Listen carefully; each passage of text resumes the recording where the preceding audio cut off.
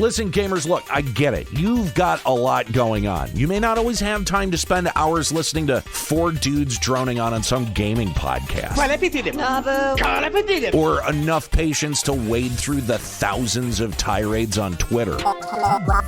Let me cut through the noise in just 5 minutes, Monday through Friday, with the Daily Drop, your daily dose of video game news. Subscribe to the Daily Drop on iTunes, Spotify, or wherever you download your podcasts.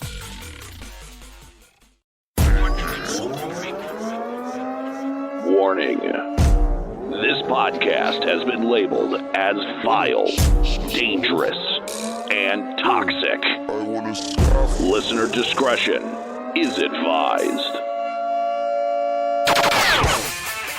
Limit break.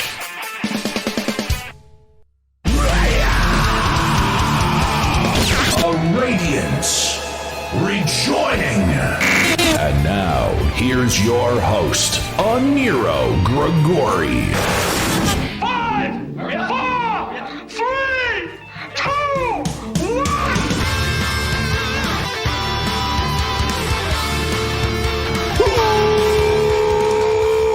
Welcome to Limit Break Radio.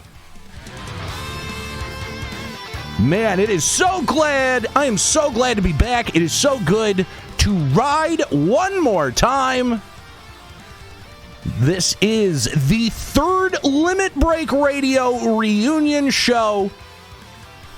And man, I gotta say, it's sort of like riding a bike. It's sort of like you never truly forget how to do this show. It's sort of in your blood.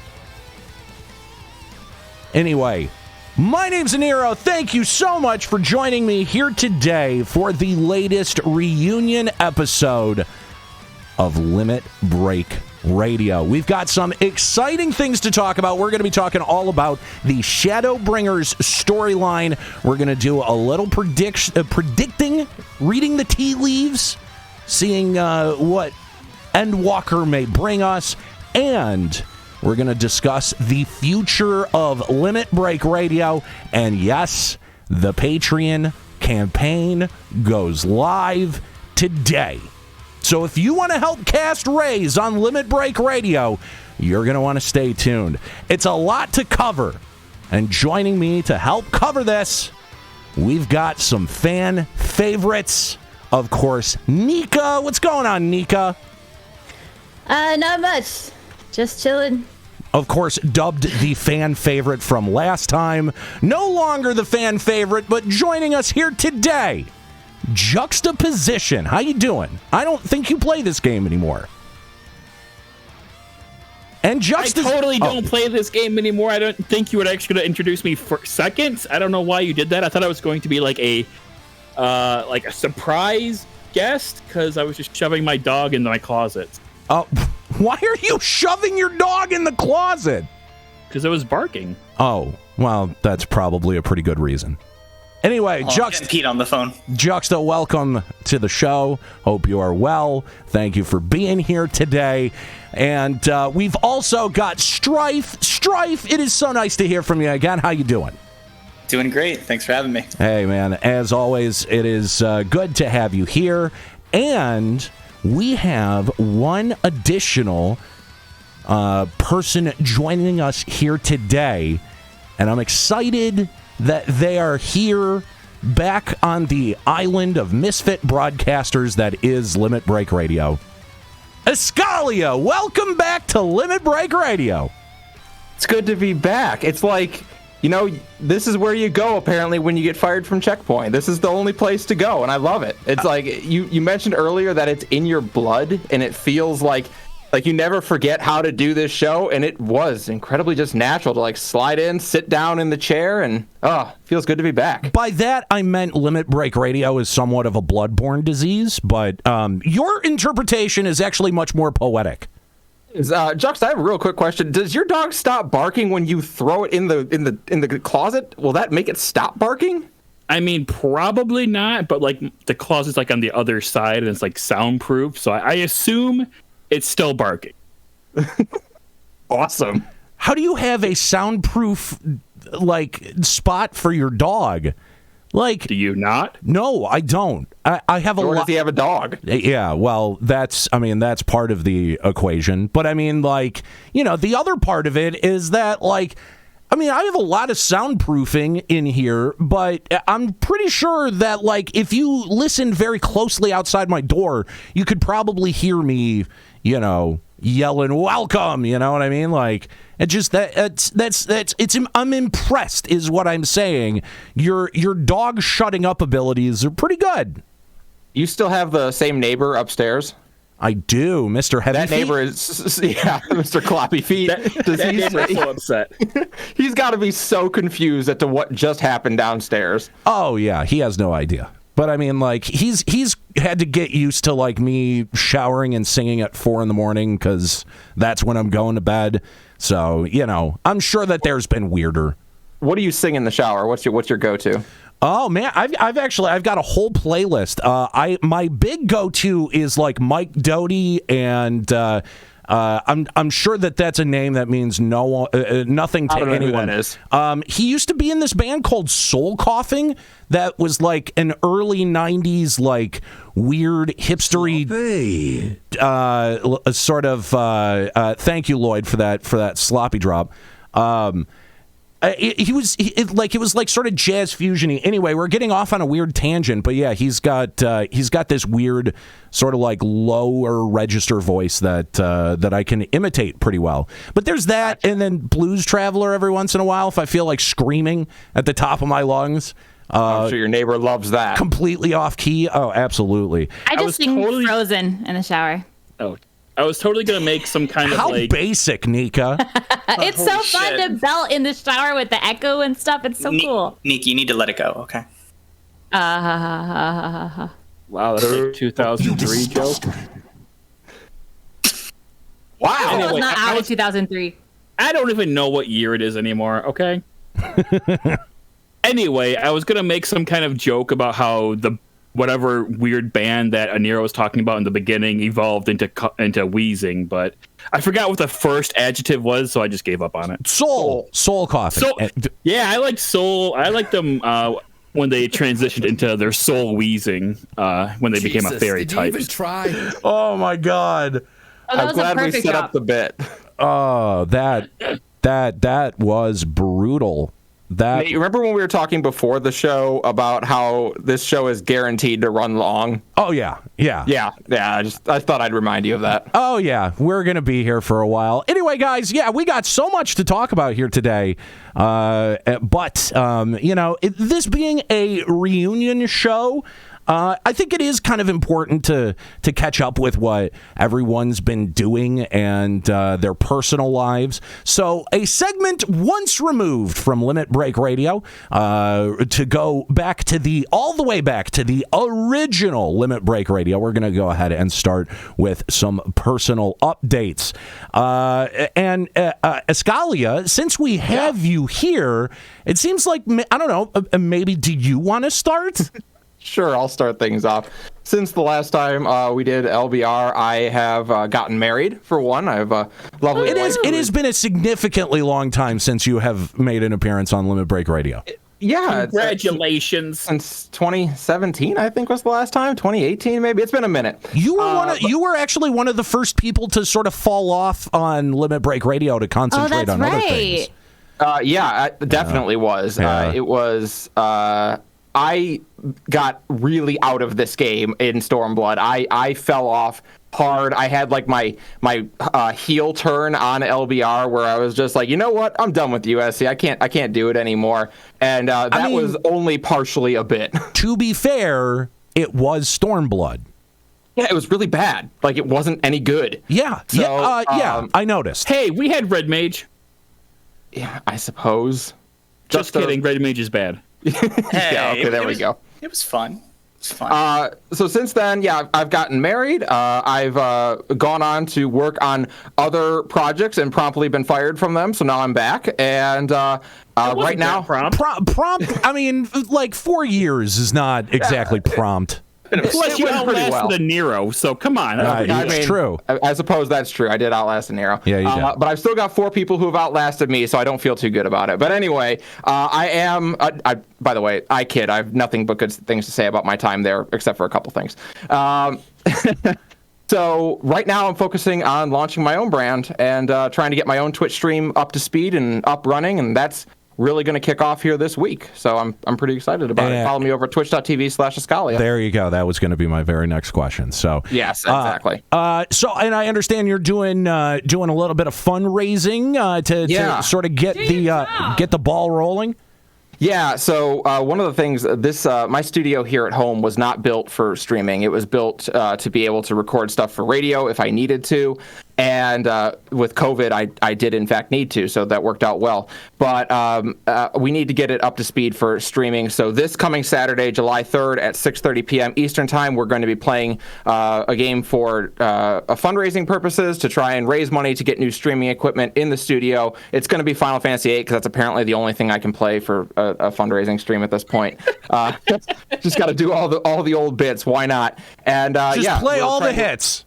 Exactly. Get the band back together and play all the hits one more time. That's right. I mean, that's what we're doing here today, so that makes sense to me. Yeah. So we're going to be doing that. I have a GoFundMe set up. You can check all that out over on my Twitter. It's at Eskalia, and you can follow me on Twitch at twitch.tv/Eskalia. Please, if you can be there, I'd love to have you along, whether you can make a contribution or not. We're trying. My goal is to knock out all the requirements for affiliate status on Twitch on that day. So I'm going to be streaming every day this week leading up to it, while I to knock out the 7 days in a month requirement, and then hopefully we'll be able to knock out all the remaining requirements on Saturday. Yeah, there you go. Nice. Awesome. Good luck. Yes, make sure that you join twitch.tv/Eskalia. The links are in the chat provided by Lloyd, who, by the way, is standing by to take your calls. We'll have a little bit more information on that once we get into the show proper here. But yeah, make sure that you join Eskalia and check out the GoFundMe as well. Lloyd is such a podcast slut. I understand you're doing like 8 other Final Fantasy XIV podcasts. Like, seriously, Lloyd, you definitely need to like branch out. Oh, we should bring him in here. Oh, I'm sorry. Oh, you were calling Lloyd a podcast slut. I thought you were calling Eskalia a podcast slut. Because I'm definitely a slut, but not for podcasts. Well, but you're going to be on like 9 other Final Fantasy XIV shows in the next couple of weeks. It's called collabing. Yeah, listen, no, if you don't think I am about to whore myself out something fierce over the next 2 or 3 weeks here, it's about to get intense. I'm literally on everyone, basically. Oh, God. Bathtub stream when? What's that? Bathtub stream when? Oh, no. Oh, bathtub stream. Listen, I think if we're going to do like the straight up hot tub stream, we need to do like it needs to go to the next level. I don't know, like you're going to see things you don't want to see. I'm just going to inspire a whole nother category. It's going to inspire a whole nother category, or I'm just going to get banned immediately. Yeah, I've given thought to ruining the whole hot tubs, pools, and whatever it is, water sports category. I don't know what it is. Well, since the last time I was category for that now. Yeah, there is. There is. Yeah. Where have you been? Twitch. Come on. So why didn't they just seriously? Why didn't they just call it water sports? Like, come on. If you're going to be honest about it, like that's what beach and hot tub streams are. It's water sports. So agreed. I don't understand. Is there something about the term water sports that is unsavory? Listen, I should mention that one of the tent poles of my new channel is going to be kink positivity, so we'll probably talk about it at some point. There you go. There we go. We were able to turn it into a segue. There you go. Yeah, there you go.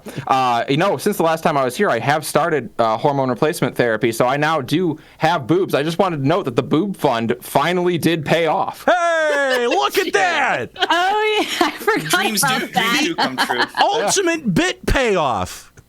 Look at that. It was the long game, but we got there. Yes, finally. Well, congratulations. That's excellent to hear about. So, since it says confirmed Eskalia will show feet, that's for sure. Yes, and we will dominate the golden shower category. So that we established several things here.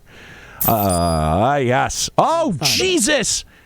Decibels. Whoa. Oh. Exploding the boob fund. My God. Time that's ever been legitly used. Yeah. That emote. Yeah, it's one of the few times that has actually appeared. Look at that. That's a rarity. I wish they were that big, by the way. History in the making right now. I know, right? Anyway, well, congratulations, Eskalia. Thank you. You know, working on your own brand, that's a big undertaking, and you know, all the best to you and your new channel and endeavor. So again, make sure you go check it out. Reclaiming the name Eskalia. So yes, I feel somehow responsible for this. I think you definitely are. Okay, well, that I'm sorry then for. Yeah, listen, ours has always been a relationship of constant apology and then forcing people to do it anyway. That's true. So yeah, make sure you go follow Eskalia on all of the different things. And really, the 69 bits for boob. I mean, Boob. Thank you, Juxta. I appreciate that. You could, if you want, throw some Juxta drops out into the chat room. We've made it so that everyone can go do that. So okay, literally, I have 1,700 channel points because I spent most of mine just making fun of Strife when he was failing in World of Warcraft. Oh, okay. Okay, that's on me. I guess just pout.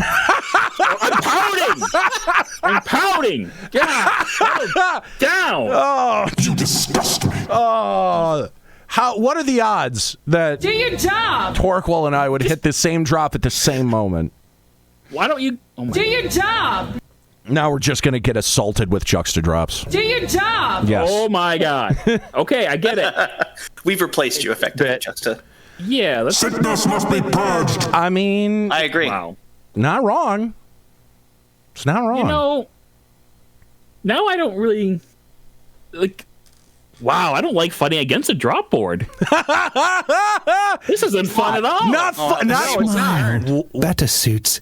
Jesus. Did you even try? Dude, Did you even try? we're now getting assaulted by drops. Sloppy. I love that they're all the same ones all at the same time. I know, right? It's Jesus. Did you even try? You know what? We are trying. God damn you! You're like 9, so come on. We're all old now. I'm not young anymore. I'm sorry. This is hard. I know. Yeah, we're all old farts now. Why are y'all here? Who's here watching us old farts? 96 people. Apparently. Yeah. Do your job. Hey, phrasing. Wow, that one was literally at the same time. That was excellent. Sloppy. Oh my God! You brought this upon yourself. Here's the thing. How long have people been farming points? That's a lot. That's a lot of Exactly. points. This is a lot. You know what? This is good. This is good because the way that you accumulate points to be able to fire all of these Juxta drops is by watching the channel more. So in actuality, this should be an incentive for you to come and join me Tuesday, Thursday, and Friday for all of my various streams so that you can earn more chat points. Nate, am I to gather that you at some point were streaming and said, it's just not the same if I don't have Juxta interrupting me all the time? You know what? Actually, this feature, we had started doing it for a thing that we do on Saturdays called Super Universe, which is WWE 2K19. We call the action for it.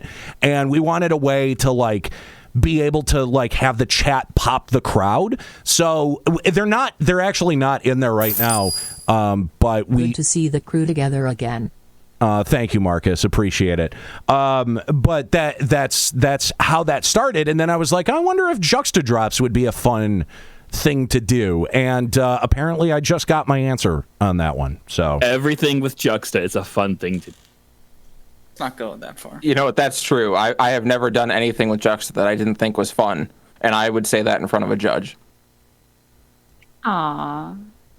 Hey, phrasing. that one was from me. Just so you know. Thank you.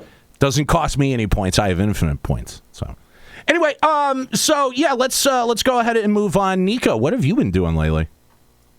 I mean, not much more than last time, but now I'm kind of in this mode of I'm getting ready to go back to work. So I'm looking for daycare and trying to figure out how I'm going to mentally handle not being with my baby anymore all day, every day.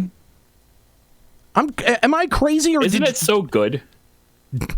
No, I'm sad. Am I crazy or didn't you just move? Oh yeah, I did. I did just move. That seems like a pretty large undertaking.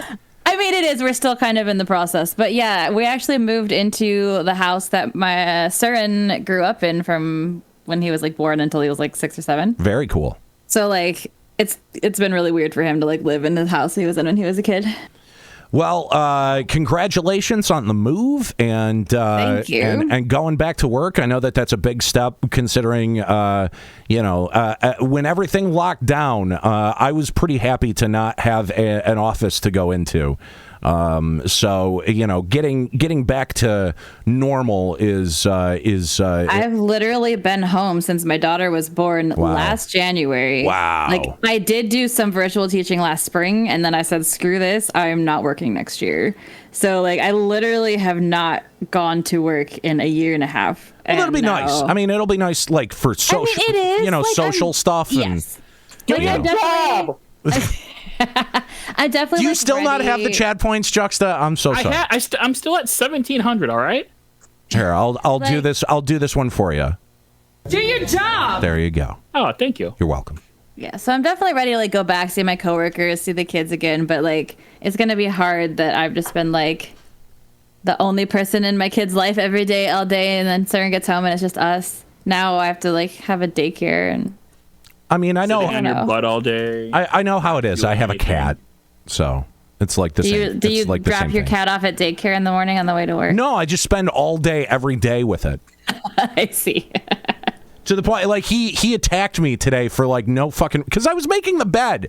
I don't know, and I was like, "What? This hasn't happened in like a year. What is going on?" So yeah, I understand deep interpersonal relationships because I have a cat. Anyway, that's fair. Well, my daughter feels like a cat. She's at a phase now where it's definitely out of affection, but she only does it to me. Where she walks up to behind me, rubs her head like in my legs, and then bites me. Yeah, my cat does that too. Yep, she's. Hold on, I'm sorry. Was that your cat or your daughter? My child. Okay. Okay. All right. Well, okay. So I basically have gotten the entire parenting experience. Good to know. Good to know. Pretty much. All right, cool. Juxta, what have you been doing lately? I know it's not playing Final Fantasy XIV, but what? Oh God, no. What have you been doing lately? I played that game in its entirety the first year I had it. Burn. All right. Anyway, well, I've been doing like unlike Nika during this pandemic. I've actually been working more because guess what? When you can't go to restaurants, did you even try? I never try. When you can't go to restaurants, you order delivery for pizza. So. Yeah, I've been overworked. Not overworked. I've just been working and collecting animals. I have 2 cats and a dog now. Might be getting a 3rd cat that's outside. Sloppy. Named it outside. You're sloppy, Saskia. Yeah, just work, and of my child. How's your baby? Oh, she's doing good.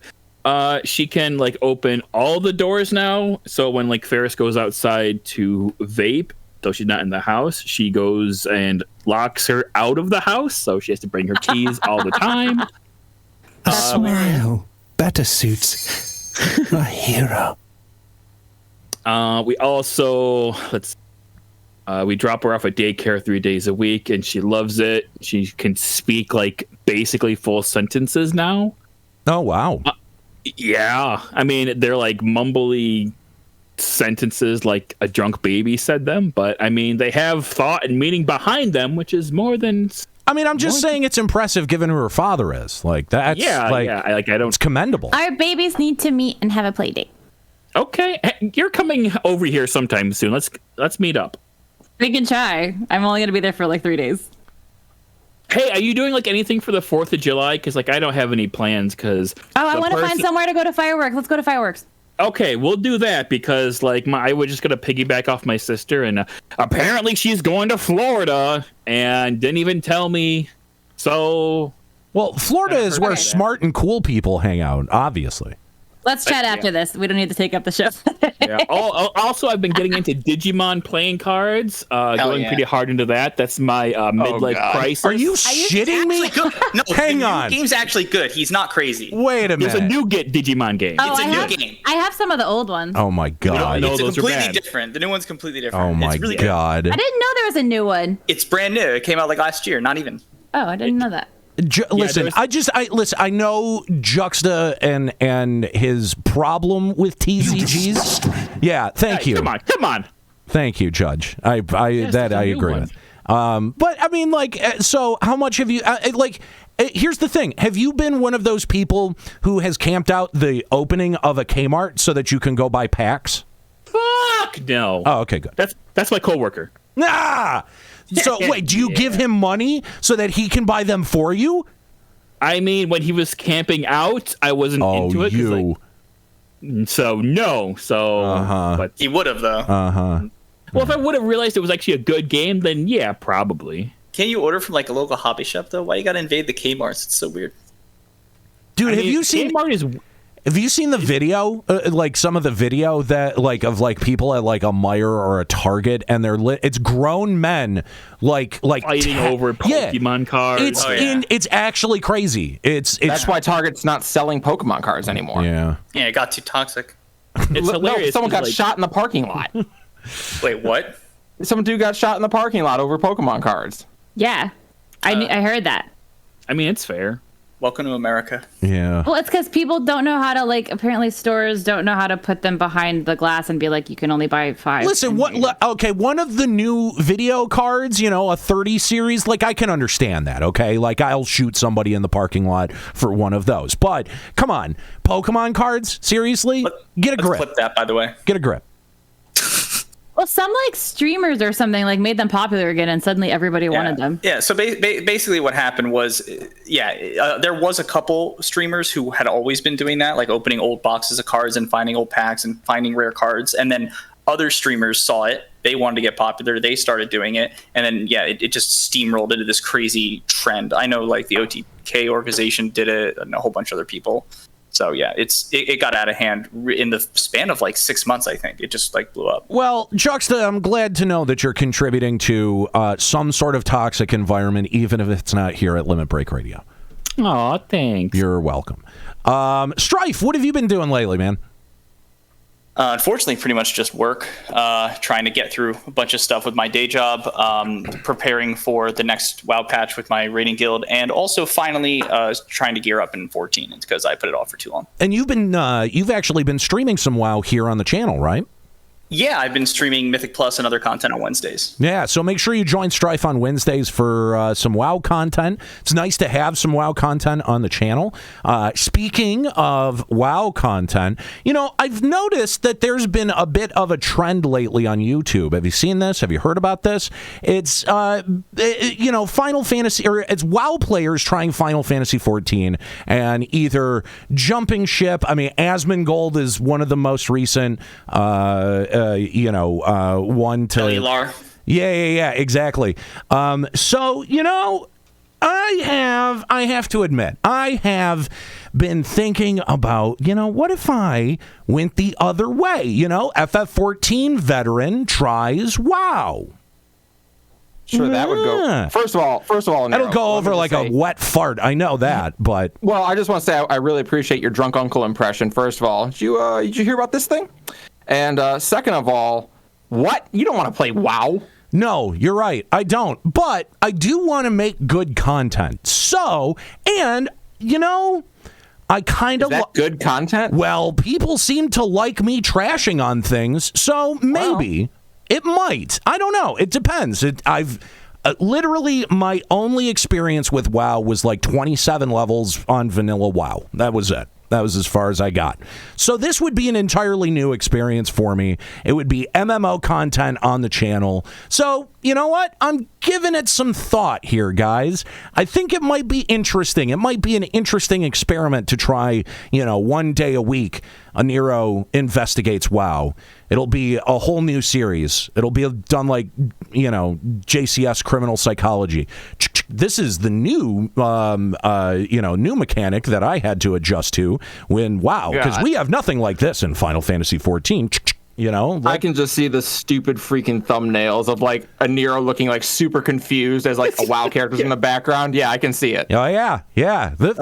Listen, the easy content writes itself, right? So it's just like a Nero plays WoW ? Profit. Like I get it. This is just a simple formula to follow. Listen, minimum effort. That's the entire theory of entertainment right now. You are not wrong. I have definitely noticed that too. So, anything else, Strife, that you've been doing lately? Working on a little side project, which we can talk about later. Yeah, we'll get to that. I'm excited. So, in terms of myself, was there anyone that we missed? I don't think I skipped over anyone this time, did I? All right. Nope. Cool. All right. So, in terms of what I've been doing lately, I'm getting ready to release a brand new project. You may have heard the promo for it right at the beginning of the show, called The Daily Drop. It's going to be a Monday through Friday 5-minute podcast.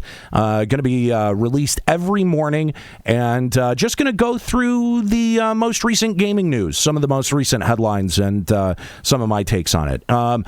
This is in partnership with a company called the Sound That Brands, and I have been directed to be myself, to have all of the hot takes that I would normally have if it would just me, because it is just me sitting in my second bedroom recording this on my own. So, that's what they want. They said that. Do you have that in writing? You know what? I do. I have that on an email somewhere. So that's awesome. That's a legal nightmare waiting to happen. I know, right? So I have been. Listen, I might be down for this too if there's going to be hot cakes. Did I hear that correctly? Hot cakes? Hot takes, Justa. Oh, I'm out. So yeah, make sure you check that out. The feed should be going live this week.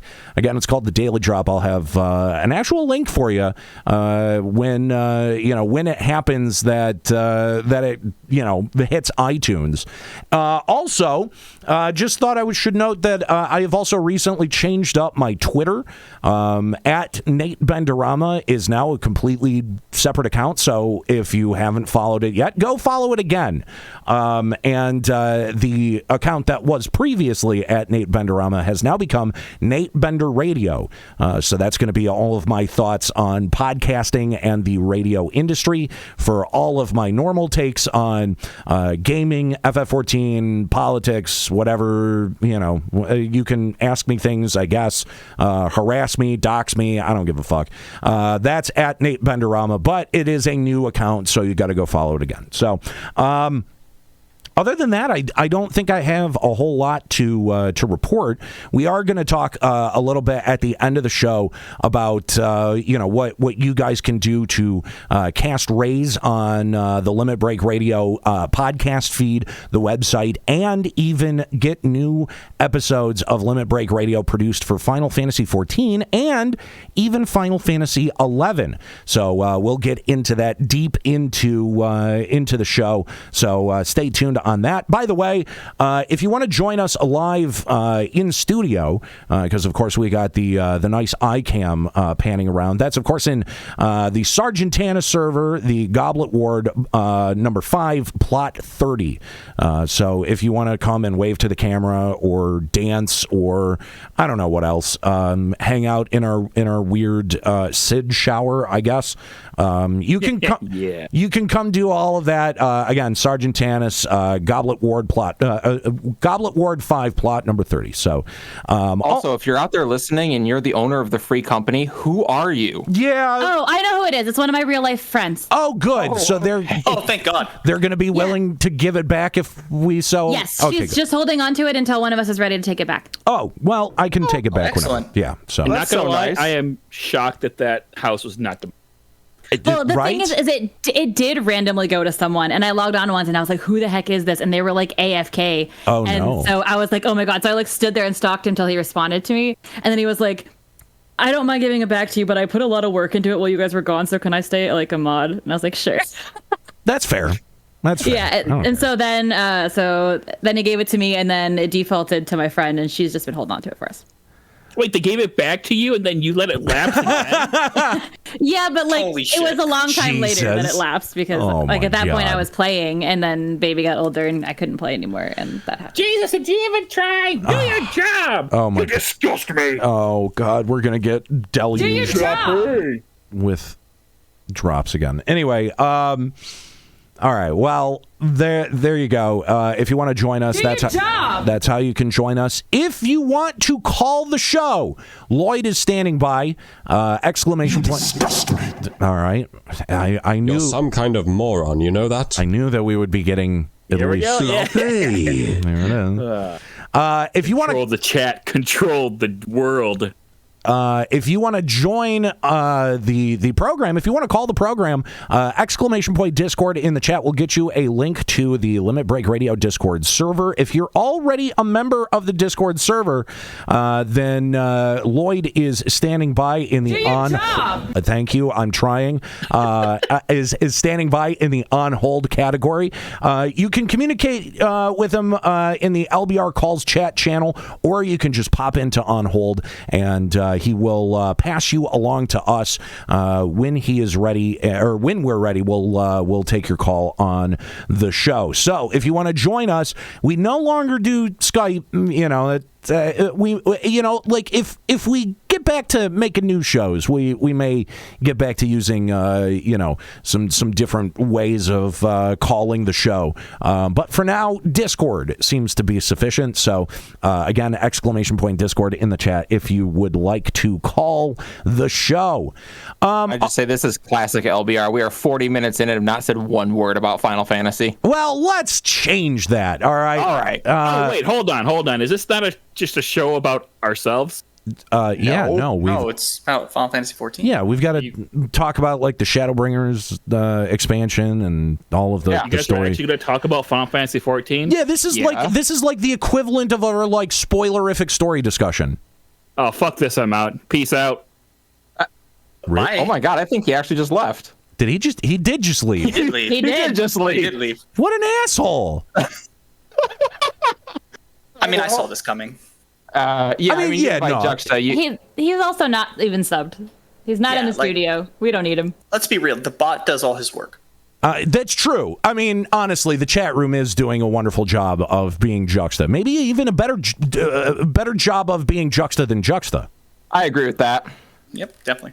All right. Well, then you know what?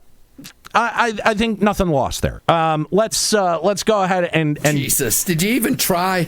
Let's talk a little bit about what's been going on in Smile. Better suits a hero. Let's talk about what's been going on in Final Fantasy XIV. Not a lot of news, not a lot of official news anyway, post FanFest. We are now in our post FanFest waiting period before the drop of the new expansion this fall. Except right? instead of it being July, we have to wait until November. Yeah, it's about to be a slog until like the press tour kicks off in like, I don't know, September. Yeah, it definitely is going to be a slog. And I don't know. Listen, if you have things that are undone, and listen, there's a lot of Bozja that you can go do.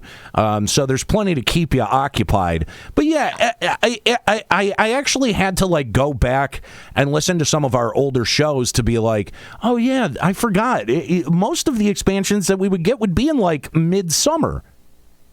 Oh yeah, all of them. I think all the ones for all of them have been June or July. I think June or July. Yeah, I think we had one that was like the first week of July. Yeah. So now officially in the waiting period for Endwalker, we have gotten all of the story. We'll get to 5.5, but we have gotten all of the story that we're going to get. I don't know what this shot is. What the hell?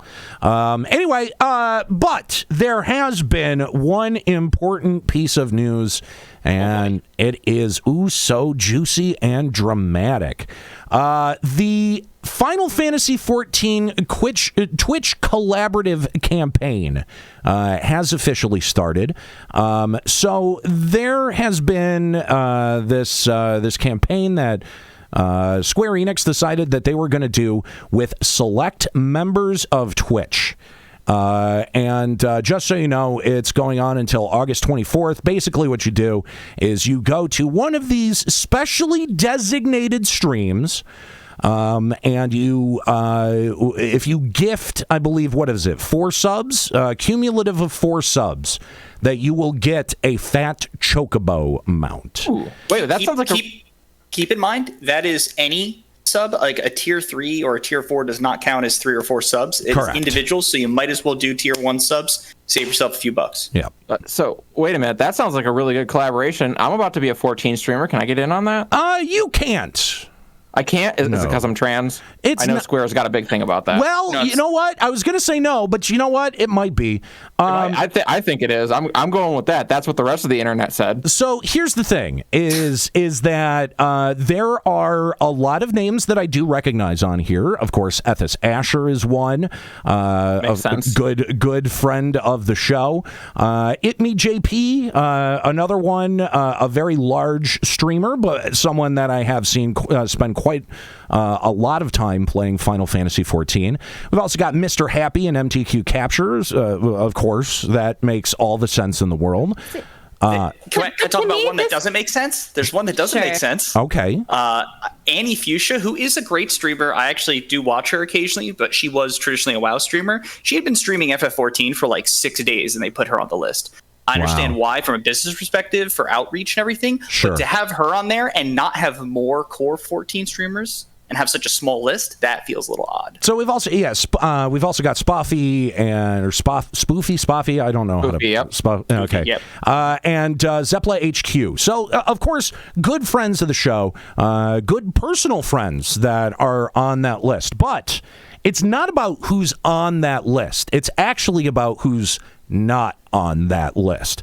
And there have been 2 major complaints that I've seen, is that there are not more medium to smaller size streamers that could really benefit from This doesn't make sense. Let's gift subs to people who already have 8 million.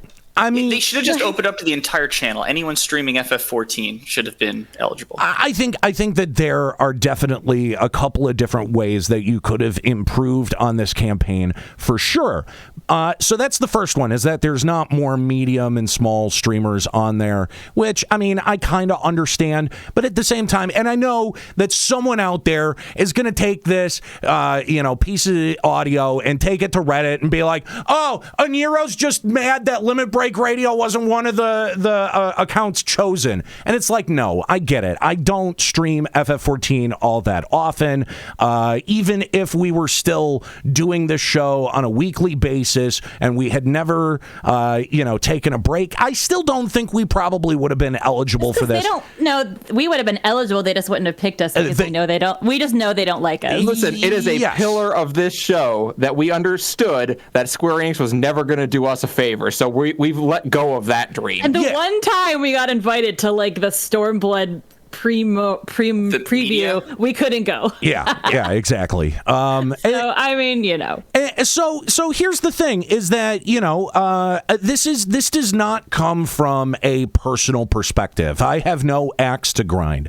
I'm not upset with Square Enix because my channel didn't get chosen for this, whatever it is. You know what I mean?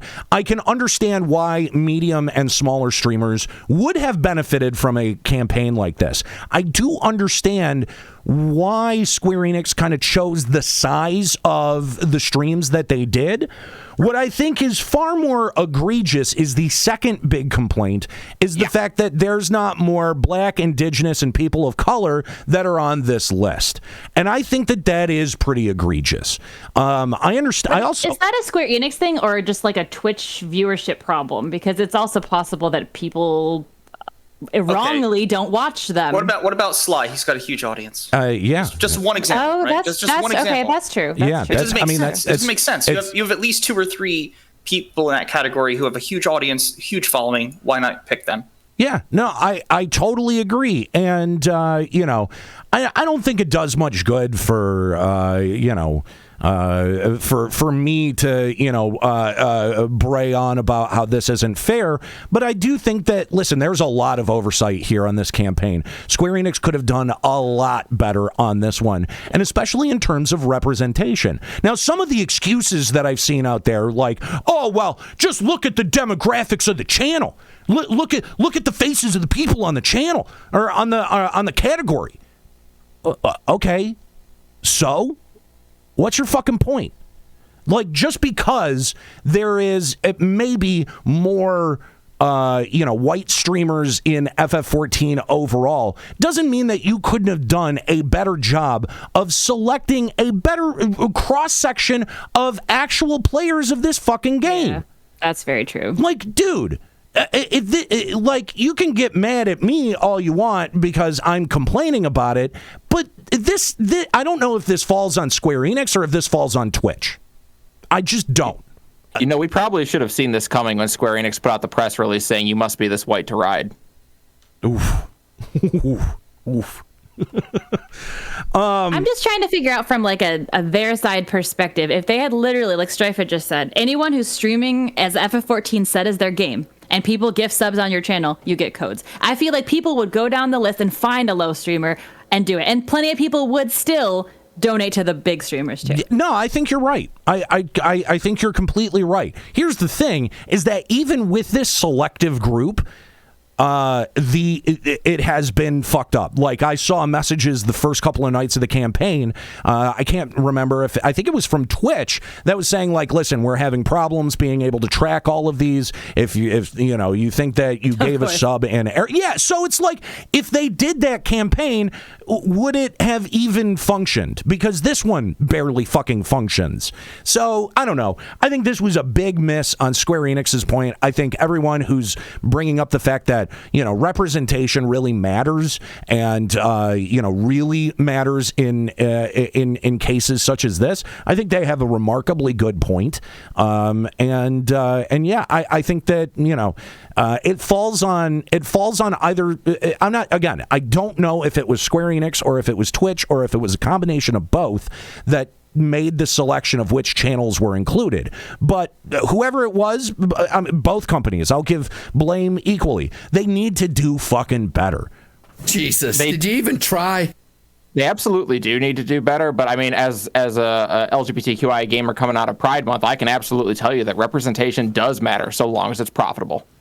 Yeah. I mean, I'm telling that's the thought in the industry. Wrong. You're not wrong. I mean, a support of causes usually comes with a profit motive. I do think that Square Enix has some issues here, and they should probably address it.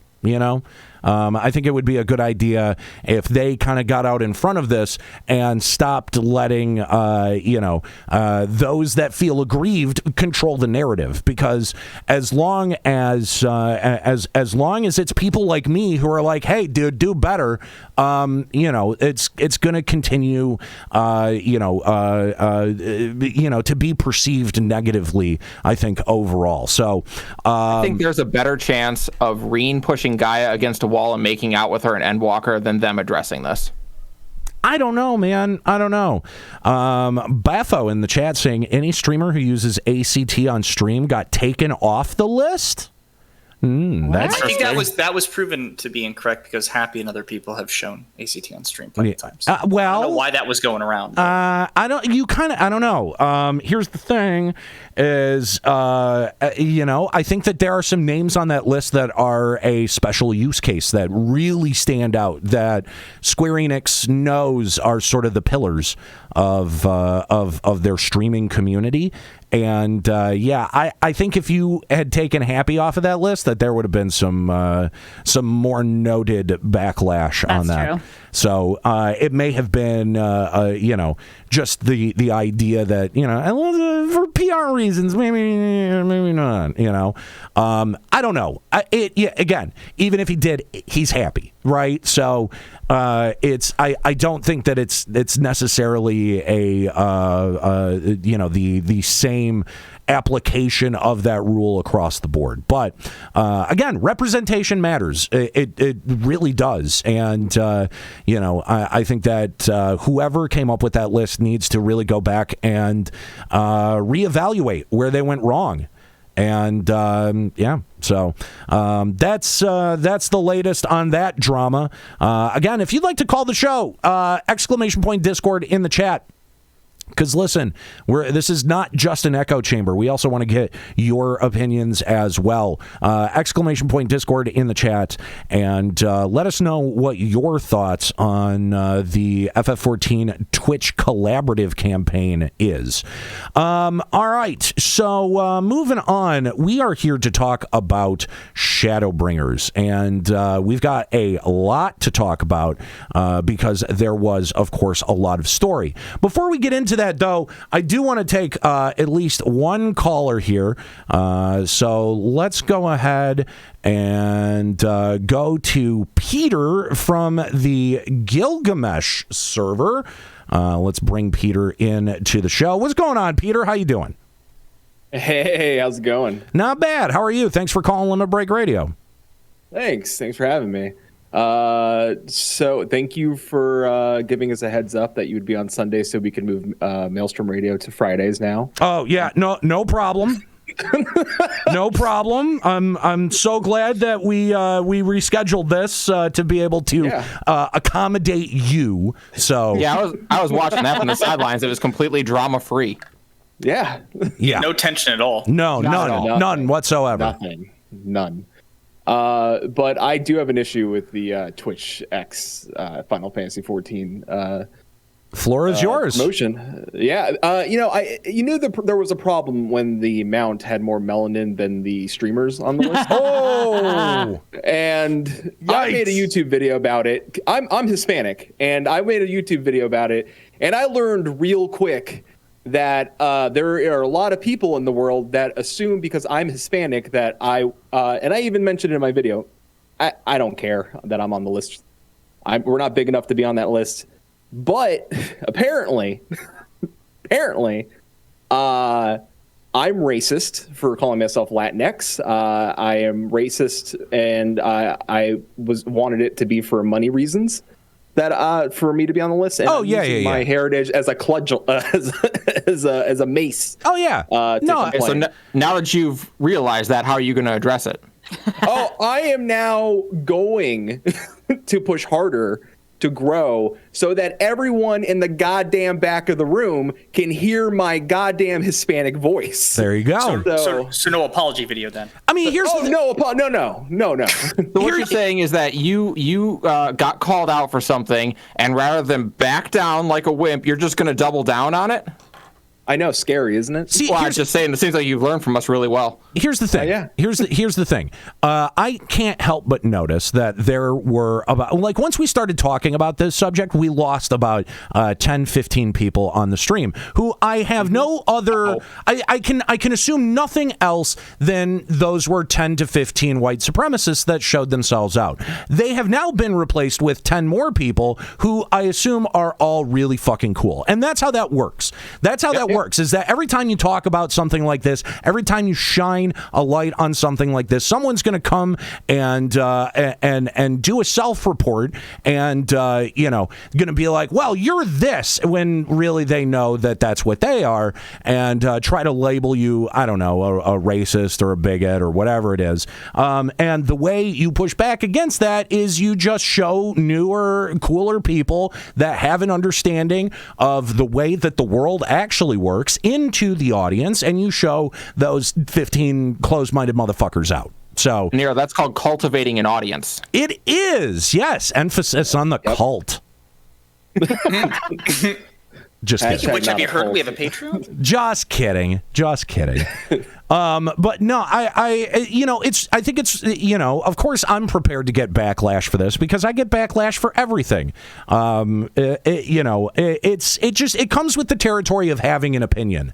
But unfortunately, the fact is that, if you look, what is the common denominator among many of those streamers, it starts to become very, very obvious what is lacking, what is not there. So, appreciate both your take on it and, just whenever you have an opinion, be prepared to, get the backlash. That always happens.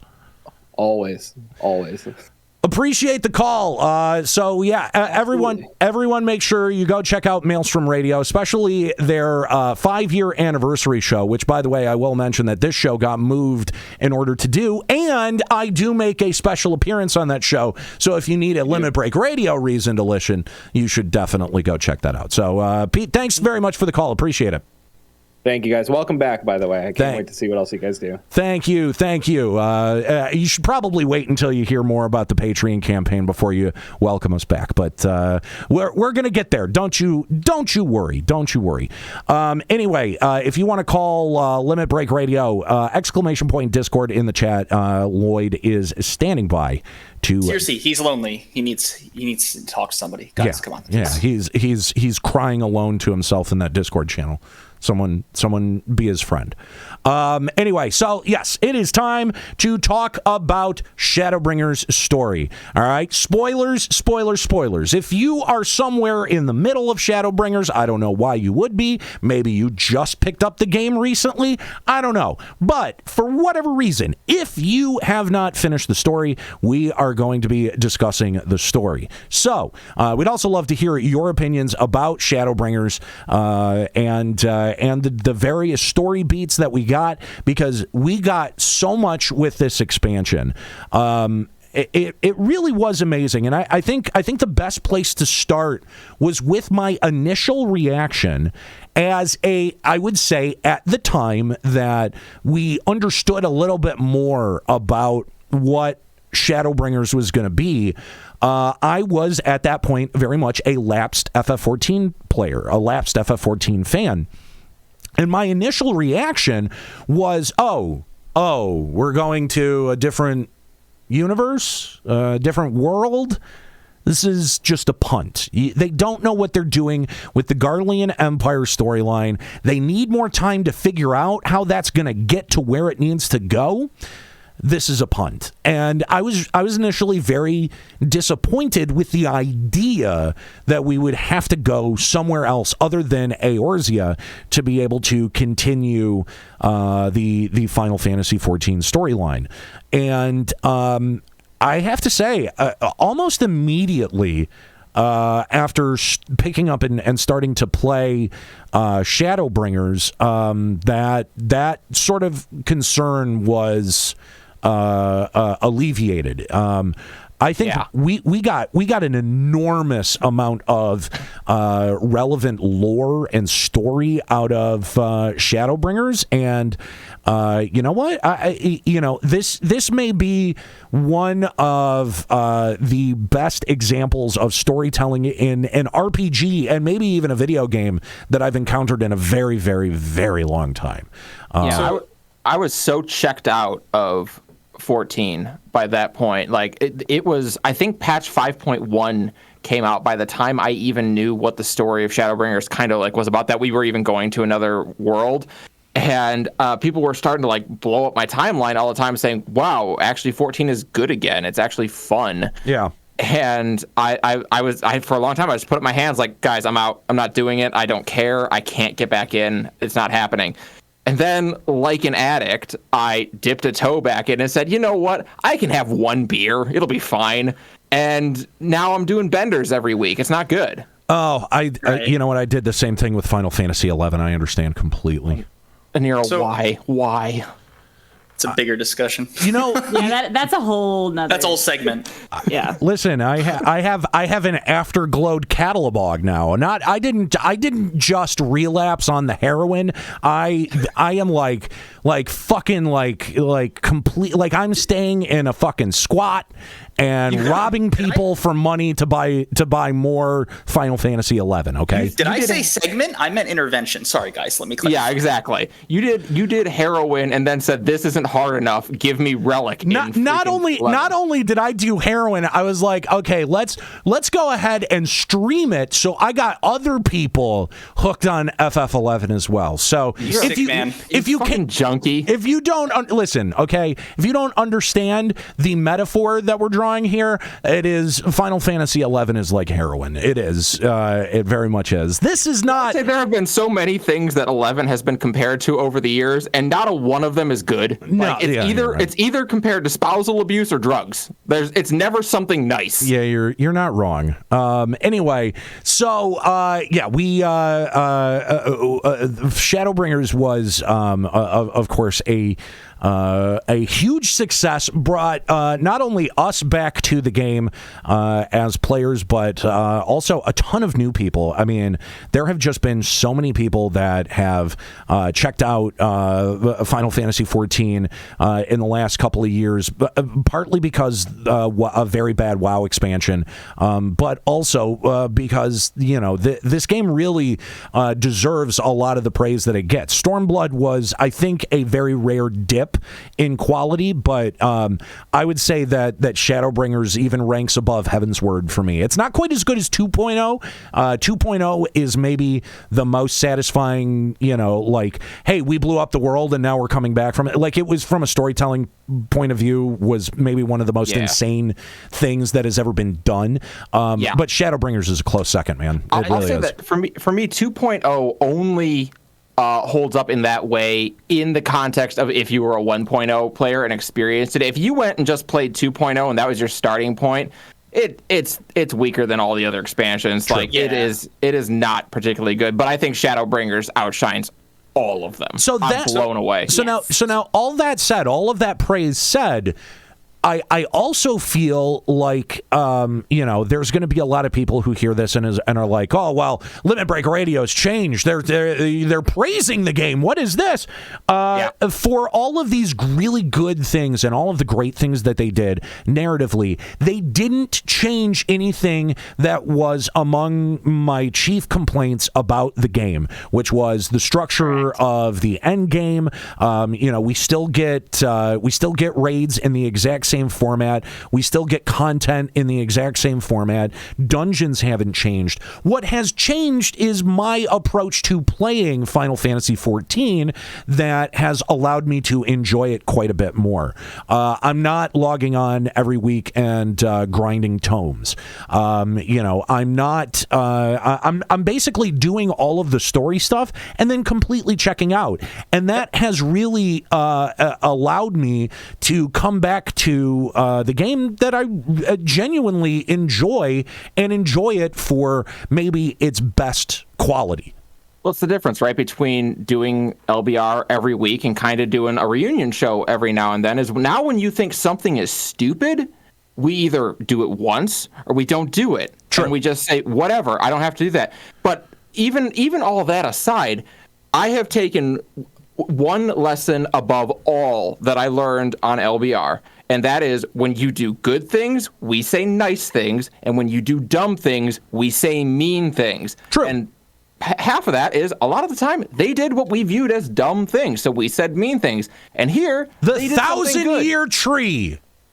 Exactly. Yes. And so now, we have to pay up on the other half of that. And when they do something well, we're going to say they did. Yes, absolutely. Right. Absolutely. And circling back to the story of Shadowbringers, I think what got a lot of people into it this time is there's this trope for like anime and manga called isekai. It means transported to another world. And that's effectively what Shadowbringers was. It was like Final Fantasy Isekai edition. Absolutely. And as someone with trash taste, I can't get enough of that shit. And I think a lot of people are the same way. And I think kinda. Usually in an isekai, it's a regular person who gets sent to another world. We're already a deity slayer getting sent to another world. Oh, trust me, isekais have branched out. It's crazy now. But it gets weird.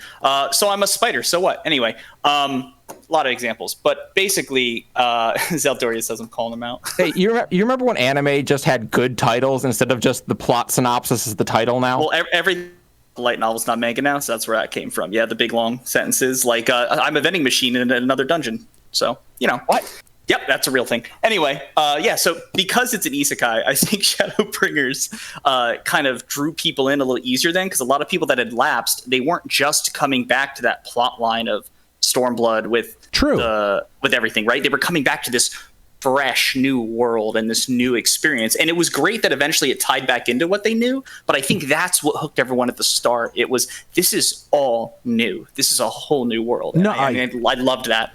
I think you're right, because, there's a very important narrative device of being able to push the reset button where, if there are characters that, even the writers or the audience have a special attachment to, it allows you to kind of break away from that and, start a whole new cast of compelling characters, which is what we got here. I think, for all of the Scions that we knew, they were different enough in their depiction in Shadowbringers, and of the new companions that we got as well. I think that there was a lot that was, both mysterious and compelling in here that made those characters much easier to get attached to and feel a little bit of danger for, because they're kind of temporal characters. They can, the writers and the audience are not going to have the same amount of attachment. And if you create a character specifically to kill it,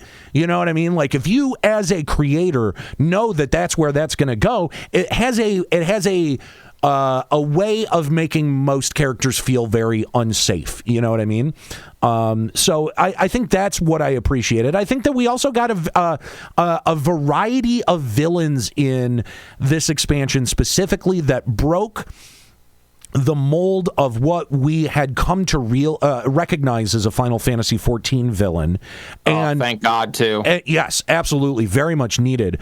I mean, just Ranjit alone, I think, brought a whole new sort of appreciation to, like, the motivations of a lot of these villains are very complicated and in a way set you up for the revelations of both Emet-Selch and Elidibus a little bit later on. And I think that had by the end of 5.3, I was like, oh my God, am I starting to empathize a little bit with the Ascians? Like, that's really impressive. Like, that alone as a narrative feat is so fucking impressive.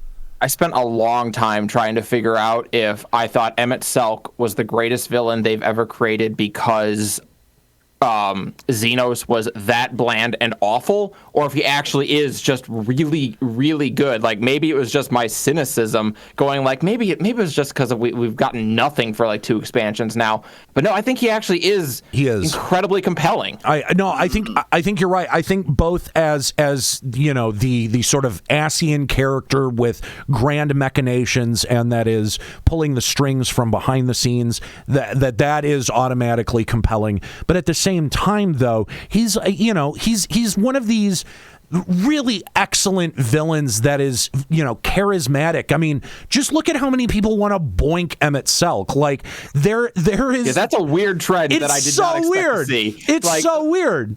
There's a lot of ships that I understand, but I'm sitting there like, was there a lot of sexual tension between the Warrior of Light and Emet-Selch? Is it the ombre hair, or what? Like, what is it specifically? It's got to be the hair. That's what I think it is. Yeah. And listen, he's a very handsome man, but I'm just, So look, you know what it is that they did differently though with him as a villain more than anything else, and it's kind of subtle, but I think people miss it. It's that the fact that he was with us for most of the journey, they don't do that usually. Yep. That's so different, because most of the time the villain is just, hey, they pop up a cutscene of meanwhile in the villain's lair, and he's fucking off doing whatever, plotting something, and then we don't see him until the very end. It's a big climax. We killed the bad person. But with Emet-Selch, he's a companion almost, or at least a constant presence, and that's new. Yeah. Well. And not only that, is you get a lot of interesting moments with him where I said at one point, if I could ask the lore team like any question and they had to answer it honestly for me, my question would be, is Emet-Selch telling the truth when he says he genuinely considered taking you on as an ally? Because I would kill to know the answer to that question. I mean, I believe it just based on the narrative. I'd like to believe that. Yeah, I do too. All right, so let's before we get to all of these big revelations, let's talk about where the expansion started, because the very last thing that we are informed of in Stormblood is that our Scion companions all have one after another fallen into this deep trance or deep sleep, and we're quite concerned about what's going on with them. There's this big confrontation between us and Xenos where we get, kind of not bonked out, but like the Crystal Exarch exposes himself is the wrong word. No, it's the right word. I'm into that. Okay, all right, yeah. So the Crystal Exarch, the whole internet is too. The Crystal Exarch shows up. He shows us his wiener from underneath the robe and says, "Go find something down at the Crystal Tower." So what do? We clearly want to see more of his crystal dong, so we go to the Crystal Tower and we find a thing. And that thing is the Ironworks emblem that then transports us. Hey, phrasing! No, that is all purposeful. I did that all. I remember that. Can I just say, by the way, that moment finally answered a question for me that like I've been wanting an answer to, and that is like, how come no villain ever attacks us when we have an echo vision? Like one of these times where we're getting ready to fight the bad guy and we just put our hand up to our head and start having like the worst migraine ever. How come no villain just goes like, well, this seems like a good chance to kill the Warrior of Light. I'm into it. That's kind of a good point. That's kind of a good point. I mean, I wonder if it's more like we see it in like a split second, and so to them it looks like we just like wince a little bit, but to us it really feels longer. That the villains of this game just think the Warrior of Light has chronic migraines. Yeah. Yes. Like they're already with some Excedrin. Like, here, come on, can we get to the point? Exactly. Anyway, all right. So anyway, we find the Ironworks symbol, get transported to the first. It's all very confusing because everything is purple, and we are very quickly introduced to Sin Eaters as the primary monster that we're going to be fighting throughout the entire expansion. And also, we are introduced very quickly to the Crystal Exarch, the area of Lakeland, and the Crystarium. And I thought that this was really cool because, like, one of the things that interests me the most about Final Fantasy XIV is the way that the world functions and the way that the world connects. And initially I was a bit bummed out because it's like, there's no, there's like, EORZEA isn't expanded. I have to get used to this new world. But what was really interesting is like Lakeland is very much like I have to assume, since other areas are kind of similar to EORZEA, that Lakeland would be what we could have expected. Obviously not turned purple, had the area of Mordona not gotten, partially annihilated in the very opening cutscene for 1.0. So I ended up having this really interesting, series of sessions where I explored the world and then would go back to their Eorzean counterpart and see, what was similar and what was different. And I think that was maybe the most the area that was most different from its Eorzean counterpart. I really like Norvryn as a setting and as a world, and I also thought it was really creative how they sort of put limitations on what exists in the world and where it exists with the Flood of Light. Yeah, I think like that was a very good way of them not having to explain a whole new world to us. Like it's just one small region that hasn't been consumed by light, and you're going to go there. Don't ask us about the rest of it. It's not important. Because if they hadn't, we would be asking. Like, well, what about the rest of the first? Like, can we see that? Exactly. So I think it was good that they limited us in that aspect. And when we get, and they even paid that off. Like they even knew that that's what people that's where people's heads would go, and that's why they designed the Eden raid the way that they did. They actually paid that off. I thought that was great. Yep.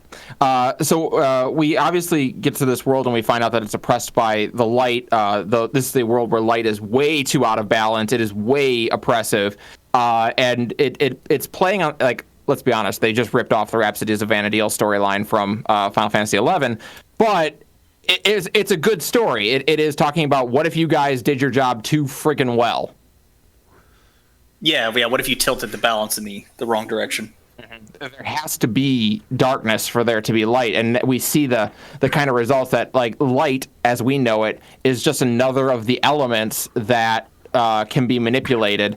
And it's interesting because what Shadowbringers did a lot of is to take a lot of the things that we knew for fact, that we at least assumed for fact, and turn them on their head and give us a new understanding of the way the world works and the way that calamities work. I thought Shadowbringers did a lot of that, especially in the Ilmeg section. Yeah, absolutely. Definitely. By the way, there's a series of 3 videos from our good friend Ethis Asher, who goes through and basically does exactly that. Like, he explains like what we thought we knew and now what we know, given the revelations of Shadowbringers.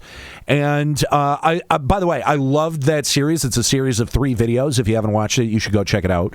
But I'm still not entirely sure that I fully understood or fully grasped all of the concepts that are in there, because one of the things that he notes is that the polar opposites that we had identified as astral and umbral, and that Norvrent sort of identifies as light and dark, are more forces of movement and stasis, right? And I thought that was a really interesting, because that's really what so much of the Shadowbringer story is all about, is showing the way, like, what happens when aether stagnates in people. That's really, the entire, sickness that leads to the, sin eater changing process. And I think that's really, there's something, I feel like that they were hinting at something bigger there, but that I maybe didn't fully understand or grasp what they were getting at. I think your answer actually comes in Final Fantasy XI, right? When you see the empty spreading across the land, and it becomes Altana speaks to you and talks to you about the need for the two to do battle with one another, because you cannot have the light win out and you cannot have the darkness win out. We see the same thing here, right? Heidelin's light is stagnation and peace versus Zodiark's darkness, which is chaos and change. Right. And we, as the warriors of light, are trying to create peace, but with peace comes that stagnation. You need to have the machinations of Garlemald to affect change in the world and to keep everything from stagnating and becoming like the first. Yeah. And I think that's what they're trying to show us, is that there is a necessary, things have to change. Not everything can stay the same. And I took that as very much the writers and the creators of the game talking about the game itself and saying, not everything can stay the same forever. At some point, things are going to have to change, and I feel like it's a big lead into Endwalker. Yeah, except but Eskalia, I have to kill Chaos, though. Well, listen, we have to kill Chaos. We have to kill Chaos. Listen, it's the most bland, boring main character in history, but man, that gameplay was fun. I'm sure it is. But did you kill Chaos? Yeah, did you? I have yet to slay Chaos. Chaos! That has to be a line somewhere in that. Like, you can't. He repeated, "I have to kill Chaos" like 9 different times. So I'm fully waiting for just the one voice line of Chaos.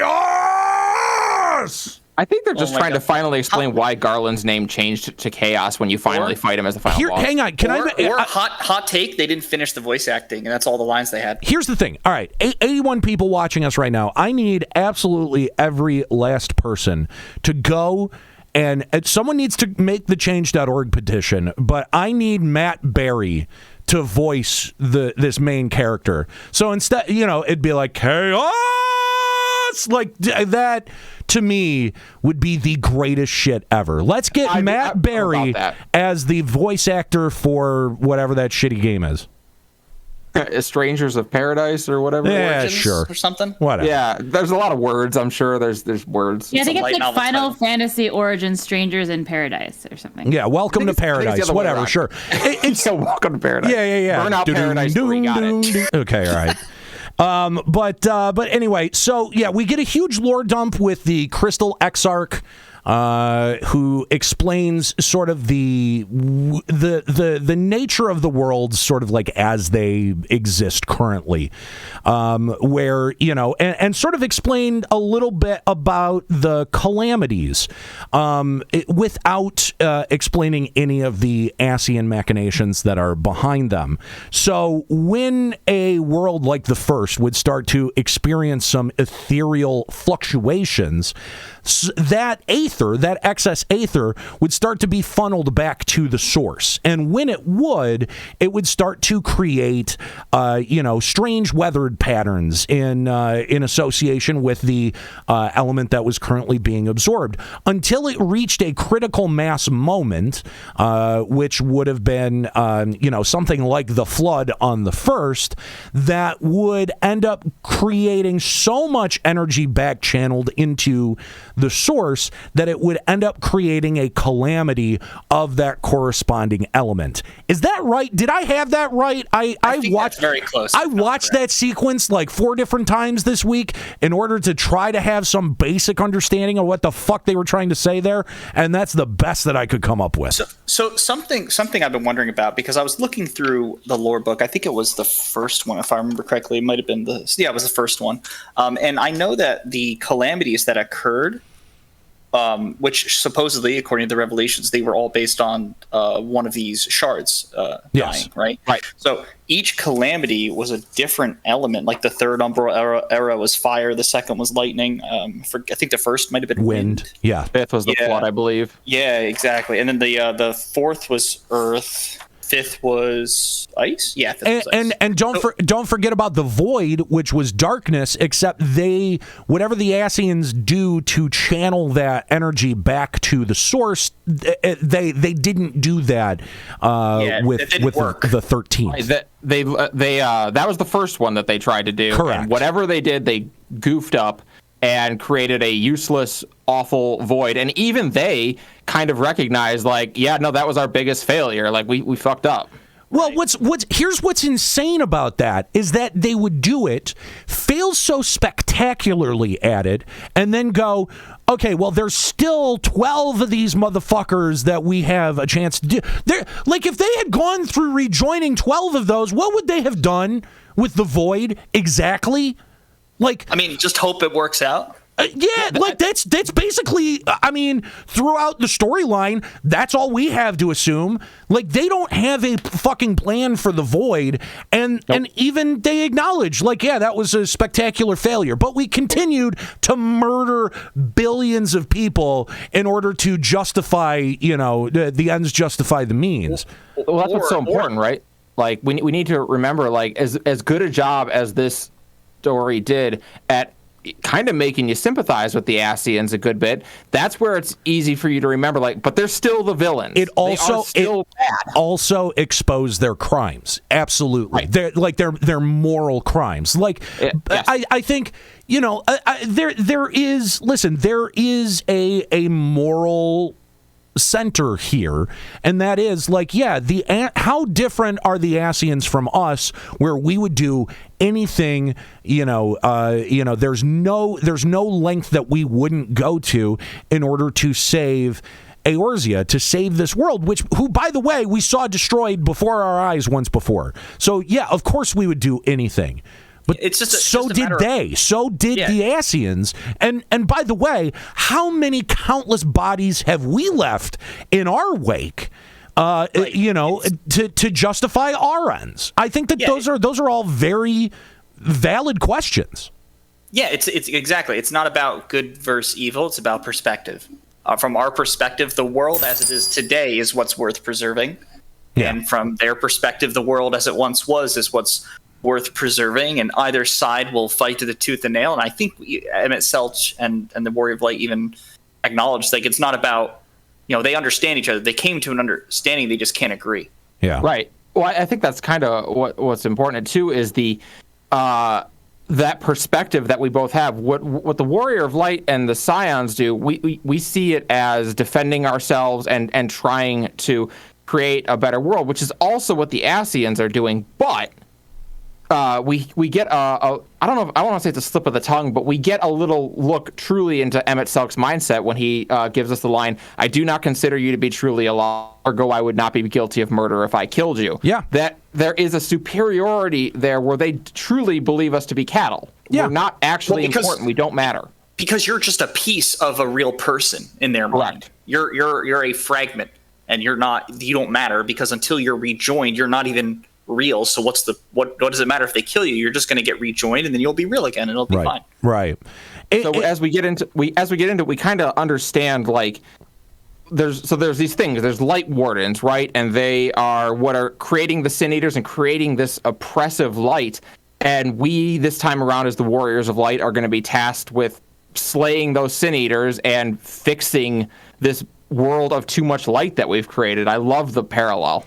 The Warriors of Dark, small correction. Correct. Yes. So I think that this is a good spot to sort of talk about, the flood of light and Minfilia's role in the first, in Norvrant.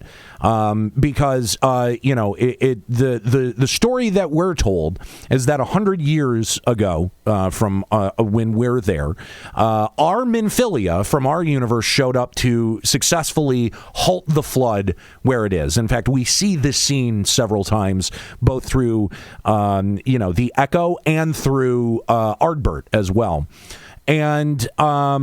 I think this is a very interesting way to sort of conclude the entire arc of Minfilia. First of all, my question to you guys: do you think that this is indeed the end of the Minfilia arc? Because we even went back to Flumman and told her the news and stuff. So I think it's the end of Minfilia as an individual, but I think this Minfilia is Hydaelyn BS there'll be some form of representation. Oh, okay, that's true, because they're saying that this is the next storyline is going to be the end of the Zodiark Hydaelyn story. So I feel like they'd have to bring it back somehow. I thought for sure that we would see more of Minfilia until the ending of 5.5. Now I don't believe that anymore. I think that there's going to be... she's still going to have a role to play if it's not her directly, her visage.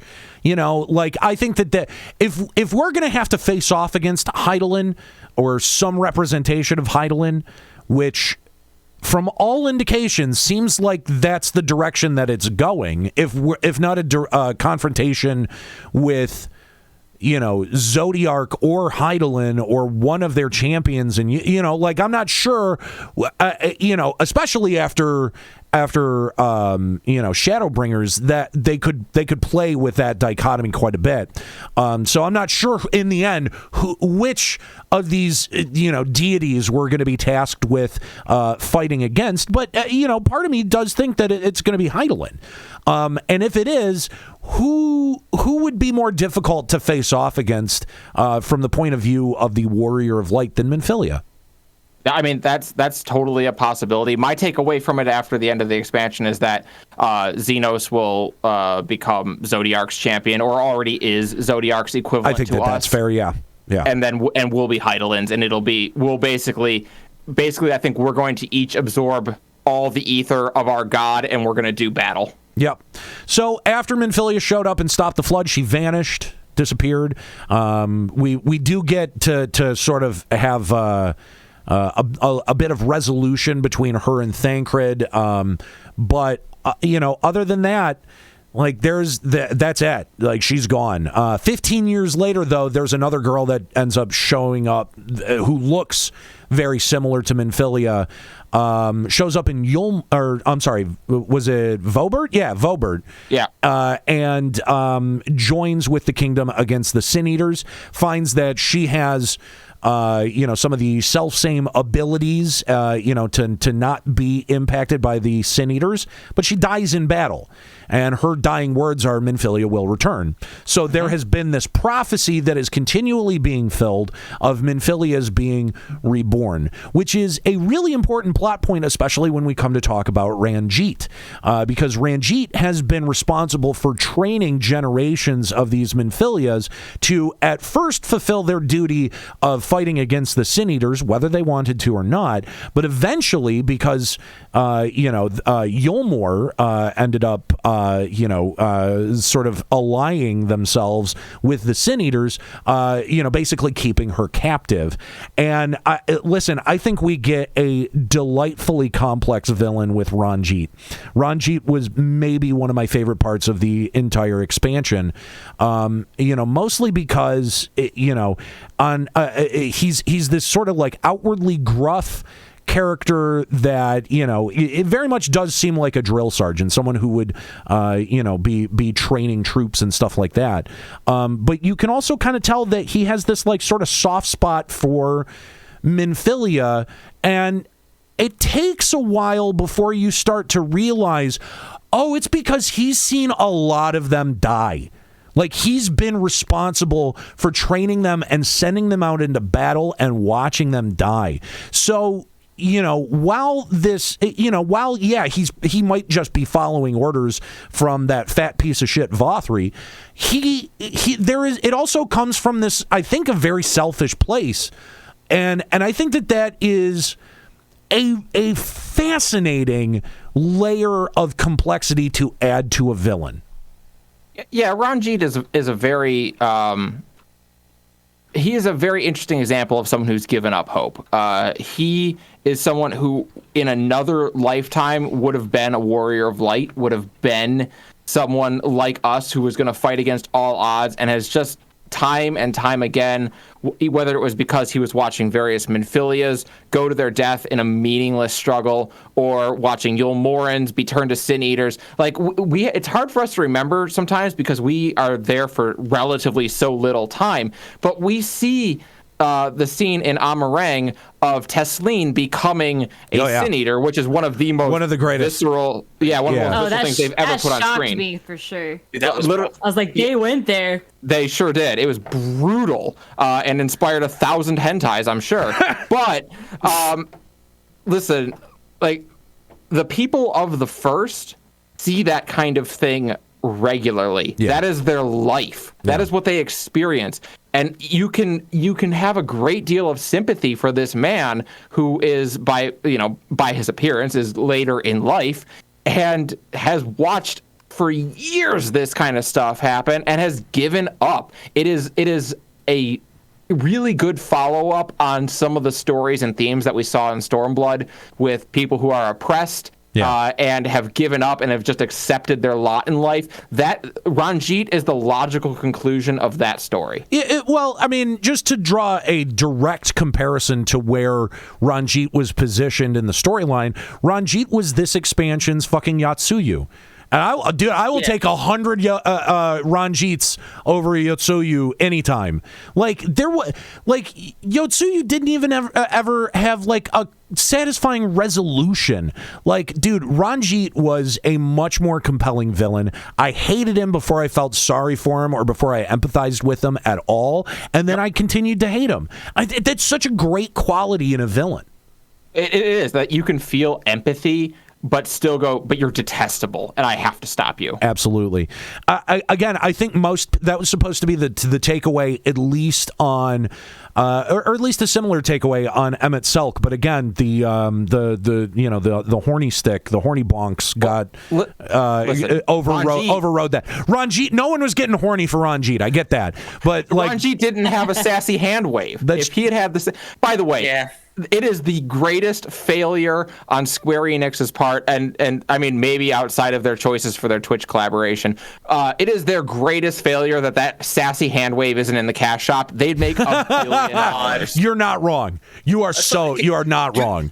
Do you remember the scene early on? I think it's where near in the Greatwood, and Emet-Selch is with the party, and they show up to like attack you or whatever, and he's just like, "Okay, I'm just gonna go now." Yeah, I'm not putting up with this. And he just fucks off, and it was like, wait, where'd one of them go? Like, I'm sorry, but I just love that. That was when I knew I was gonna love Emet-Selch's character. He's just like, all right, I'm out. The multiple times where he's just like, okay, well, this is boring anyway, you can deal with this, which, I mean, of course it accomplishes two things. If we actually have Emet-Selch hanging out with us and helping us constantly, we're going to be fine. There's nothing that's going to cause a problem for us. So they have to explain why he leaves. Sure. But it is really good for his character. Like, it fits him. Absolutely. Yeah. Also, the attitude was just incredible the whole way through. Just like where they're like, oh yeah, we lost what's her name, Y'shtola, and we can't get her back. He goes, oh, I can just grab her soul for you. I can, literally. Yeah. I can fix that real quick. Don't worry about it. Let me just pluck this soul out of here real quick. No big deal. Yeah. Raktika, by the way, has my favorite line ever in Final Fantasy XIV, I think. Mahi? I mean, everyone does love that one. No, it's in the scene that you're talking about where you get to Raktika, you get to that first destroyed town, and Emet-Selch is like, okay, well, this sucks, and he leaves. And then you get a dialogue choice, and one of the things that you can respond is just to be like, Kupo, and shrug. And if you do that response, Thancred looks at you and goes, that's going to be a lot less funny when we're forced to kill all of them. That's great. That's awesome. I heard that line, and I freaking died. Oh, that's man. Awesome. So we are told that our companions are scattered all throughout the world. So we've got to do that thing in every Final Fantasy game where we've got to go to all of the various different points of the world and recollect our companions. So we go collect Urianger and Ilmeg. Y'shtola's out in Raktika, getting crushed on by some catmen. Runar. Yes. Alphino is out hanging out in Kalusia, not yet in Yulmore. We'll help him infiltrate there. Alize is hanging out in Amarang, helping people die. And Thancred. Thancred's kind of, your mercenary. He sort of shows up in an opportune moment, but he's obviously escorting who would become Reen. Yes. Right. The best part about this, I just love that they were able to still tell a cohesive story and still give us a choice at the beginning to go to either twin. Yeah, I mean, it was an that's hard. It was a completely arbitrary choice that then rejoined very quickly after that. But yeah, I thought it was nice, getting at least a little bit of choice. Right, because a lot of times I've seen other MMOs do that at the start of an expansion where, oh yeah, you can go to anywhere you want, and I've almost always seen that weaken the storytelling. So I just want to give Square credit where credit is due. They did that in the best way they could have, where it didn't weaken the story. Was it ultimately a meaningful choice? No, absolutely not. Yeah. But it was still nice that they were able to do it without making a negative impact to their storytelling. So Nate, I think we should give you that same choice again. Do you want to start in Kalusia or do you want to start in Amarang? Amarang. All right, Amarang it is. Yeah, but that's where you got to go to Best Girl, right? I mean, yeah.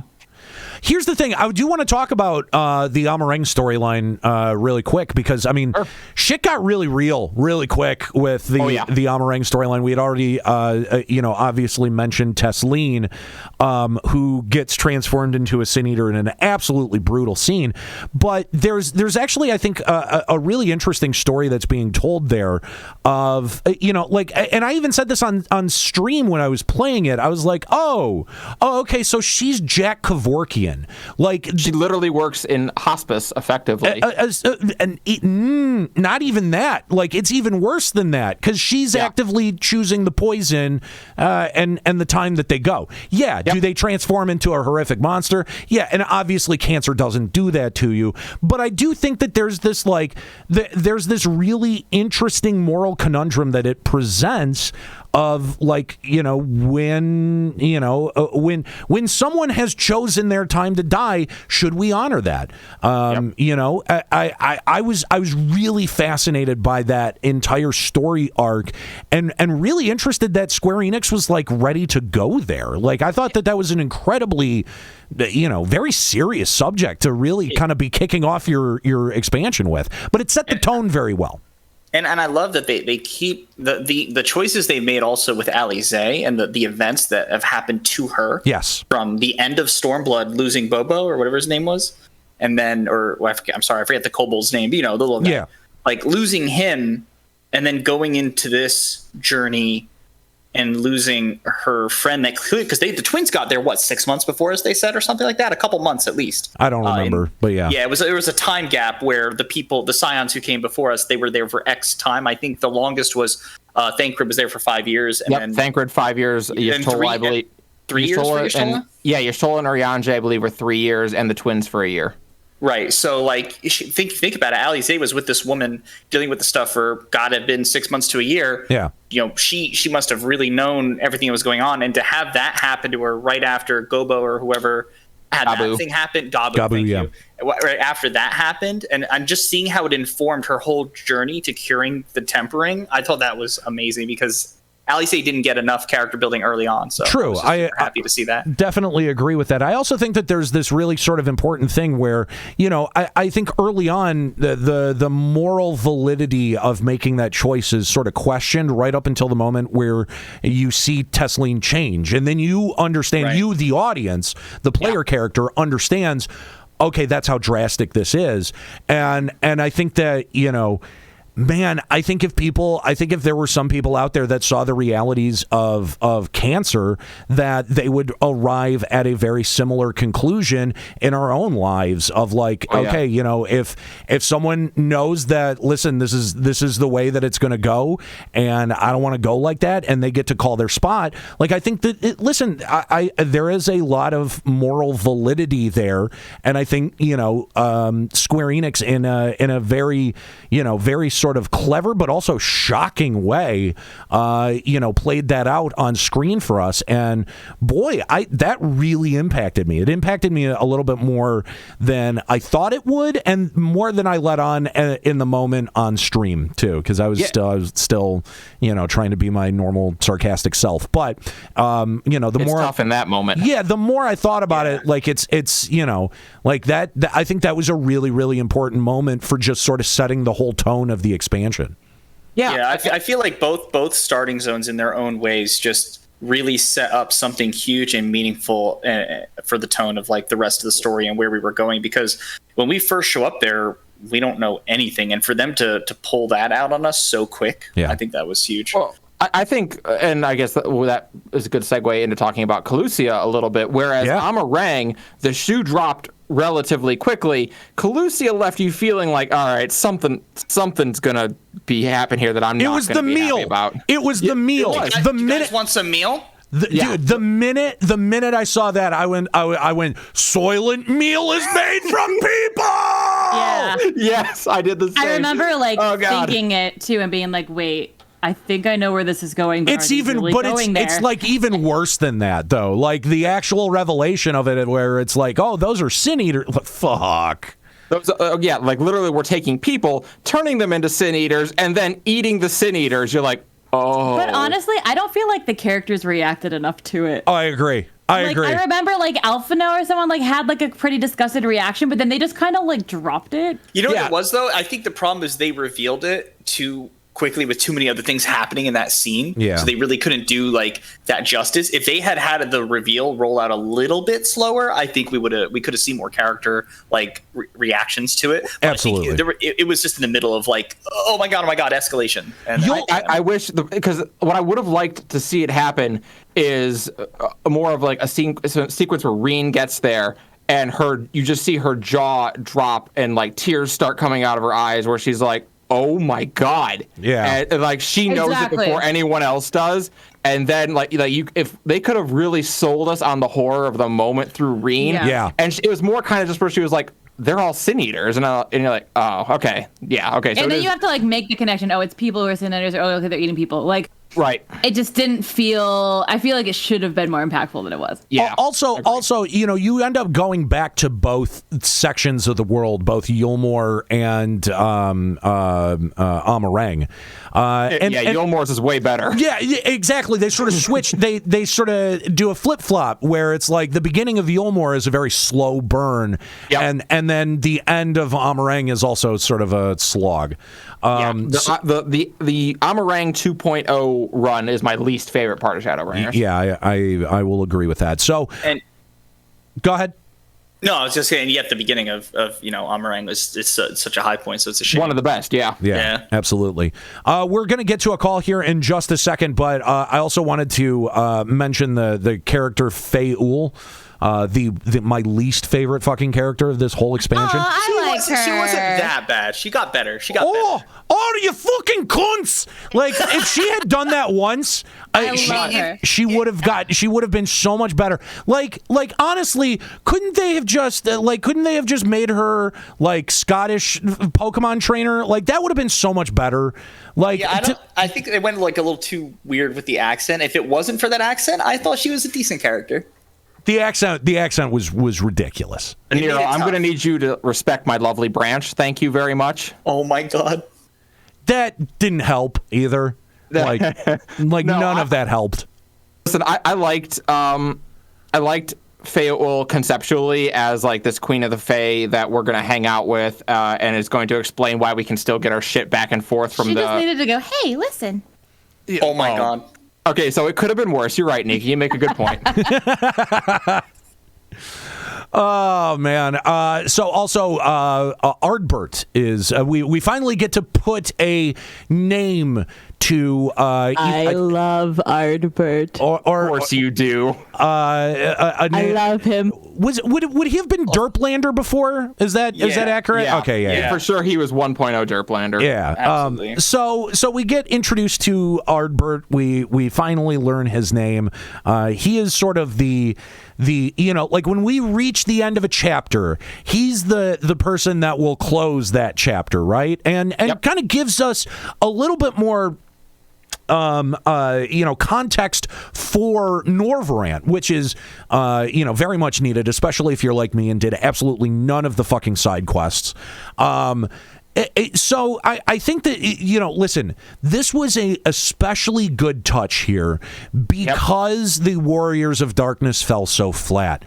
Yep. I have no idea, and I would be so interested to find out this answer, but I have no idea if that was the intention when we had initially experienced the Warriors of Darkness. I hope so. I hope so. It was. I want to, I want to believe that it could have been, right? But at the same time, though, like, I'm like 90% sure it's not. But here's the thing: it has to have been, because they would not have brought these people in here and done this setup that had no real payoff.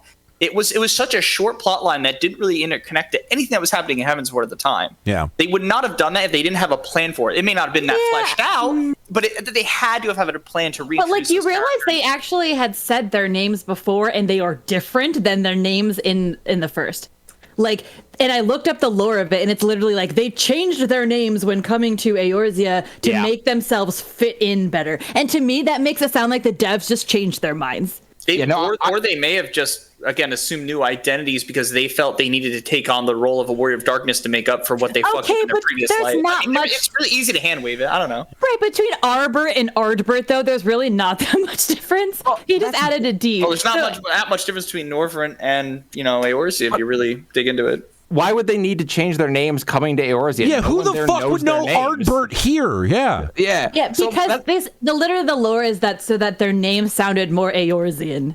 Oh, all right. Hey, that's dumb. All right. Here's my thing. Ardbert, I thought was going to be my least favorite character, and he ended up being one of my favorite characters because just like with Ranjit, it plays on this theme of failure that we see and hopelessness that they started doing in Stormblood and just did way better in Shadowbringers.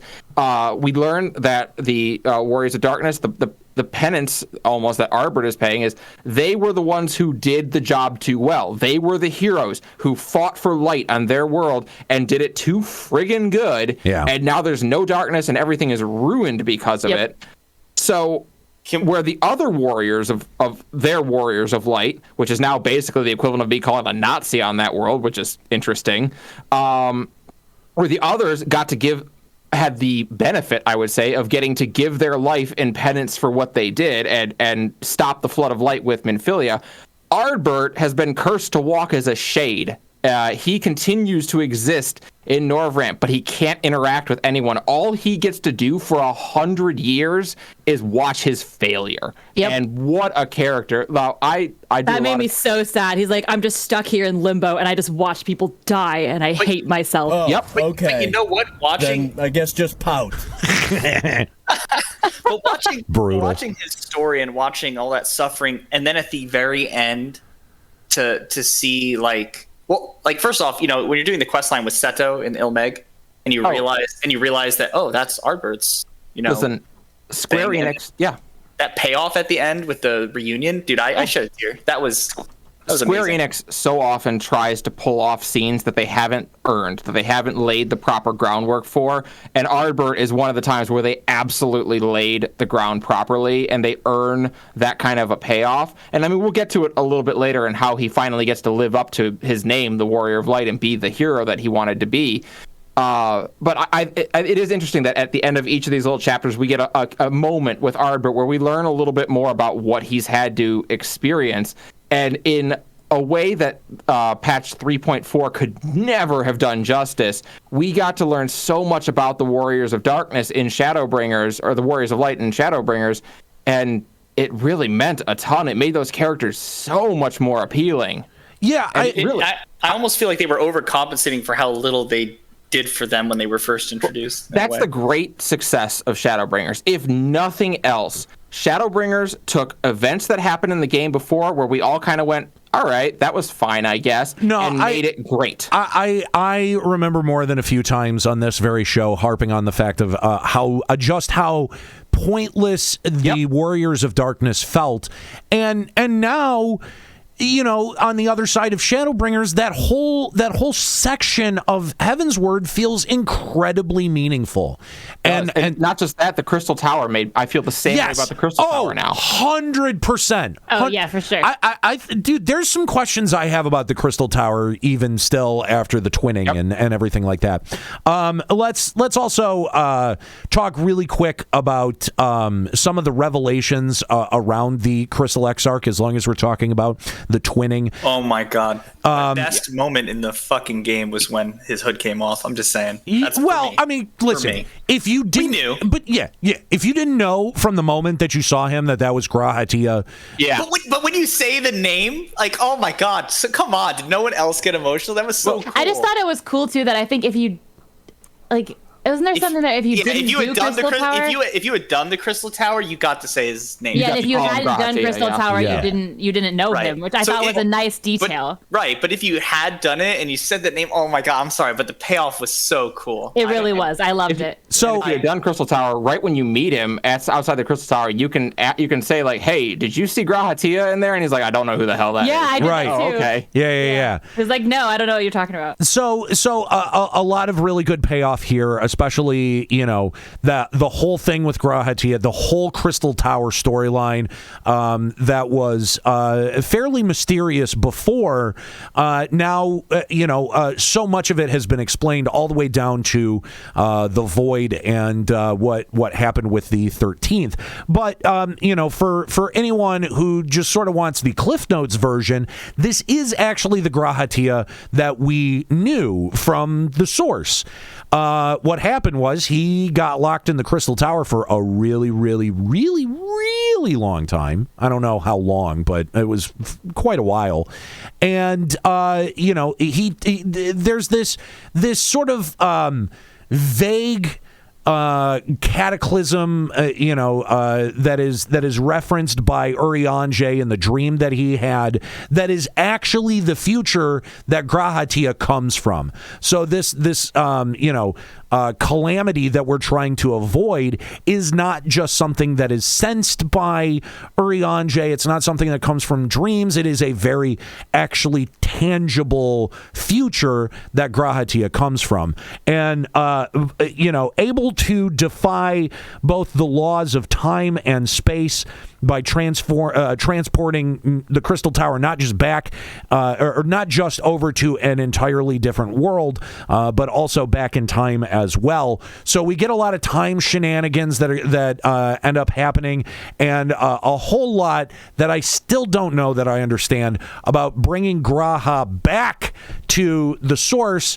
This was... did they have a whole fucking plot map to explain, or just not to? There's one hole. There's one big timey-wimey hole in what they did. Is there? So basically, when they went back, they used that one last piece of his soul or whatever that they put in the vial. They like captured it the same way they captured everyone else's soul, right?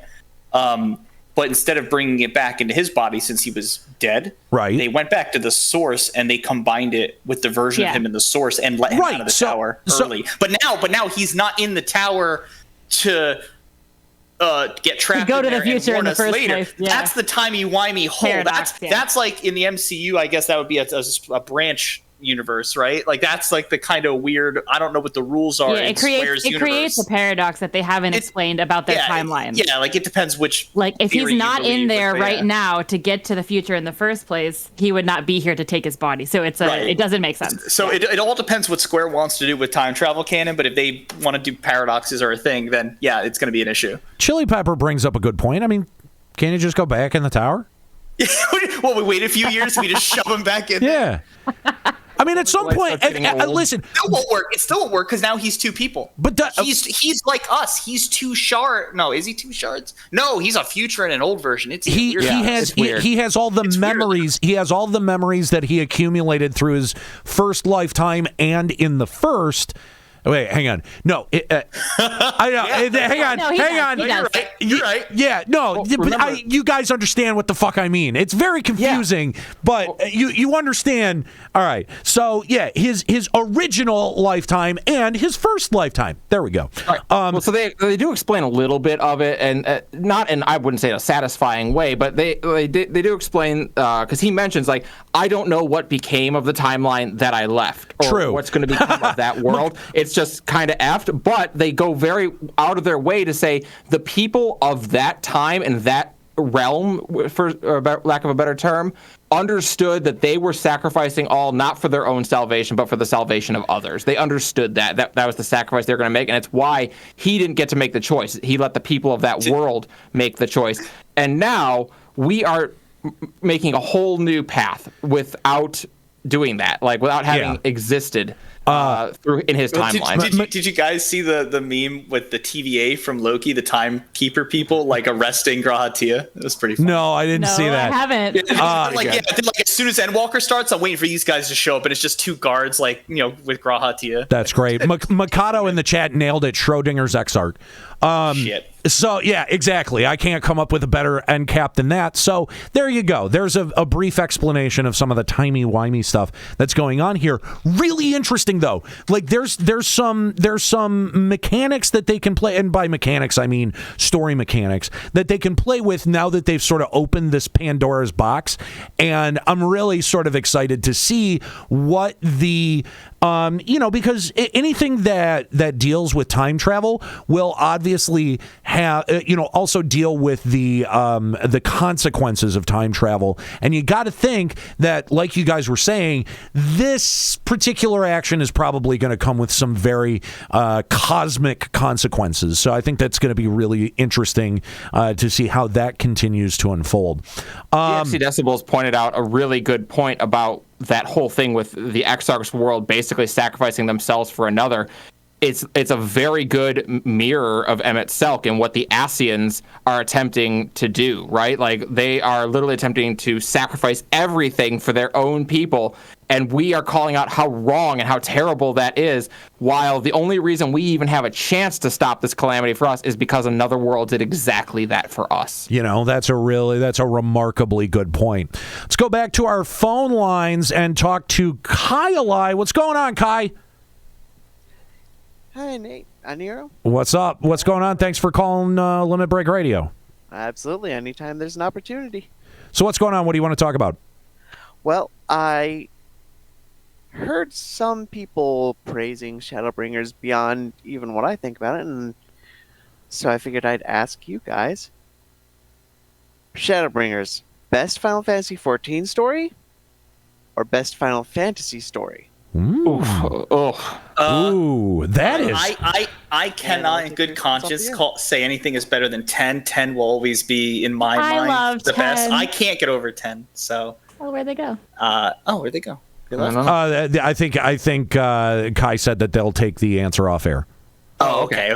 But yeah, 10, it's me personally, I went through 10 at a very specific time in my life. It hit me really hard, and I don't think I can ever hold anything higher, and that may just be me though. Like 10, it's really hard for me to think of anything better than 10, but I will say Shadowbringers is up there. It's really close. Like, it's so hard for me to say because I agree 10 and 7 I think are my top two, and like 10 I literally can watch the ending right now and still bawl. So like 10 means a lot to me too. But like when I look at Shadowbringers, I feel like it's definitely the best 14 story. It definitely was the most Final Fantasy of the 14 stories. And like I was saying before that like literally when I got to the end of the Shadowbringers original story and I was like, oh my god, this feels like a Final Fantasy game finally. For sure. So I definitely feel like it holds its own with the numbered games. But however, just because of the state of like the main character is Silent Hero, and it's just kind of like there's like a lot of assumed story from having played the game from the beginning that you just know all these characters. So there's not a lot of different character development. It doesn't quite hold up to be like the best Final Fantasy, but it is definitely holds its own among them. It's tough. It is. Here's the thing. Yeah. Okay, go on.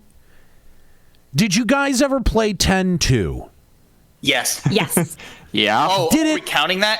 Hang on. Did it make you feel some kind of way about the way that 10 ended? If I think about the perfect ending of 10-2, sure. Okay. I have a lot of feelings about 10-2. Okay. I try not to think about 10-2. Okay. Which is my way of saying that I think you have to take the entire body into consideration because 10, as a story from beginning to end, very good. One of the best Final Fantasies. Except for when you also consider 10-2, then it becomes... It really becomes no one is arguing that. We're talking about narrative. It redeems a lot of things when I look at that. The very end of the narrative of 10-2 with like the perfect ending and stuff it's a reasonable. The perfect ending is sweet, but I'm pissed that it wasn't in full rendered CGI. Okay, all right. So there is a caveat there. I'm just saying. Okay. Yeah, all right. You're right. You're all right. Okay. You're right. So here's the thing. I have a hard time calling Shadowbringers the best. Final Fantasy, I do too. Because I think the biggest thing about it is because to me the question then becomes: does Shadowbringers make Final Fantasy XIV the best Final Fantasy? And that's something you could have an argument about, but I don't think you can have it until Endwalker's done. And for me, no. I mean, I think Final Fantasy IX is the best story overall. So no, I don't think so. That said, that's in no way a slight against Shadowbringers. Like that, it's not. It's so hard to compare an MMO story to a single player narrative. That's fair. Is it the best expansion of an MMO I've ever played? 100%. There's no Final Fantasy XI. From a storytelling perspective, there is, and I've played a lot of MMOs. I promise you all, there is not another MMO out there with as compelling of a story as FF14 Shadowbringers. There's never been an expansion for any MMO at that level of quality for story. I will say, I am prepared to say that Shadowbringers is definitively better than Chains of Promathia, which I would have said up until that point is probably the best expansion for an MMO ever made from a storyline standpoint. From my take, I thought Rhapsodies of Vana'diel was the best story that they told. That was fan service all the way, though. It was so fan service. I loved it. I ate it. I loved it. Oh, I loved it. It was great. It was great. But it does have this one moment where, this is so unique, not just for video games, but specifically for MMOs, where it's the creator talks to the audience and directly thanks the audience. That has never, to my knowledge, in an MMO happened and it was touching. It was legitimately touching. It was a great moment. It still doesn't top the narrative prowess that COP had and the lore that it built on with Final Fantasy XI. That's why I always put COP much higher. Well, listen, there's a reason that both Abyssea and Rhapsodies of Vana'diel basically bookend COP because it leaves so much for them to do. Absolutely. Here's the other thing is that I do think Shadowbringers is above COP. Okay. I still I still to this day think that one of the greatest moments in all of gaming, one that impacted me so deeply emotionally that I wasn't prepared for, was the end of 1.0. And I'm talking the last day of 1.0, where it was, all the areas were in complete fucking chaos, and we knew that the servers were going down. The servers going down, and then the Bahamut scene. Mm-hmm. That is one of the most compelling things in all of video games ever. It draws a lot of comparisons to like the closing days of like Phantasy Star Online before 100%. that game wrapped up, and people just counting down and saying goodbye. Asheron's Call, I think, did something similar. Yeah. Yep, exactly. But to bring it back, like that, there is a no one's ever brought it back like that. That's what makes us so unique. Right, and I think that that's what makes 2.0 for me maybe the best MMO story from a narrative perspective, is because it went all the way to the brink. It went to the most crazy logical conclusion that an MMO world can come to, and then brought it back. And there was the world was so mysterious and changed, and to me that is one of the most amazing feats, not just in MMOs but in all of video games. Like it is a huge feat, and it should be commended. But like Callie mentioned before, the only issue is if you look at 2.0 from a new player perspective, it's got to be the I agree. I agree, and I think that my own personal history and stuff, it is very be there, right? It's like a FOMO type thing, right? Absolutely. And there's also a problem with 2.0, a fatal flaw with 2.0 is that if we're talking the whole expansion, it means you have to include 2.x, which is garbage. They fixed some of it. They fixed some of it. Well, but that's what I mean. It was so bad they took out like 50 missions. Yeah. There was like 8 million fetch quests and side quests. Do you remember that the 2.x quest line is 102 missions, or at least it was? Jesus. Excuse me, I gotta vomit. It's bananas. It's 102, and about 4 of them mattered. Yeah, very true. Anyway, thank you very much, Kyle, for the call. Appreciate it. If you want to call Limit Break Radio, ! Discord in the chat. We'll get you the link to the Discord, and Lloyd is hanging out waiting to take your call. We'll get to Saskia here in a few minutes, but we already talked about Emet-Selch.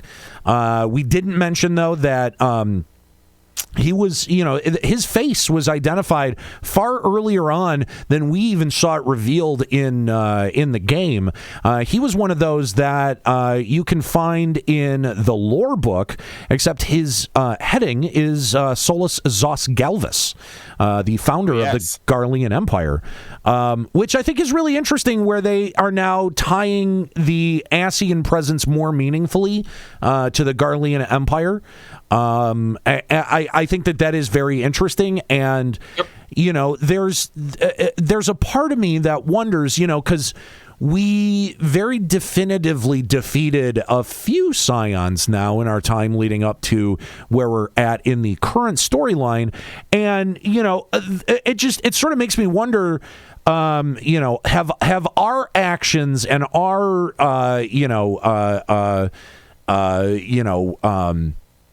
foiling of the Ascians, has this really been the actual downfall of the Garlean Empire? Has this been the catalyst that sent the Garlean Empire into essentially civil war? Because there's no one, usually there'd be someone calling the shots from behind the scenes. Xenos doesn't seem very interested in that. The older emperor's dead. So there might be an argument that Xenos would have ended up doing this eventually anyway. I think that's not. I think that's not unfair. Would he have done that? Hang on. Would he have done that had he never encountered the Warrior of Light, though? It just depends if anything else would have turned his boredom to point towards his father, right? Anything could have. I mean, he's very chaotic. True. true. I would say that. I don't think it would have played out the same way. Like, let me be clear, but I do think him potentially offing people around him. Yeah, that probably could have. But but his motivation for doing so is to sort of get people out of the way so he can get to us, right? Right.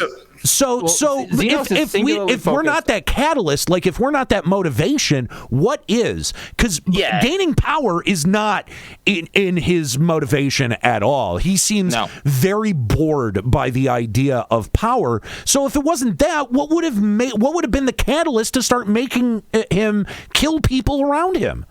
I think this is where we get into the point that I was bringing up earlier about Xenos being Zodiark's champion, right? Xenos is an agent of change, but only in regards to the Warrior of Light. It is our presence and our arrival that stokes his interest and makes him go from being... Because remember, before this, what's he doing? He was instrumental in taking over Doma and Authard and the subjugation of Authard. And then after Gaius spectacularly loses in EORZEA, he moves over to take over Alamigo as well. And he's very content and bored. And it is our arrival and presence in the story that begins to change that and stoke him on this path towards insanity, which is where he is. I mean, clearly by now, by the end of 5.55, is where he's heading towards. Even now, we see it. He doesn't have any interest in ruling the Garlean Empire.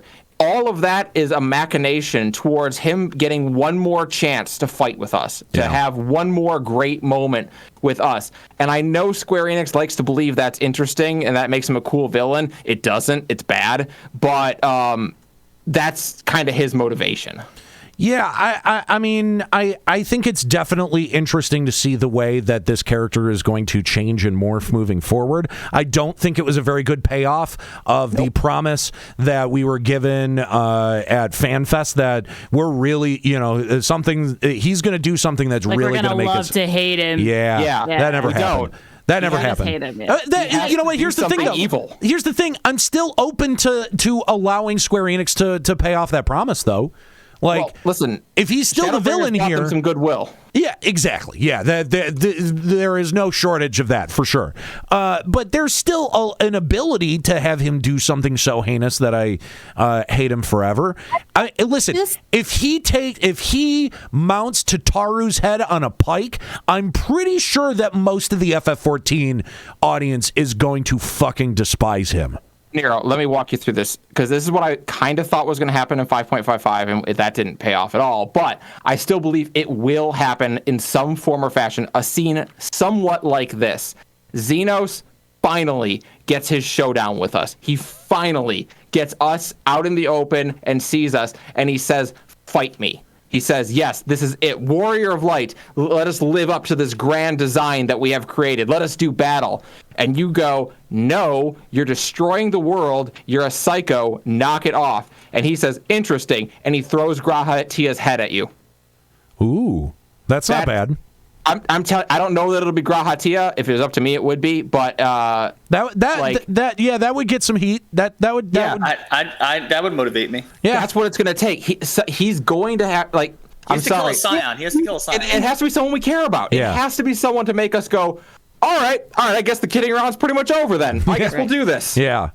I like that idea. I mean, if they make him that vicious, my thought is that by the end of Endwalker, he's going to be our Vegeta. Yep. Oh, 100% anti-hero. I hate that idea so much. No. Nika, start warming up to it because it's happening, girl. I'm telling you right now. I'm telling you right now.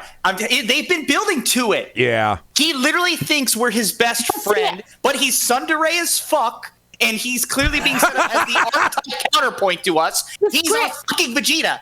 I need to point out something. I'm sorry. No, that can't happen. Vegeta got to Earth, and they called out in Dragon Ball Z Abridged. He didn't kill anybody. Not for lack of trying, but he didn't kill anybody.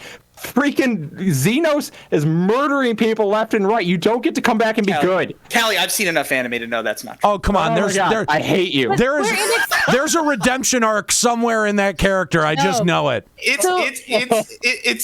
I'm telling you right now, he is a tsundere fucking anti-hero. It's going to happen. I think this is just Square Enix's new trope. Like, have you guys played the FF7 remake? Right? Yeah.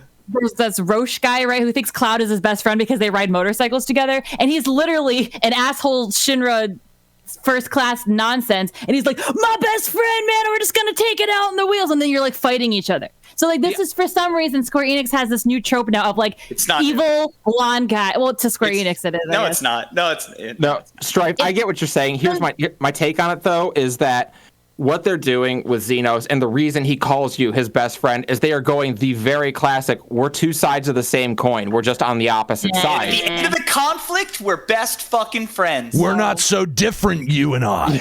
Yeah, that's exactly what it is. Didn't he already say that? And we're like, we're nothing like you. Yeah. But he believes that you are. He believes you are his antithesis. And at the very end, you have to have both sides of the coin, like we were saying earlier. If he ends up being Zodiac's champion and we're Heidelins, we're best friends forever. He is not. Oh my God, he's going to be Agent Smith, and I'm going to kill myself. It's going to be amazing. Dude, I'm so ready for this. Dude, come on. You know it's happening. All right. As much as I would love to sit here and pick apart exactly what Xenos is going to be doing in the next expansion, through Emet-Selch, we got a huge amount of information. That we all have daddy issues with Emet-Selch. I mean, yes. That is intrinsically true. However, I think it was a pretty big mystery, what existed before Zodiac was broken into 14 pieces. And there is an answer. Before, we thought that this may have happened at some sort of mysterious ancient point in the past. And it turns out that it was actually, semi recent history in terms of, if you start thinking in terms of celestial terms, but that there was a period of time that existed before the Sundering, and that's where indeed the Ascians come from. And just the revelation that we get from him that Ascians are basically complete forms of us. The Ascians that we know and experience are beings that were not sundered across 10 and 3. They are still complete beings, and that our existence, mortal and ephemeral as it is, we are basically shards of what an Ascian once was, which is a super interesting take on it, especially as we start getting more revelations about just who the Warrior of Light probably actually was at one point. Well, one of the things that I think is really interesting from that revelation is that we don't understand exactly how Elidibus and Emet-Selch and the third one, La Habrea, avoided being sundered.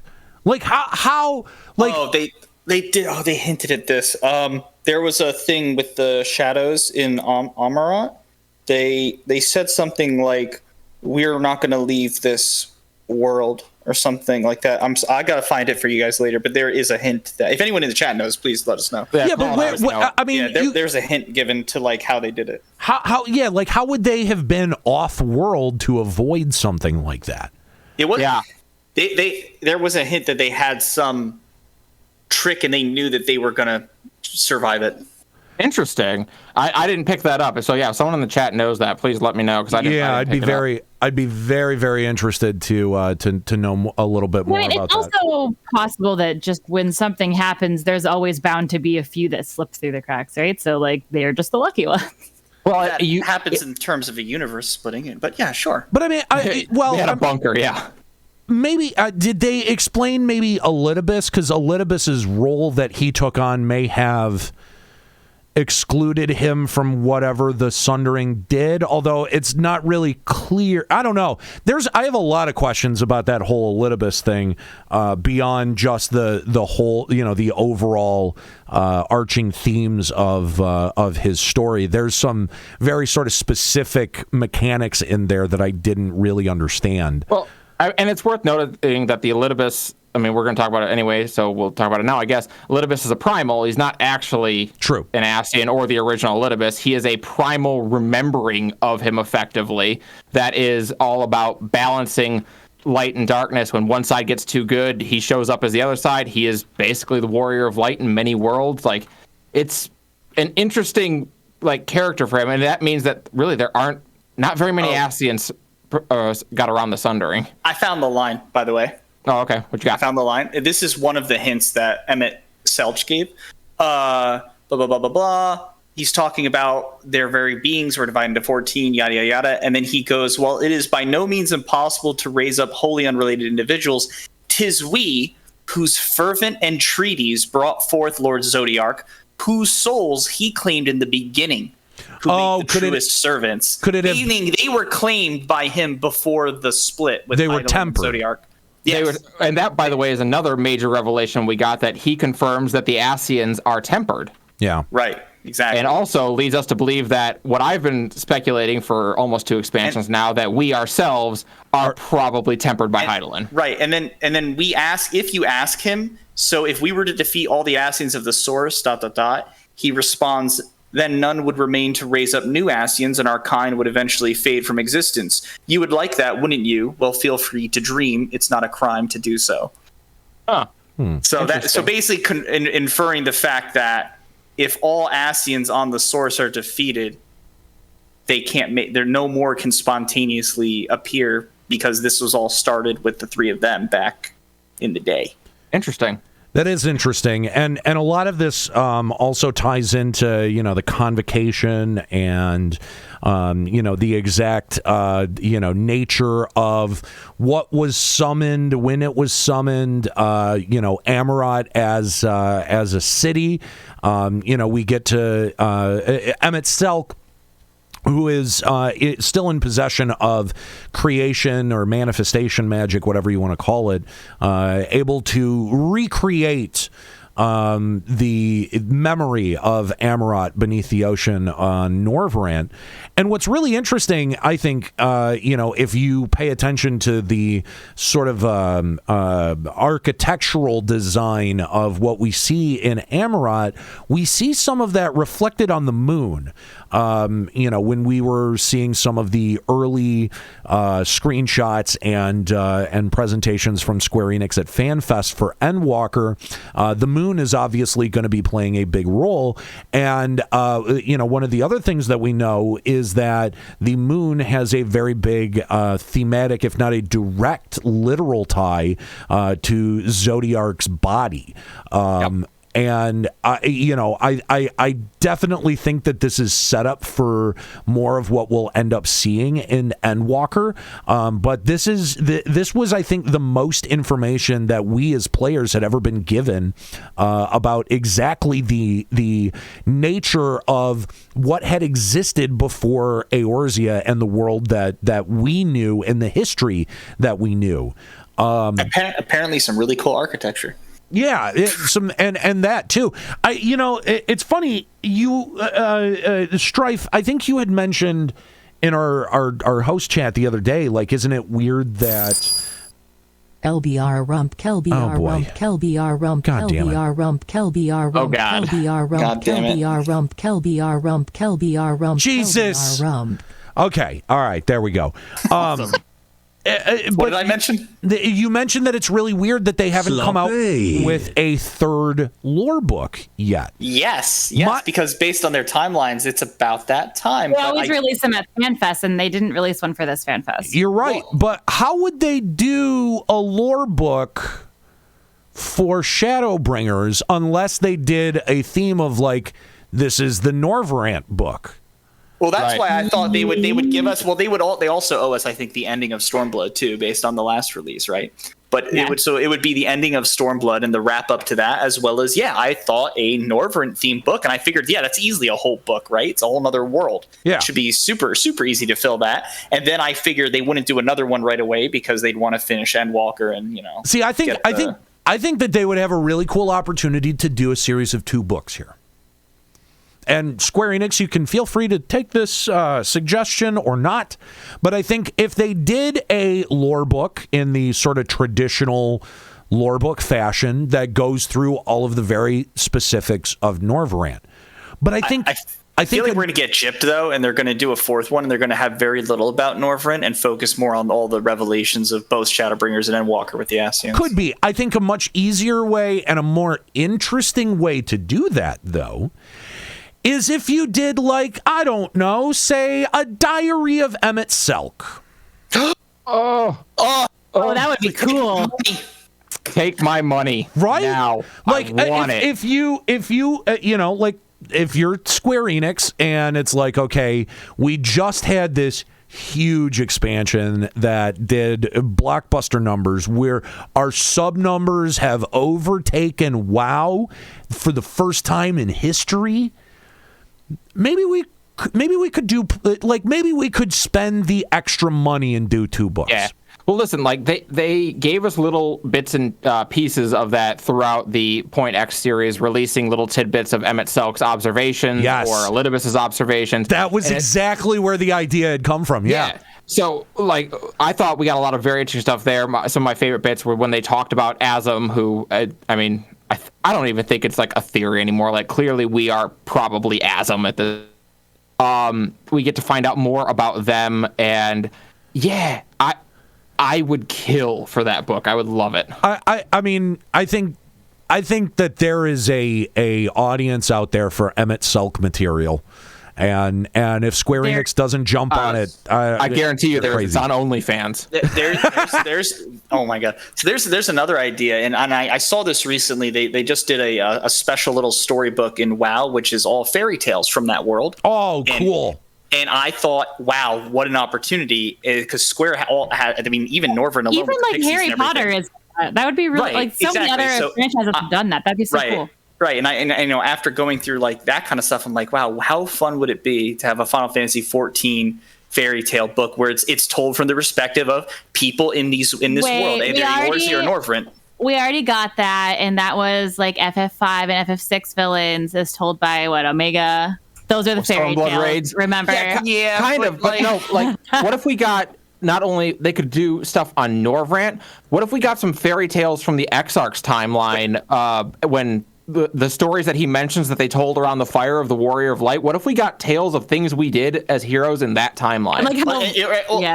So what I'm thinking of is the way they did it over in that other game is they did these fairy tales because they wanted to reveal some legends which had some truths in it to reveal how life and death worked and a bunch of other stuff because that's their core story. So how cool would it be now that we're going to the moon, right? If they released a book of fairy tales and legends from the perspective of people in EORZEA and Norvrant, and some of it, ties into. Well, we know that some of this is true because there's a legend about a man in a hood or whatever. Oh, so those are the Ascians, right? Some of this is true, or oh yes, there's legend says there's pixies in these places, and that's real. And then and there's hints throughout it about things that we know to be true, or it could be stories about things we did. Which would also be But it would also be interesting to see what's twisted because fairy tales are not going to be exactly the same. Exactly. And that's what would make it fun because you knew it wouldn't be the whole truth. They're just legends. And you'd have to try to piece out what's real. I'd love to get a series of stories about the Warriors of Light and on Norvrant, and you get them as they're these great mythical heroes, and then after the flood you get more stories about the Warriors of Light and how those stories change after the flood. I would love that. That would be very cool. That would be very cool. I just got to point out that we've been at this for like 2.5 hours, and we're still wading through this. I know, right? I'm getting the true LBR experience because it is 1 billion friggin' degrees in my studio right now. Oh, dude, I'm dying. Oh my God, it's so hot. It's so hot. It's so humid. I'm dying. But here's the thing. I did also want to mention, we find out some things about Zodiark. Zodiark was in fact the first primal that is summoning him was at the expense of 50% of the population. The aether of their world stagnated. By the way, they were the Asians, for I guess lack of a better word, at that time were threatened by a calamity that we really don't know what the the incitement of that is, right? Like that calamity. We're gonna learn. I'm sure we're gonna learn more about it in Endwalker, especially since Fandango is trying to recreate it. Fandango. But okay, no, sorry, that's the wrong Fandango. I love it. I know, but he recently just lost his job. I feel bad now. He got let go. Well, listen, Fandaniel should also be let go. Yeah, I have a feeling that we'll have something to do with helping him let go. Fandango is trying to recreate this horrible calamity. So after avoiding that calamity, because Zodiark did successfully, help that world avoid the calamity, their aether also stagnated, and they sacrificed more of their population to restart the flow of ether. Around that time, there were some Asians that were like, boy, we're sacrificing a lot of people here. Maybe this isn't such a good idea. Yeah, a couple of them broke out. By the way, can we just take a moment to highlight the beautiful hypocrisy that Emet-Selch then goes on to become Solazos Galvas and found an empire in opposition to summoning? Oh. Yeah. Emet-Selch, the original Republican. Yep. Oh, nailed it. Nailed it. So Hydaelyn was summoned to, combat Zodiark and as a countermeasure to Zodiark, and as a result, Zodiark was rended into 14 separate pieces, which we now know as the various shards of the source, and everything was sundered into 13 different reflections. The people, the 14. I thought 14. 14. Well, 13 reflections of the source. Yes, and then the source. So it's 14 including the source. Yeah. Right. So everything, everyone was sundered. We were sundered. And what's very interesting is that, as more worlds have been rejoining with the source, we have become and been made more whole as we have been going through these experiences. Theoretically, that would mean everyone on the source is 7 out of 14 now. How does that work? They're 50% of a whole. How do you have babies though? Like the babies aren't sundered, right? Well, it depends. If you believe someone dies and their soul gets recycled, I guess. I don't know. Yeah. I think the life. I think that's where you start getting into the life stream and where souls are recycled. So what about if you eat them and they turn into fucking what? This is your hard-hitting questions, Nika. Are you on your first episode back and talking about baby eating? Talking about meal. Meal. Okay. Oh. So you eat if someone turns into a fucking White Walker and they turn into meal, you eat them. Are they still recycled and can they still be rejoined? That was my question. Limit Break Radio does not condone eating babies in any way, shape, or form. Yeah, we do. We do. Do we? We do. Probably. I mean, times. Okay. I mean, how did we get to an indecent proposal? Anyway. All right. So, everything sundered into 13 different reflections. Again, just to go through the list of unsundered Ascians, there were only 3: Emet-Selch, Lahabrea, and Elidibus. So everything that the Ascians have been doing have been in the name of rejoining their world.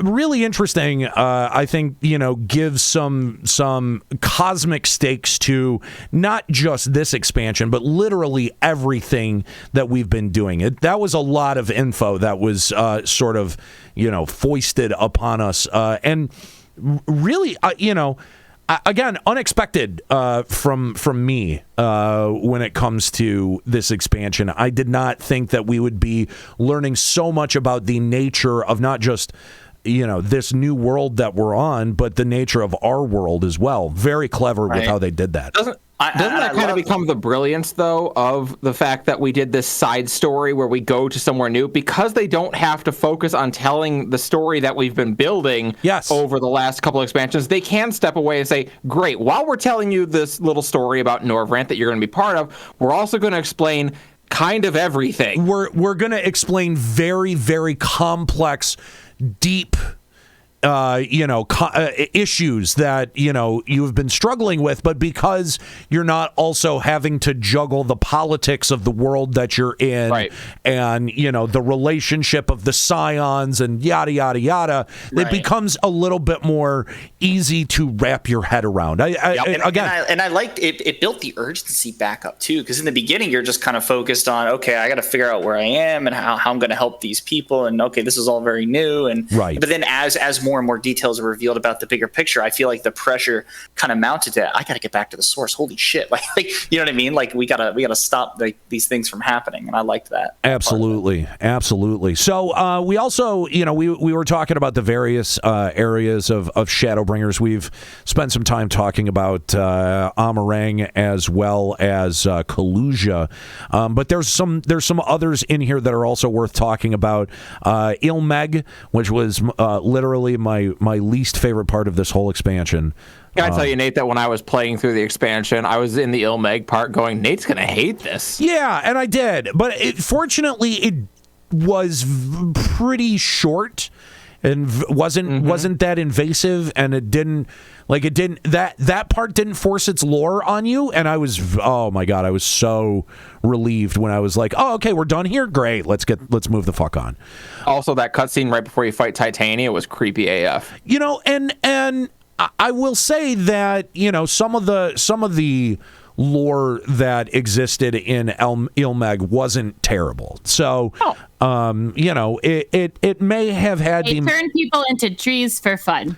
Yeah. That was a little freaky to realize, because that took me a second. I was like, wait, am I going to get turned to a tree? Like, how do you even come back from trees that you go around watering in the Beastman quest are like people. Yeah, that was super freaky. Oh my God, she's eating them, and she's gonna eat me too. Oh my God. What about the weird? What was it? Were they gophers or something? Talking about the beavers. The beavers, was it, or gophers? There was some creature that they didn't know what they're called. Yeah, and people are clearly turning into them, but that was supposed to be the revelation, right? It was in Elmeg. It was a side quest, I think. You guys know what I'm talking about? Was it a role? Was it part of the role quest? No, No, it was just literally some of the side quests there that you would do. And I didn't do any of those. It was bizarre. One of the pixies goes over and gets turned into a beaver, and then they decide they like being a beaver, and they just stay a beaver. What? Yeah. I don't remember that at all. It's a really weird thing where they're like, all right, go check it out, but watch out for beavers. And you're like, I don't see your friend over there, but there is a beaver over there. Like, that's weird. And then you go back and they go check it out, and then I think it's 3 of them end up turning into beavers, and you're just like, all right, this is weird. I'm out. But I didn't do side quest. I didn't do any of that. If you'd like to be confused for 10 minutes, just go do that real quick one day. That's okay. I listen. I don't need this expansion's version of Namazu, which we're looking at right now. So, it wasn't that bad. The fairies. No. The fairies were this expansion's version of the fucking Moogles, and no one can convince me otherwise. Those Beastman quests actually had a pretty cool payoff with a dream sequence storyline. I thought it was actually really cool. Listen, I didn't mind the fairies, but the friggin' dog people, I I couldn't do it, man. The dog people were rough. But the fairy. You get it? They were rough. Oh, do you get it? All right, I'm going away for another 4 years. Oh God! But yeah, the fairy. I'll see you in the next Trump administration. Holy shit! Don't say that. Don't say that. There's a likelihood that could come true. Stop it. I know. Yeah, thank you, Zeldoria. But yeah, the Pixie Beastman quest though had a really, I think it was the Pixie Beastman quest. Yeah, they had a really cool storyline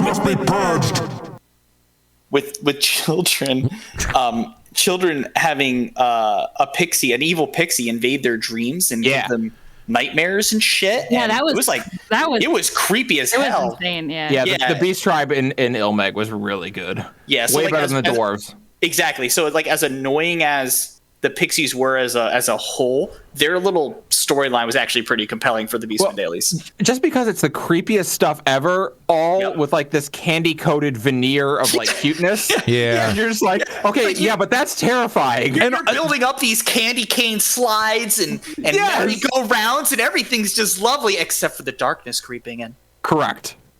It's it's like Alexa Bliss except in FF14. It's just Anyway,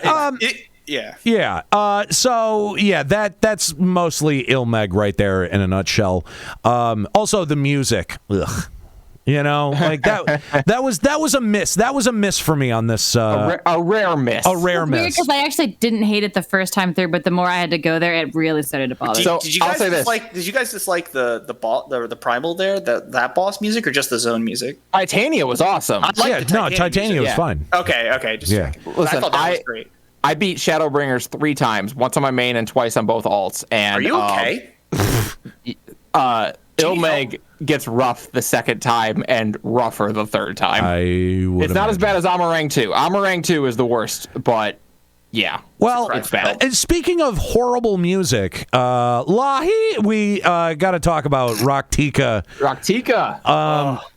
I really like the zone, like the design of the zone.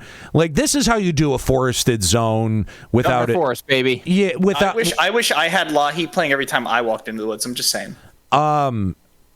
Honestly, not that bad. I actually I know that there were a million memes for Lahi, but it was not. It wasn't bad. No, it wasn't. Okay. It was all right. I would.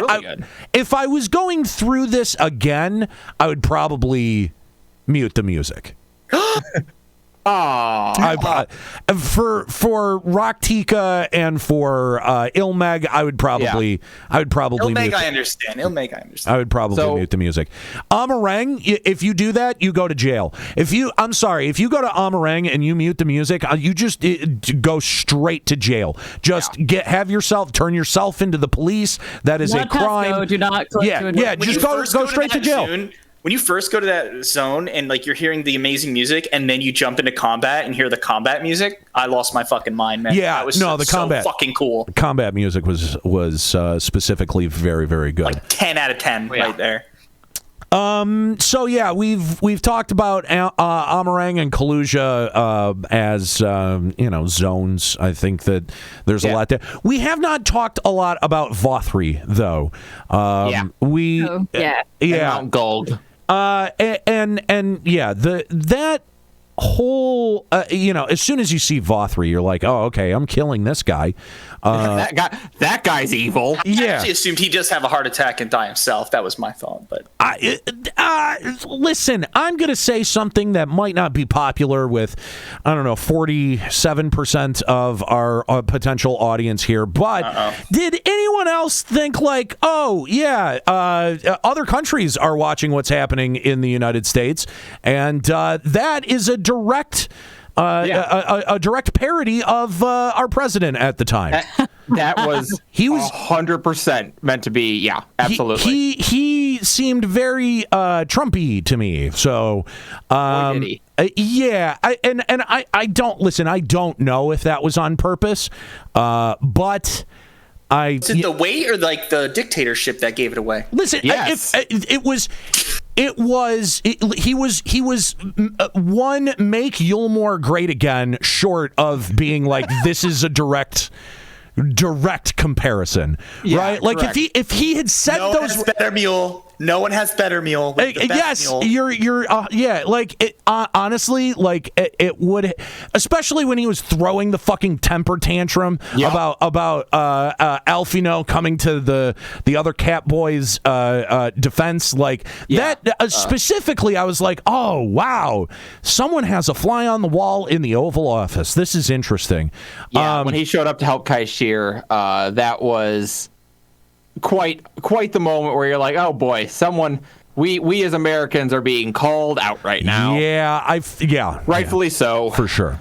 But a great villain, great, you know, like, oh, I want to beat the shit out of this guy. Like, no question about it. But like, you know, we've identified some layers that are happening here in Shadowbringers, because you've got the overall, conflict that is starting to break out between Yulmore and the Crystarium. Then there's the rising conflict between specifically the Warrior of Dark and Vothri as the final God, what are they fucking called? Light Warden. Light Warden, thank you. And then, you've got even the greater conflict of Emet-Selch there as well. Yep. And to me, it was a really fascinating layer cake of good storytelling that all complemented one another, because at the end of the day, there was sort of like this like thread that ran through a lot of the villains that was like, oh, you're doing terrible things, but there's a reason that you're doing that. Vothri was none of that. Vothri was just pure contemptible piece of shit, and I loved that. I needed that. Like, if every villain was so complex that I needed to gut check to feel good or not, whether after I killed him, I think that would have gotten a little bit old. But having Vothri in there as like your despisable, contemptible, I can't wait to fucking tear this guy apart. That was so refreshing at that moment in Shadowbringers. For me, Vothri served two purposes. One was, like you say, he's contemptible. I don't have to feel conflicted about. He's a palate cleanser to the other villains like Ranjit and Emet-Selch. And he's also an excuse to let Alfino and later the Crystal Exarch absolutely style on him, which was awesome. Like we get to see the Crystal Exarch at his sassiest against Vothri, which is really good. And the fact that he is one of the Light Wardens and ends up being the one that is the catalyst that starts us towards the conclusion of the story really worked really, really well for them. One of the things that we haven't really hit on yet is that as we're going through this expansion and as we're going to each area, we defeat the Light Warden there. We absorb the light from the Light Warden. Normally, when a Light Warden dies, it just infects somebody else immediately, and there's a new Light Warden. So they've kind of given up fighting them. But we're able to absorb the light into us and just kind of hold it. And then we basically blast some darkness up into the sky, and we clear the light out of the area. But very quickly, we do about 2 of these, and it's fine. But on the third one, we get our first hints from Y'shtola in Rak'tika Greatwoods, where she's like, she doesn't recognize us at first because our ether doesn't look the same. Right. And then later on, she has a conversation with Urianger saying, you're going to tell her that this is killing her, right? Like, this isn't good for them. And I got so invested in the story the moment that happened, because I was so tired of us being the end-all, be-all hero. Of us, we show up, we solve any problem, no matter what it is. Oh, what? Shinryu's here, and he's fused with Xenos to create Ultra Shinryu? Cool. I guess we'll just go handle that, and then it's over, and now All Amigo is free. Huzzah. It's interesting because, like, I think, at one point, the blessing of Hydaelyn sort of gave us this blanket, just being the nature of being the warrior of light, kind of gave us this blanket license to solve any and all cosmic problems. And you're right, there was a bit of like, oh, well, our mortality is in jeopardy, right? Like, yes, this is for the first time, people were worried about us. People weren't just like, they were like, oh, great, the warrior of of Light's here. Are we about to like kill them? Are they gonna die for this? Like, right? They like and that puts so much like in the way of stakes on it. Where I was like, I feel mortal at a point where, and to be clear, when I'm starting to feel mortal, the Warrior of Light is more powerful than they have ever been by far, and yet I feel my most vulnerable in the Shadowbringer story. I agree with that 100%. Fafuu in our chat saying, isn't Vothri's complexity all from how he was born and raised? I think that might well parallel to our president, too. You might not be wrong about that one. Yeah, I think that is an important point that is sometimes overlooked about Vothri, was that he was made a Light Warden before he was even born. Yep. And so that's sort of set him on this, you could look at it as a predestined path to becoming a piece of shit. And like you can be tragic and also be contemptual. You know what I mean? Yes, absolutely, 100%. And Vothri ticks both of those boxes. But I guess that didn't impact me as much as something like the Elidibus storyline did. Yeah. Now keep in mind, when I had played through Shadowbringers, I played all the way clear to 5.4. So a lot of the stuff that came sort of after, Shadowbringers in some of the patches starts to run together a little bit for me. So had I had a while to sort of sit with, overcoming Vothri and then Emet-Selch, that may have occurred to me. But you have a very good point there. You take over. You do both in 5.0. You take down Emet-Selch and Vothri. Yeah, that's what I was saying. But I sort of think that the Elidibus storyline overshadowed, at least for me, it even overshadowed Emet-Selch to a certain degree because it was went one right into the next. Right, that makes sense. And it ran very close sequentially together for me too. So if I had a bit more time to have thought about what defeating Emet-Selch and Vothri had meant, I may have picked up on that a little bit more. But I went headlong pretty quickly into Elidibus, and my favorite part of this whole fucking thing was Elidibus. Elidibus literally like touched me. Yeah. I know exactly what you're saying, because I came back to the game in patch 5.2. So I cleared up to 5.2. And then had about 2 months to sit on waiting for 5.3 and Elidibus. And 5.2 lasted a long time because that was during their COVID delay. Yeah. Right. So I did exactly what you're talking about. I came back to the game. I did the Emet-Selch and Vothri stuff, and then 5.1, 5.2, which were a little bit.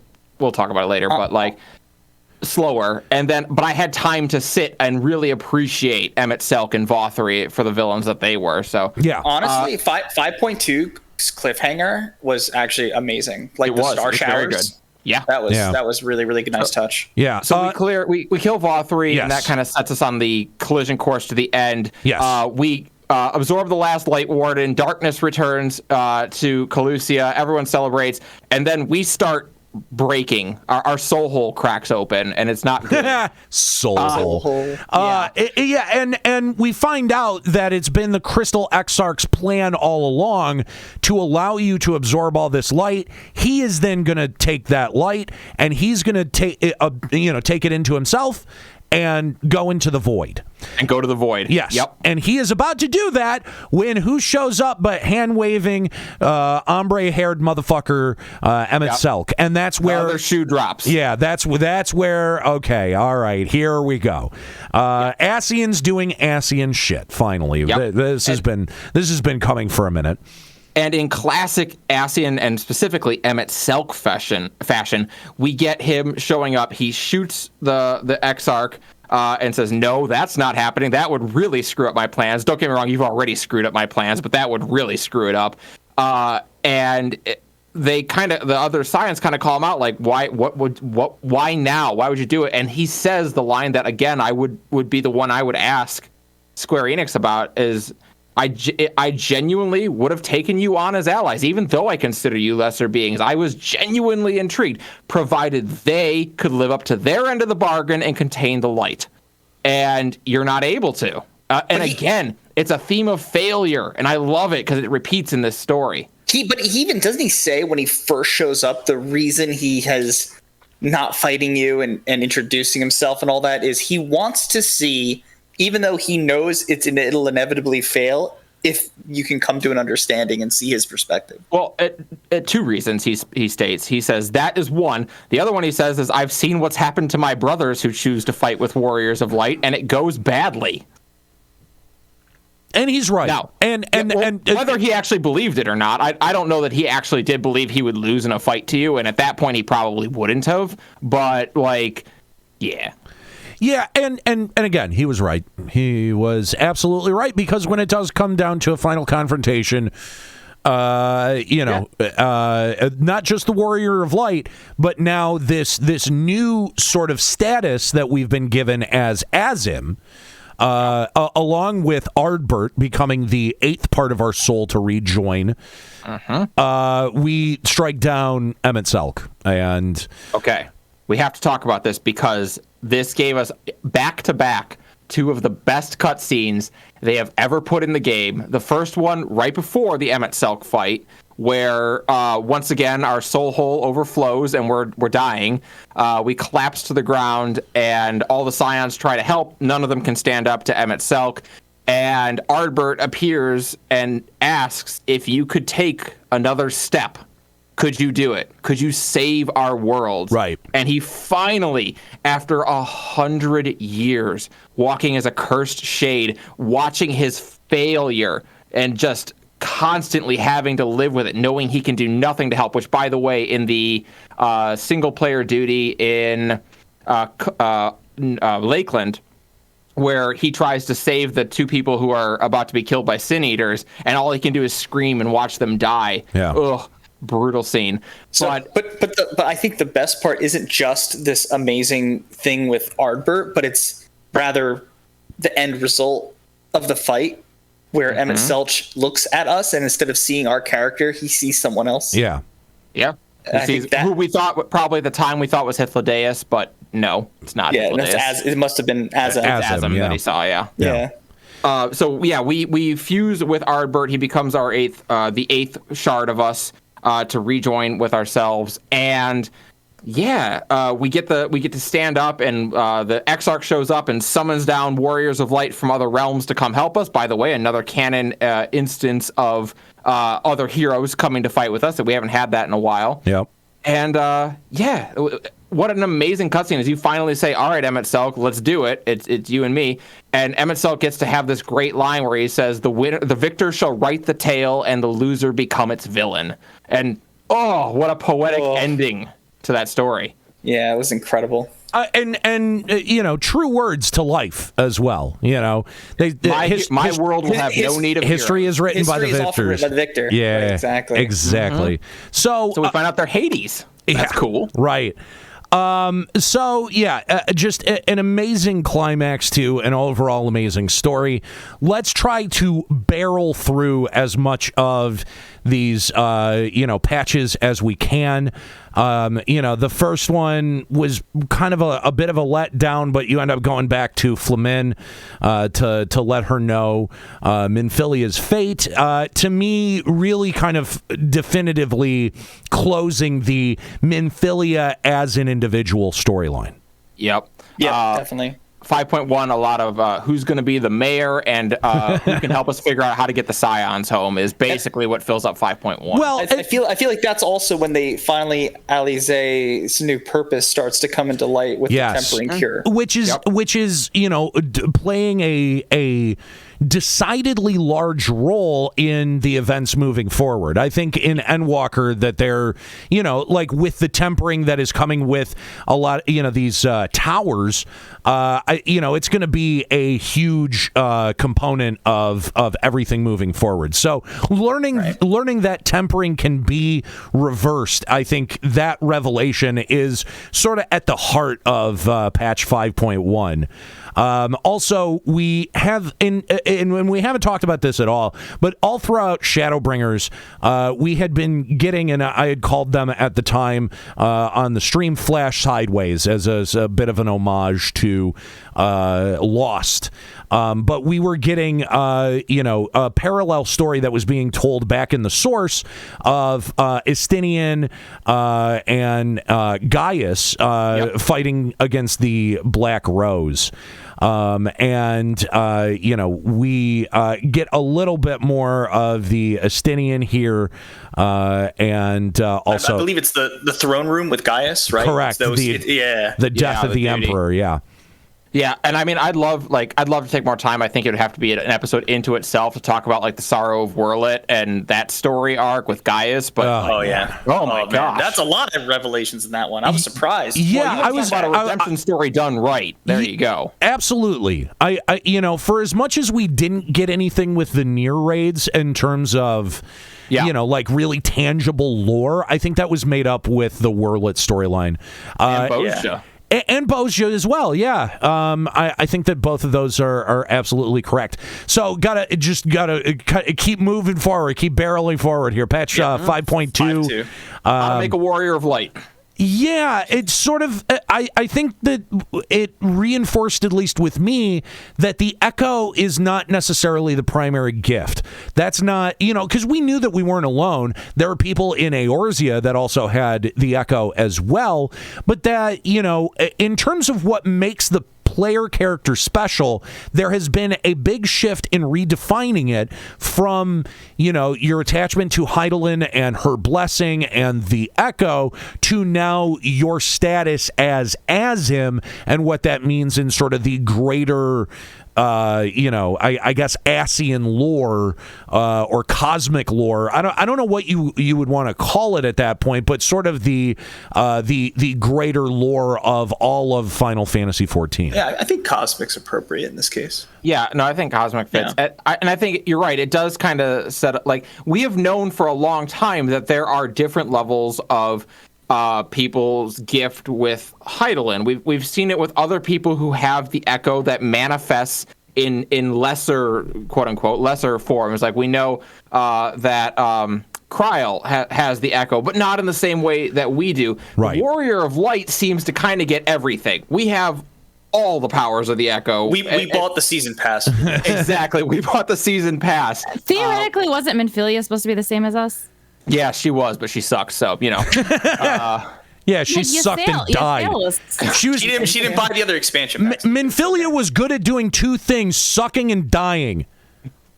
I forget where I ripped that off from. You forgot getting captured. I ripped that off from something. Well, that's part of the sucking. The stress. Yay. That's part of the sucking. Ysael also had that same problem. Phrasing. Fair enough. Decibels. All right, anyway, the ending of 5.2, the star showers come down. What an amazing fucking cliffhanger. Yeah. Kind of awkward that was also the biggest patch gap I think they've had after that. Good cliffhanger, though. Good cliffhanger. The Star Shower is, I think, a really interesting element because I think now we can sort of conclude that is, an echo of that big first calamity that threatened, Amarat and the Ascians that is playing out again and again. And I think that's really fascinating because that goes all the way back to the very earliest moments of even 1.0. I cannot in good conscience sit here and say, oh, they've had that part of it planned. No fucking way. They've retconned that very well. Very well. So that's really cool. Credit where credit's due. The entirety of this expansion is a lot of good building on prior stuff and also a lot of good retconning that they hid very skillfully. Yeah, absolutely.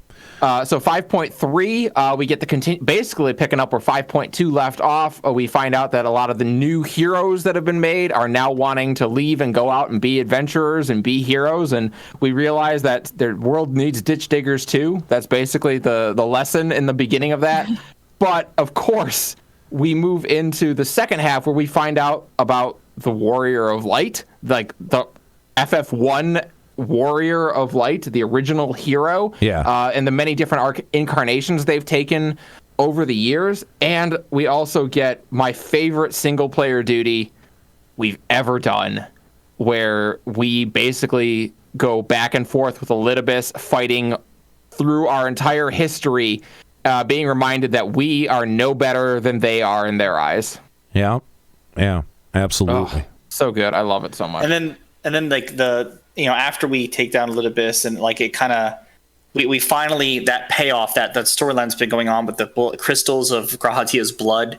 Yeah, we're trying to and getting all the signs back to the source, because at this point it's 5-3 is now mirroring the end of Stormblood, where the fuck are their souls, and the signs keep disappearing. Right. So and that payoff at the end where everyone is back and they do that little credits, and everyone shows up and everyone's there, and then Grahatia is back, and we show that he's alive. Huge dork. And he's one of us, and he's just, oh my god, he's such what a guy.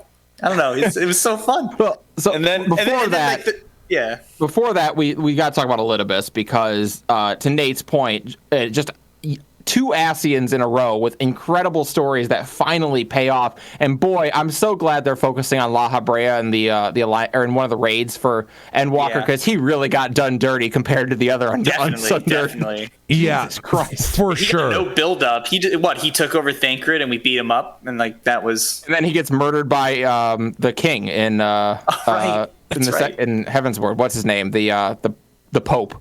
Right. Dragon Pope. Yeah. Thornton? Thank you, Thornton, yes. There you go. So yeah, he got done dirty. But we get the final encounter with Elidibus, where we find out that Elidibus is a primal, is basically the Ascian equivalent of a primal, dedicated to his mission as the emissary to balance light and dark. Sometimes he's a friend of the Ascians, sometimes an enemy of them. And I mean, he makes the classic Ascian mistake, which makes him a perfect exemplar of the Ascian. He gets sucked up in the coolest aetheryte or white auracite ever. Yeah. Oh yeah. What I thought was really interesting was more the revelations of who Elidibus was back in the days of Amarat. The fact that he was a kid. He was a kid with all of this pressure and expectation put on him of like, you're our hope. You're the emissary. Yeah. Like you have to be the hero. And yeah, like the fact that what we knew, everything that we had interacted with Elidibus was him as a primal. But it's still like, I thought it was enormously tragic to that scene that we get of him basically like putting his memories into these stones that we've been picking up. God damn, that was just brutal. Oh yeah, that was just heart-rending. And it's like, how desperate do you have to be to, and these are a lot of the same, I think, themes that pop up in something like Neon Genesis Evangelion. But how desperate as a society do you have to be to heap all of the expectation of like, you're the guy. You're a kid, but you're the guy. On you. It's all on you. You have to be the guy because there is no one else. No, it's to me, that brutal. was just that was maybe the most impactful part of the whole Ascian story. Yeah, because it makes you think, what could have been if all that pressure wasn't mounted on this person. And yeah, it sucks. Get in the robot, Elidibus. Thank you. Thank you, Fusro. Appreciate that. We do defeat Elidibus, and kind of, even though he's a primal, he is fully tempered. He can't really be reasoned with, but to an extent we do reach him. We get a great scene in the fight with him where he sends us to the void. I love his strategy of like, I'm probably not going to win in a fight, but you can all go to the void and you can just deal with that forever.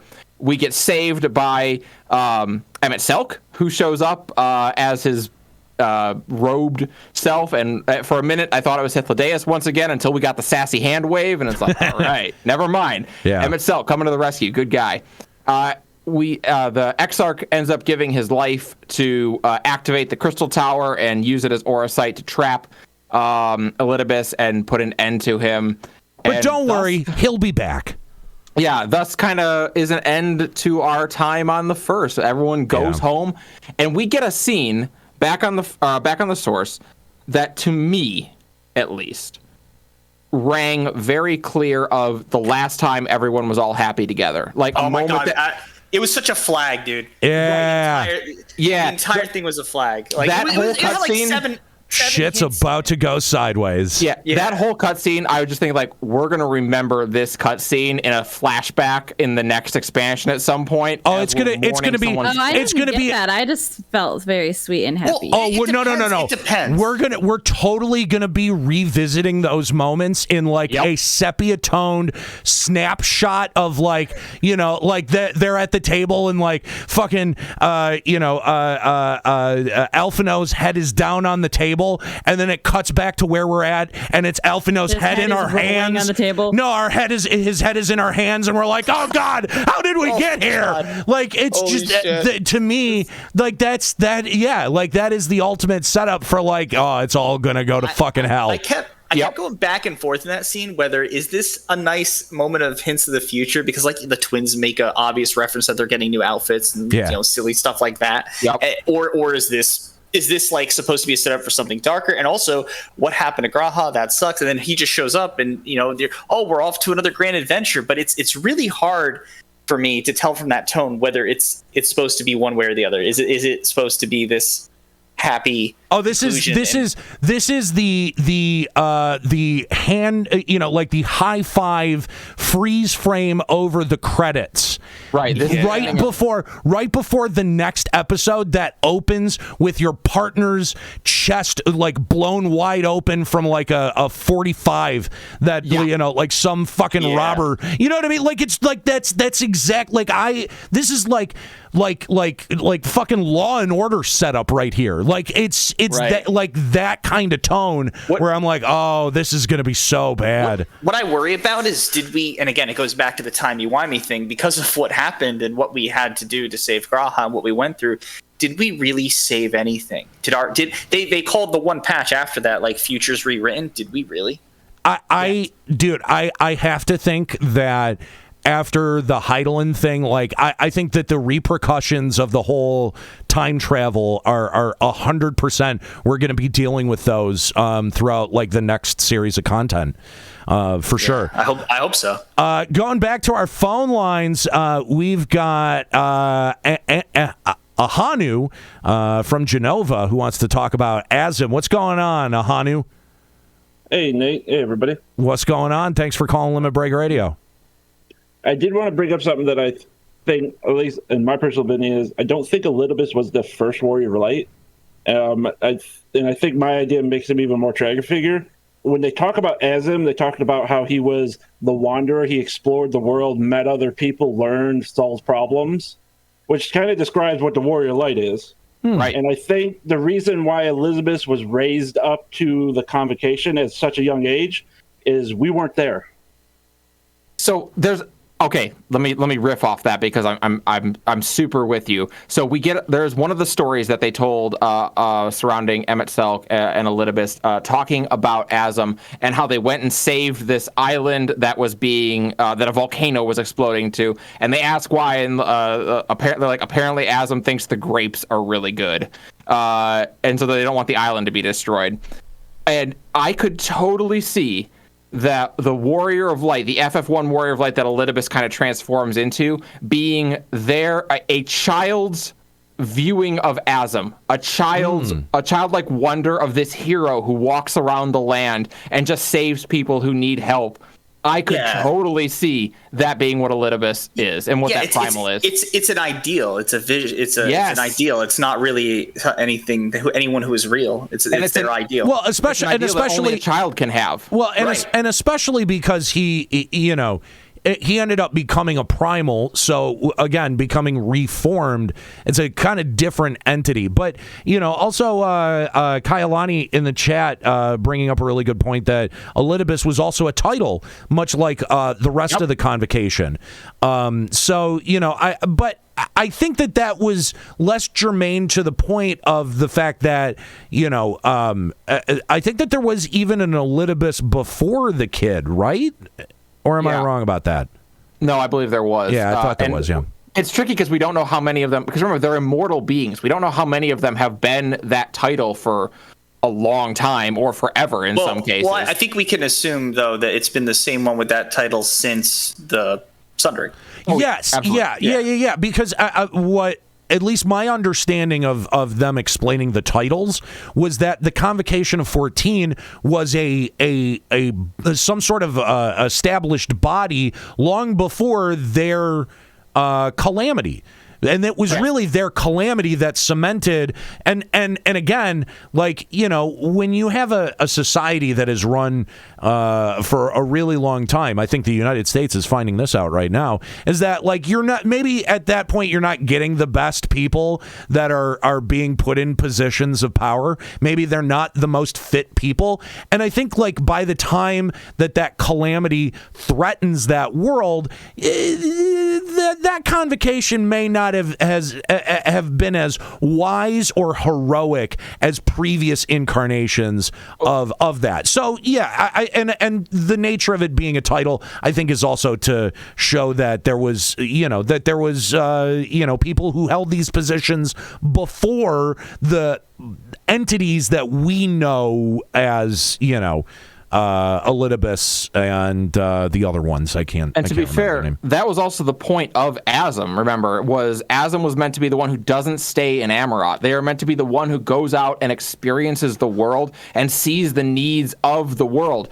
And very much to your point, Nate, about that kind of decay and stagnation that governments can see after a long time. Remember that the rest of the Convocation didn't really like Azam, even though Azam is the one that is connecting with the people they're supposed to be helping and representing. Very good point. Weary Wanderer. Very good point. Weary Wanderer, yeah, exactly. Yeah. Ahanu, thank you very much for the call. Appreciate it. Good hearing from you. Yeah, great to see the show. Yep. All right, so I think we've got one more caller on the line. We'll get to Chile here in just a second, but just continuing to plow ahead. 5.4. I think we save the kobolds and stuff like that. We're putting fixed tempering. Yeah, we're putting that tempering thing into practice. However, the big revelation is, of course, Fandaniel or Fandango, whichever you want to call him. And Lunar Bahamut appear on the scene, and we get the towers. The towers, I think, going to be a big part of whatever comes next in Endwalker, because, of course, the towers are tempering people for Garlemald, but also at the same time heralding this this big calamity that Fandango is trying to usher in. Can I just say this about Fandaniel? Literally, Fandaniel, like, they saw the reaction to Emet-Selch, this kind of quirky, kind of funny, different Ascian than the one we're used to, and how positive the reaction was. And like, okay, do more of that. Like, Fandaniel is the Mortal Kombat annihilation to Emet-Selch's Mortal Kombat. He sucks. But I think they did that on purpose. I think they were like, hey, you don't have to sympathize with all the Ascians. Some of them are just fucking cuckoo. Well, dude, he shows up right away like, don't bother looking into my backstory. You won't find anything interesting. I'm just evil. You know what? He seems like a freakazoid villain, right? Like, oh my God, we're fighting the Lobe? Yeah, like, surprise! Hi, here I am. There is nothing to tell about me, but I am now your supervillain. Okay, yeah. Or like a tick villain guy in my mind. Yeah, he's like a tick villain. I like that he's like trying to like work with Xenos, and he's like not getting much out of him, but he's like, for some reason he seems very invested in kind of playing along with what Xenos wants. Yeah, I haven't quite figured that out yet. They're a really weird odd couple. I'm not sure that I'm into this reboot. Yeah, they sure are. Like, listen, I think Xenos is the Zodiac equivalent to us, which would make that's fair. Fandaniel like his scion. So like kind of like I think the scions do show deference to us in a lot of cases. He ends up showing deference to Xenos. Yeah. Because listen, he just watched the entirety of the Unsundered get killed by us. He knows he's not beating us in a fight. Yeah, he's like, I want some of that. Also, Xenos had a dream or something, and it involved Amarat, and that got Fandaniel all kinds of fucked up. Yeah, there's something there. Yeah, there's something that's going on with Fandaniel for sure. First of all, if they can just animate him skipping and prancing around a little bit more, that would be great. I laugh endlessly every time that happens. But there's another thing that's happening there.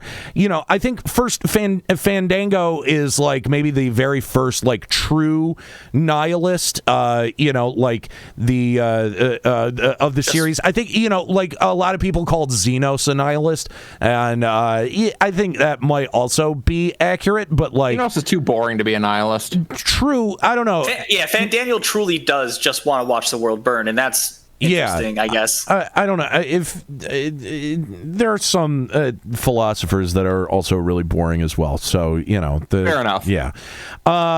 So there's one other side story though. Unless you had another point about Fandaniel. No, go ahead. Yeah, there's that one other side story. I don't want to spend too much time on it, but it was really bizarre. That anyone else find it bizarre, that little side story we did in Limsa with the pirates and Merwib? Yeah, what was that all about? That was in 5.4. That was in 5.4. I forgot about that. I remember that. Nika, you don't remember that? Like, I do. I remember You love because Merwib. Merwib. It's your bang. I remember that it was a thing, but I can't remember why we did it. Yeah, I don't either. I honestly am also forgetting why we went to the pirates anyway. There was an evil pirate thief that we were tasked with stopping. Oh, yeah, because they were trying to broker peace with the Sahagin the same way we had done with the Kobold.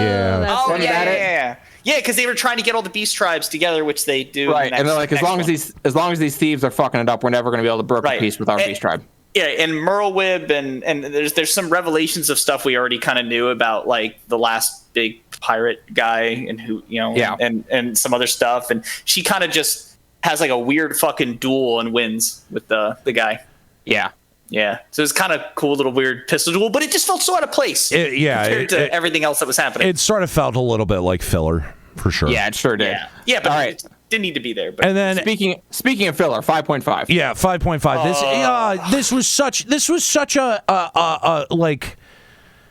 I don't even know what to call it. A punt, maybe. Like I feel like with how much expectation they had built up with FanFest, like I was really ready for like some kind of like crazy shit to pop off around 5.5. Yeah. And then with what we got, I was really disappointed. It was a big time. We'll see you in November. Like that was like the entire thing was. We free Tiamat from the temp ring. Okay, interesting plot point that didn't go anywhere yet. Another one of the brood. Very interesting. Yep. Arenvold is crippled and is giving Alfie no emotional plot reasons to do things. Okay, great. Alfino's dad is a dick. Yep. Oh, dude, super dick. Okay, he's a dick. We knew from the trailer. Now we know in game. Great. We all know he's a dick when we go into the next expansion. Hey, by the way, I have a question. Are Arenvold and Fordola banging? Yeah. Probably. Absolutely. Okay. All right. Because I picked that up there, and I'm like, it seems like you guys got a little bit intimate. I mean, they've been like traveling and doing shit together for a long time at this point off screen. I don't know so much they are banging, but they've been banging. Listen, they are definitely banging, and Fordola is definitely topping, especially now. Oh my god. This is LBR. You guys didn't like though that the ending of 5.5 was just, or 5.5.5, whatever, was just Fandaniel shouting into the fucking sky. yeah, that was weird. I'll relieve those creatures of their meaningless existence. It's just that's it. Yeah, whole thing. It wasn't strong. We get a couple interesting things, right? Like, so in the first half of it, we find out that the Beastmen are being basically forced to be tempered, and then forced to summon their primals, which is messed up. Mm-hmm. Like they've basically found a way to automate primal summoning by enslaving people, and that is primal assembly line. It is. It's and that's actually a really interesting concept. We get the Pagelfan dungeon, which is one of the best dungeons they've ever done. Best 4-man dungeons I've ever played. I love Pagelfan. Which one was and that? And then the one where you are helping the Amalja. Is that the one that ends with Lunar Bahamut? Yes. Okay, yeah. Yeah. You fight Lunar Bahamut at the end of it. Thought that was going to be a bigger plot point. I didn't realize that was just going to be a dungeon boss, but okay. This build, we think it's going to be this big deal, and it's like, oh no, he just fell over. Okay, never mind. We got him. We can handle this. Womp womp. And then in 5.55, we find out the fallout of that, what happened to Ehrenwald. Obviously, he is crippled. We finally meet for the first time Alphinaud's father, who is coming to give Charlayans a response to whether they'll come to help. And big surprise, they come and say F off. Yeah, shocking. Anything. He's a dick. I have heard a theory go around about Alphinaud's father. The big reveal there is that he disowns Alphinaud and Alice and strips them of their last name, which, wow, dick move. But I screamed when he did that. I heard a theory that he might be actually doing it to allow them to continue doing the work that they're doing, to kind of be like you cannot do what you're doing as a levieur, so go keep doing what you're doing, but I have to strip you of your name to do it. The big prevailing theory that on top of that I keep hearing of is that this entire reason for coming there was actually because he, in a weird way, wants them to go there. He's giving them hints and setting them up to go there purposefully. His presence is the message. Right. Yes, exactly. And they kind of hinted that, like, hey, you came all this way. Yeah. And then they're like, you came all this way to tell us no? What? That doesn't make any sense. I think a message would have sufficed. Yeah, I think that's a really good, that's a very apt observation there. So I like hating him. I hope he's just a dick. Yeah, I think the relationship between Charlea, or old Charlayan, I guess, and the rest of EORZEA, we're gonna get that fleshed out a lot in Endwalker, and Y'shtola should give him some sass, according to the trailer. Of course, lots of sass. Yeah. I don't know. I think the setup here is really good. I just think that there was not a really compelling cliffhanger at the end of 5.5 or 5.55 or anything. I know we criticize Square for being formulaic, but hypocritically, I can't help but be disappointed that they dropped the formula this time.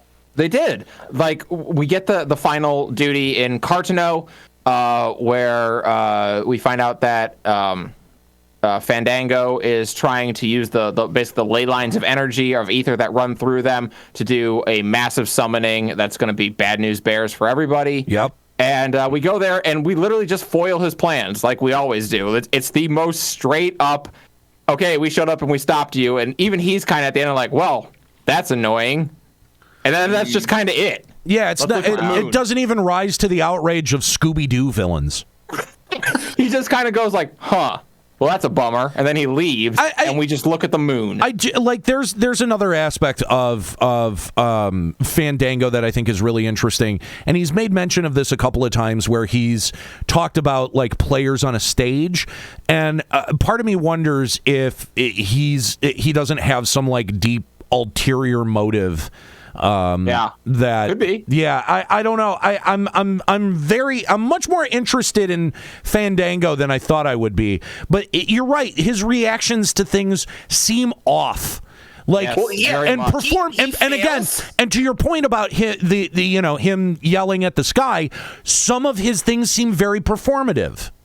I think that's his entire thing. It's a performance. He's being really open with us, quote unquote, but not really. He's all just an act to get us to be aggressive to him. He clearly has some ulterior motive with Xeno's dreams, and there's something going on there that he cares about, because that's the only time it looked like he had a genuine reaction or was shocked to anything. Yep. Every other time it's been his hands in the air like, ha ha ha ha, like, look at me. Yeah. Now, we do get one major thing that happens that we have to talk about, which is Hydaelyn. For the first time in 2 expansions, we get to talk to Hydaelyn. And not only do we get to talk to her, but she manifests on the source, and we get to see her. Sup, girl? Well, that's basically the extent of the conversation. Exactly. Sup, girl. It really is. It's like, sup, girl? We're doing an expansion? Nice. But she shows up and says to you that the fate of this star now rests solely in your hands, which I was like, that's not been the case for a while. I feel like that's kind of always been the deal, but I think that was the purpose of her actually manifesting on EORZEA, is to say, no. This isn't over. There is a way out of this, but it's solely in your hands. And also, now we know who that woman is on the poster. It was Heidelin. Yeah, there you go. Also, we should mention, we talked a little bit about Wurlit. Just in general, excellent storytelling. Beautiful. Lots of lore. A lot of. I think if you were disappointed that you didn't get a whole lot of direct Garlean lore, both Wurlit and Bozja should be able to sate your need for that. I cried at the end of Wurlit. A lot of the side stories also, if you do want more world building, most of them are quite good. There's only a handful of meh ones out there. I would also say there is the sort of like Gundam Evangelion aspect of Wurlit that is like a lot thematically is mirrored in the story. So if you have not done that, I really have to encourage everyone to do it. Beating children so they get in the robot. You guys know the deal. Come on. Yeah, exactly. It's like I think it's one of the most finely told stories, even though you end up at one point fucking piloting a giant robot. It's ridiculous, but for some reason, like, I was mad okay with it. I like how Yoshida just kept saying we really like Gundam. Well, it's not really. It wasn't just that. The Sapphire Weapon fight, is this Armored Core? What is this? It's not just that, but there was someone who had passed away. Yoshida had actually written about this on one of the developer blogs. That I'm not sure if it was someone who had an attachment to Dad of Light. I think it may have had something to do with that. But there was someone that was a big fan of FF14, and they were also a huge fan of Gundam. And both Yoshi and this guy, Matey, they shared a passion for it. Yeah, Matey. And they were both huge fans of Gundam, and this was sort of like an homage to them. That really, if I held any resentment of why am I piloting a giant Gundam, it sort of washed away once that story had come out. The entirety of Wurlit was very so good. Powerful. It was so good. I loved it. Yeah, it was. At the end. It was the actor from Dad of Light. Thank you, Chile. Yeah. So that I just wanted to mention that the Bozja stuff is really good, and a fun system too. I genuinely enjoyed the system there. The Eden raids, it was oh god, it could be an entire episode in and of itself. Storyline was great. The storyline was really, really good. I thought getting a payoff on getting to see the rest of the sort of blighted world of Norvrant was really, really cool. Reen and Gaia are gay. You'll never convince me otherwise. Reen and Gaia are for sure gay. That's about the only thing about that storyline that didn't pay off. Yes. Because of course it didn't. It's Square Enix, you bastards. Yeah, right. But, the world transformation, how Eden was sort of like the originator of, the flood was also, I think, a really interesting plot point. The way that they kind of worked FF8 as a theme around it was also really, really good. Just fantastic. Nier, I could throw that whole shit away. So I don't think I have a real desire. We talked about it last time a little. Yeah, I don't think I have a real desire to talk about Nier. I did them all once. Yeah, exactly. Do them once. Again, it was a lot of fan service for Nier fans and no lore connection to this world, which was so weird. Okay, yeah, so I'm sorry. It just seemed like bad writing for a new person who didn't know what was going on. So I was super confused the whole time. Yeah. Okay.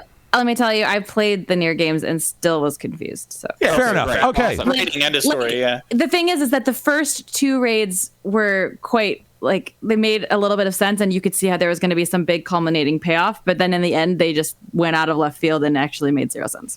Yeah. So there you go. That's kind of the bottom line there with all of the kind of side story stuff. I would say all of them are worth doing, except maybe the Nier stuff. That was literally the last things that I did, and it was just some of these set pieces are really cool, but other than that, it's really not anything to write home about. The last bit of story in this that I want to make quick mention of, is the role quests. Each of the role quests sees you interacting with one of the other original warriors of light of that world and kind of resolving their story. You have to have each of the is it 4 of them? I think it is leveled up to 80 to be able to do them all. Right. And if you complete all of them, you get an extra set of quests that resolves another plot point from all the way back in Heaven's Word that I thought was very interesting. Nate, am I okay to talk about that? I have not done this, but you know what? Go ahead. Okay, so if you clear them all, you will get a series of quest lines wherein you'll go talk to Unakalhai in still in the Solar of the Rising Stones. Yep. And you use the same method that you use to get the Scions back to the source to send him to the first. Which is great because Becklug sees that you brought him over there and sees the thing in his hand for how he got there, and she like yells at you like, "Are you out of your mind? You know what it took to get them home?" And you do a series of quests surrounding Unakalhai and the Shadowkeeper, who betrayed the original Warriors of Light and led to the Flood effectively. And then you begin. Holy shit. Then you send them into the Void, and they start working on a way to fix the Void. I only did two of the role quest. Yeah, I gotta go do this right now. I need to. I'm telling you, I've only done 2 or 3. Like, it just touches on all the. It just touches on all these things. Like it doesn't like pay them all off, but it is a great setup to some more story that we can see. I gotta hit a healer and something else to 80. BRB. Yeah. Go with me. Let's do it. There is one more thing that I really want to talk about before we sort of wrap up and take our last caller here, and that is, listen, we're building towards the 20th year of Final Fantasy XI. And there has been a whole lot of speculation, especially with what we've learned about the nature of the universe surrounding Final Fantasy XIV, that has made some people point to some similarities and some connections that can be drawn between specifically some of the stories that started being told around Rhapsodies of Vana'diel. And I just wanted to get your guys' take on, again, we're moving towards the 20-year anniversary.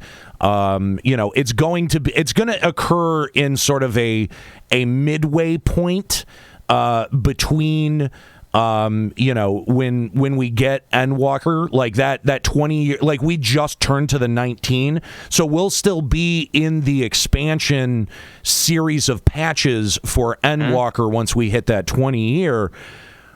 Do you guys want to see some sort of canon connection built between these two worlds? Is that a way for Square Enix to go back to Vana'diel in a way that makes some kind of sense? What do you guys think about some of the rumors that exist, like that they might be trying to join these two worlds in a story capacity? So I genuinely believe that Vana'diel is one of the reflections of the source. It would probably be the 11th, if I would think so, right? That would make sense to me. Right. They have we saw it in the first, how many things are indeed reflections of the source, and that would explain why there are so many references to 11 in 14. It would also explain why you had the seasonal events where EORZEA and Shantoto managed to show up on the source for a period of time. You could tie a lot in that way. I also had a theory at one point that that Vana'diel, if the Empty did consume the world at Rhapsodies of Vana'diel, that was the Void. Yeah. Given how they use the same basic races, I mean, obviously they made some adjustments. When they made 14, they can get away with a lot. Wait, one of their original plans was to have a door in your Mog house you could click on and jump to the other world. Yeah. Well, here's the thing. Like, even when you get to Norvrant, they call they call people Humes, and that was like sort of like one of my first indications where it was like, fuck, what if 11 is just another one of these shards? Yeah, they actually, I think almost all of the 11 names are used in Norvrant for most of them. Yeah. I mean, I think it was something different from Galka, but that's all right. Yeah. Can you imagine if we're doing the final encounter, right, with Zodiark, or whether it's Xenos or Zodiark, whoever it ends up being, we're doing that final encounter, and it's going badly for us, and then they say something to the effect like a brilliant luminance shines on the 11th, and our champion there helps us. That'd be awesome. Dude, how cool would that? Like, if you could, what a fun payoff. Yeah, like, oh man, Hey, I but wait, don't know that there'd be any way to do that, but like that would be insane. During the FF11 crossover, didn't what's her face Iroha say that you reminded her of her mentor, which is supposed to be your player character in the other world? Yeah, yes. You are right. I'm telling you, our hero in Vanadil is another reflection of us. Yes. Not to rain on anyone's parade, but the main thing that makes me think Square's probably not going to do any of this is just they don't want to spend money. Here's the thing. Go get another podcast. Hang on. If you're going to wrap up Final Fantasy XI in a way that makes sense, let's say they're finally pulling the plug on those servers. That's their big announcement. We've run this thing for 20 years. We're going to run it for 5 more, and then we're going to unplug it. Okay? Right. What announcement. What a amazing way to sort of pay that off by making your 11 character in some way, work into the character of your 14 character. I just even in a storytelling sense, it's immensely satisfying. Here we go. I've got it. They come out. They say, all right, it's the 20th anniversary of FF11. I don't know if you guys have noticed, but this game's a little old and jank at this point. So here's what we're doing. We're winding down the servers here. They'll be here for another 5 years or so, or however long they run it for. And then 11 and 14 are merging. Those two shards are going to end up merging, and we're going to get, if you have a character in 11, that character merges with your character in 14. Otherwise, if you've only played 14, the hero of the 11th merges with you. Yeah. Oh. Just from a technical perspective, it's a really cool idea. It's not going to happen though. Like Yoshida said too many times in interviews about 11 and 14 how he views them as very different models and very different games. I would love if Vanadil to show up in EORZEA. If you're pulling the plug and only data that is germane at that point is because your Final Fantasy XI account is attached to the same account as your Final Fantasy XIV account. So the only data that's germane is your character's race, what face they had, what hair color they had, and the gear that they happened to be wearing when those servers went down. Yeah. That would be cool. Maybe, and someone in the chat already said it, but maybe they could make it your retainer or something. Could be. Actually, that would be cool. That would be even cooler. It kind of on that same theme, something I would love to see them do in Endwalker, or just at some point, it doesn't have to be Endwalker, but like I'd love to see them tie in if your character is married. Like if your character is married, like make some reference or some cutscene where you see the face of your partner. When you need like inspiration or something. Well, you know what? We have that raid that's coming at the place where you get married, so maybe that will. No, I'm just kidding. Yeah. We're gonna go fight the gods, and they'll reference the fact that they know we're married. Yeah, makes sense. Yeah, I like it. All right, so maybe that's why we're getting the Menfina earring. Isn't she the lover?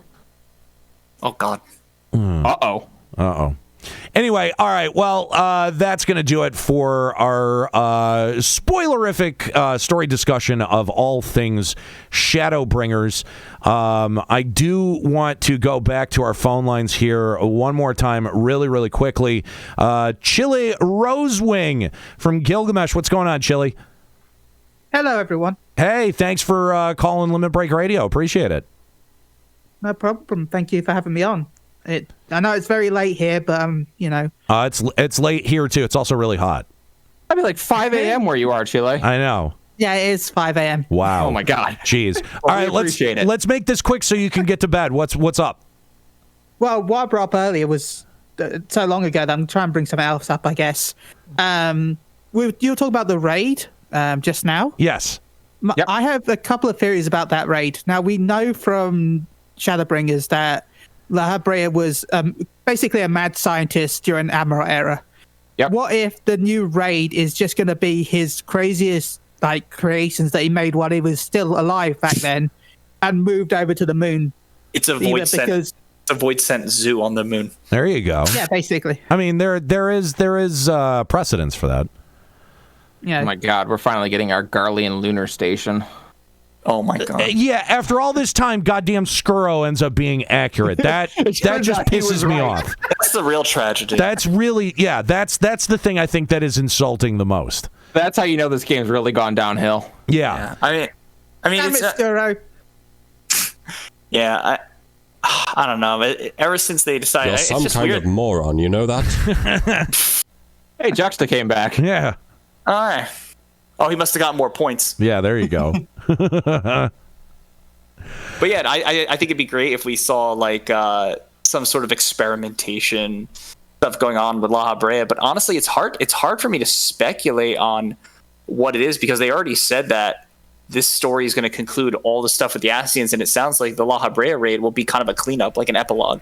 Yeah. Well, it sort of makes. I mean, it makes me wonder. Like, was La Habrea killed in that, or was he just trapped? Like, it sort of makes you kind of wonder about what exactly happened to La Habrea. Well, every time they kill, they say they can take another shard and promote them. Right, but don't we trap him somehow in like some kind of aura site or something? I thought we aura sighted him. Yeah. Well, we didn't. Thornton did. Yeah. Oh, yeah, that's did. right. Maybe Thornton fucked it up because remember he took the eyes and unleashed all the energy of the eyes. Into Oh shit, you're right. We broke. Oh, Estinian. God damn it, Estinian broke the eyes. Yeah, you're right. Oh, yeah, you're right. So yeah, I think that there's definitely some interesting lore implications, and I think any of the remaining questions around the Ascians probably should get wrapped up here. So it's really interesting because for the very first time in a long time, we're going to be going into all of the patches with a ostensibly clean slate. That's bizarre. Well, and that's kind of what they said, right? This is the end of the saga. This is Endgame. This is Endgame. We're coming up on it. Like after this, we're on to a whole new story. Yeah. Which MCU Part 4 or whatever. It leaves them with one real big problem. Our character is really powerful. True. How are we getting depowered? It's Shonen syndrome, right? That's what I mean. It is Dragon Ball Z, and we are about to beat Majin Buu. So after that, what do? They have to reframe us in some way. Turn yourself into a child. Or Isekai. Oh my God, Isekai worked once before. We Isekai again. Well, when in doubt, break glass. Hydaelyn, right? We're powered by Hydaelyn right now, aren't we? Mostly. Yep. What if we kill Hydaelyn goes away, we lose the blessing, we lose the echo. Yeah, therefore we're depowered ourselves. Yeah, that's a possibility. I think they should kill the Warrior of Light, but that's not going to happen. No, then there's no vector for the player, unfortunately. Well, we make a new vector.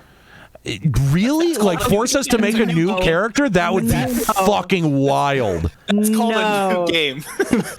That would be the most bold decision in the history. I'm not saying it's a bad idea. I'm not saying it's a bad idea. I would be super into it if that's what they did. But like Linux's board of directors is. I'm just saying, in the world of game design, we refer to that as a sequel, guys. Okay. Correct. At what point does Yoshi-P take off his mask and go, it's Yoko Taro all along?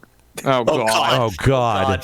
But yeah, no, you're right. There's going to have to be a definite power reset here where we get back to a level of reasonable so that we can begin a new story. I'm sure they'll be able to reframe it in some way. What's his name? Midgar Somer stripped us of power once before. Who's to say that he can't do it again? I mean, I definitely power to bring back the dragons. Maybe more dragon lore. That's what I was about to say. Is I think that we're going to get some very cosmic lore in the form of more dragon lore. We've already will they bring us back to Earth for a while because we've been talking so much cosmic in the last two expansions. But reference the fact that Omega is going to be important from now on. Have they? And Omega's cosmic. I think they did. If I'm right, someone said that Omega weapon is going to be important to the story. Interesting. I didn't catch they that. Do the same thing they did with Crystal Tower. They're going to make it so you have to play through the Omega raids. Oh my God! They didn't say necessarily that Omega was going to be important, but they did say if there's a story you should play to prep yourself, for the next expansion, you should do the Omega story. And the reason for that is the Omega story ties into who Midgard-Stormer is and how they actually came to be on EORZEA and be on the source. Interesting. So I think that's why that's because important. Tiamat is a character. There's other dragons that show up. Okay, that makes sense. We know we're going to see Vertra. Yeah, we do know. Yeah, I think it would also be really interesting if like this was like sort of a long con. If like the entire reason of like Midgard-Stormer like attaching himself to us and all of this extra stuff, like the whole point was Midgard-Stormer's been trying to defeat or kill Hydaelyn, and he entered into this weird truce with her. But then started to realize her true nature, because he sort of hints at that to the player character around the time that he removes her gift. So we see that more in the Omega story. We find out that like Midgard-Stormer took his brood and fled their realm, basically came to ours and bartered with Hydaelyn. Yeah, he was running from shit. Right. Yeah. And so he basically said he would become a servant to Hydaelyn in exchange for allowing his brood safe harbor. Well, maybe that's the reason that we should be that they called special attention to doing the Ultima stuff.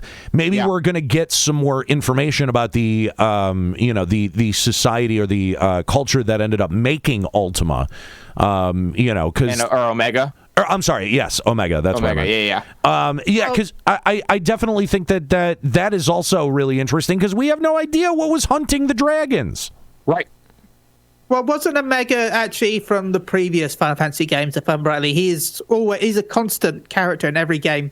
It's always the same Omega. He just has the ability to jump through dimensions. Really? It's the same with Gilgamesh. That's Gilgamesh. No? Yeah, no, I think Omega and Gilgamesh can do it, if I'm rightly. I know that. Listen, I don't think Omega has always shared the same design. I mean, to be fair, Gilgamesh hasn't either.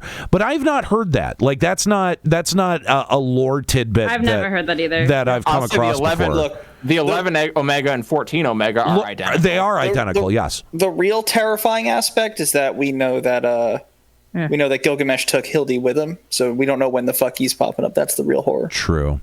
I'm still sad that they complained that was it Hildebrand was becoming too samey.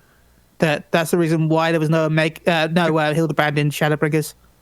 Yeah, it was my comfort though. I don't know. I'm pretty good. I'm pretty good with getting a break from Hildebrand. Yeah, like how would they have explained him being there? Like how would they have explained him being? Could have with Gilgamesh, because at the end of Stormblood he teleports through a fucking black hole with Gilgamesh with Greg. Yeah, I suppose. So I thought that was going to be their lead-in. I thought we were going to be in the middle of fucking Northrend, and all of a sudden there's going to be a fucking hole, and Greg's going to walk out and be like, "Oh, Hildy's coming. He's around the corner." That said, I'll be ready for some Hildebrand in Endwalker, but I was happy to have an expansion off. Yeah, it's not bad that we had an expansion off, but I do hope he shows up in some capacity at some point. It'd be a shame for it to just die where they left off. Absolutely. It was fun. Chile, thank you so much for the call. Appreciate it. Everyone, make sure you go check out Moogle Go Round.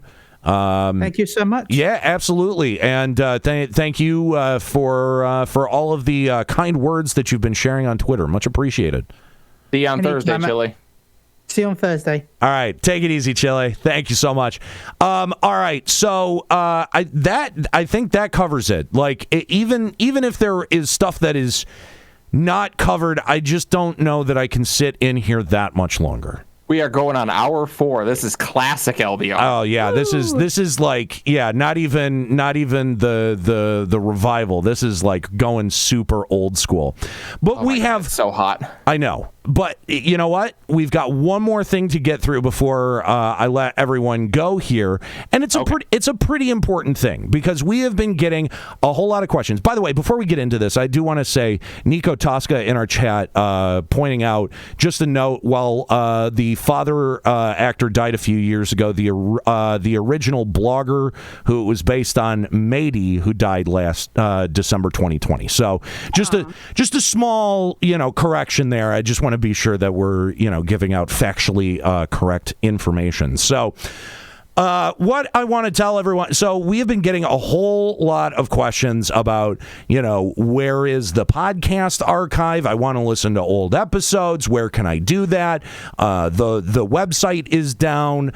So we've come up with a bit of a plan to address all of this.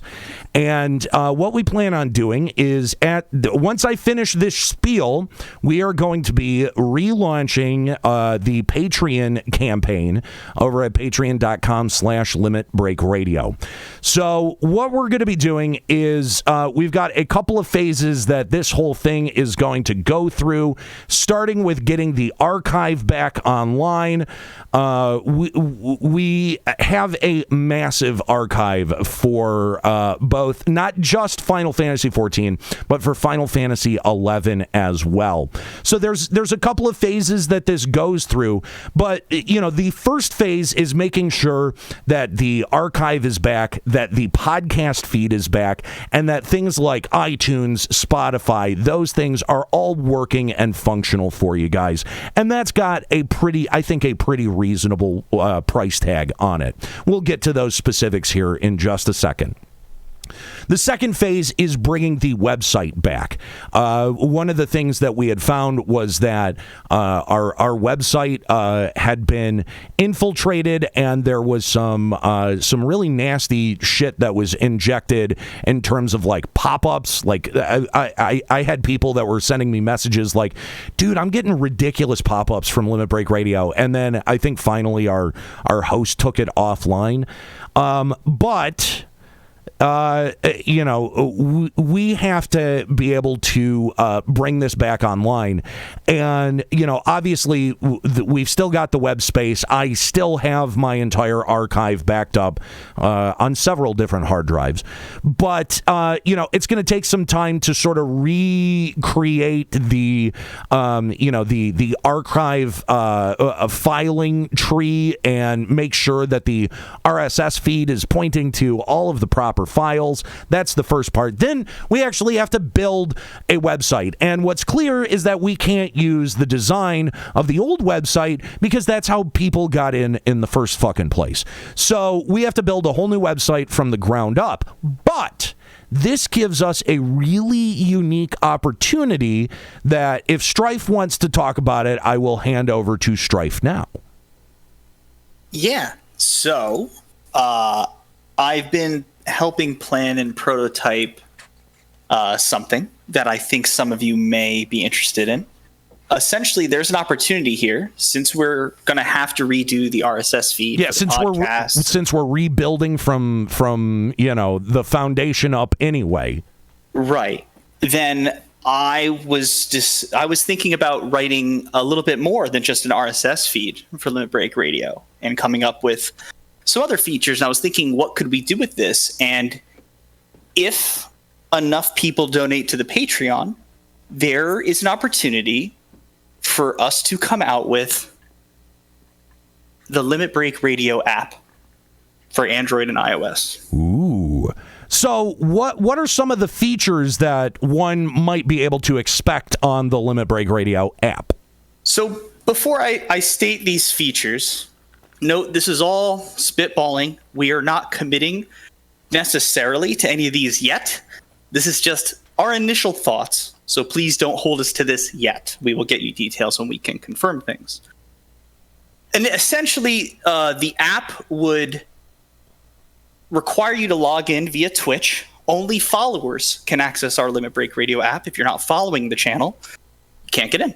Yeah, so all of these people that have been unfollowing the channel for whatever goddamn reason, you're gonna have a real tough time getting into the Limit Break Radio app if you don't, come back and follow us again. You jerks.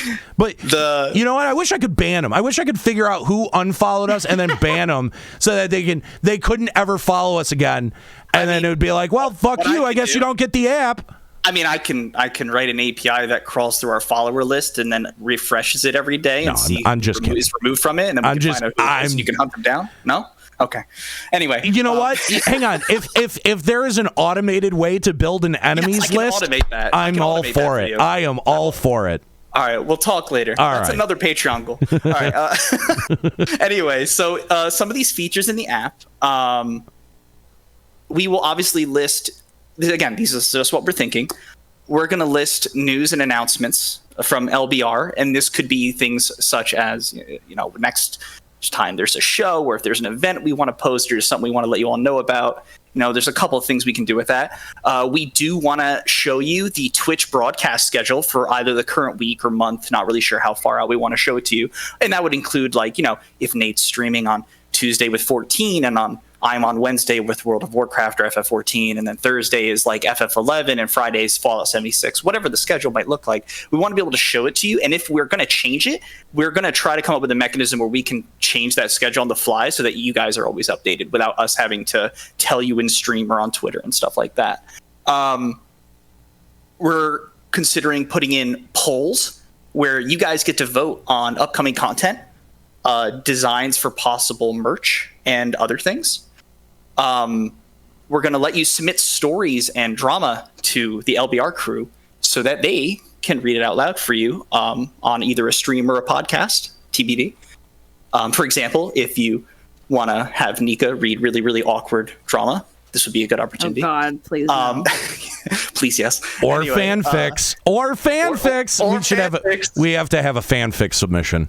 Absolutely. So we can have categories for the submissions. Don't worry. My PTSD is triggering already. And obviously we'll provide links to the LBR Twitch showing you if we're live or not, and you can click on it to get into the app. To LBR Twitter feed.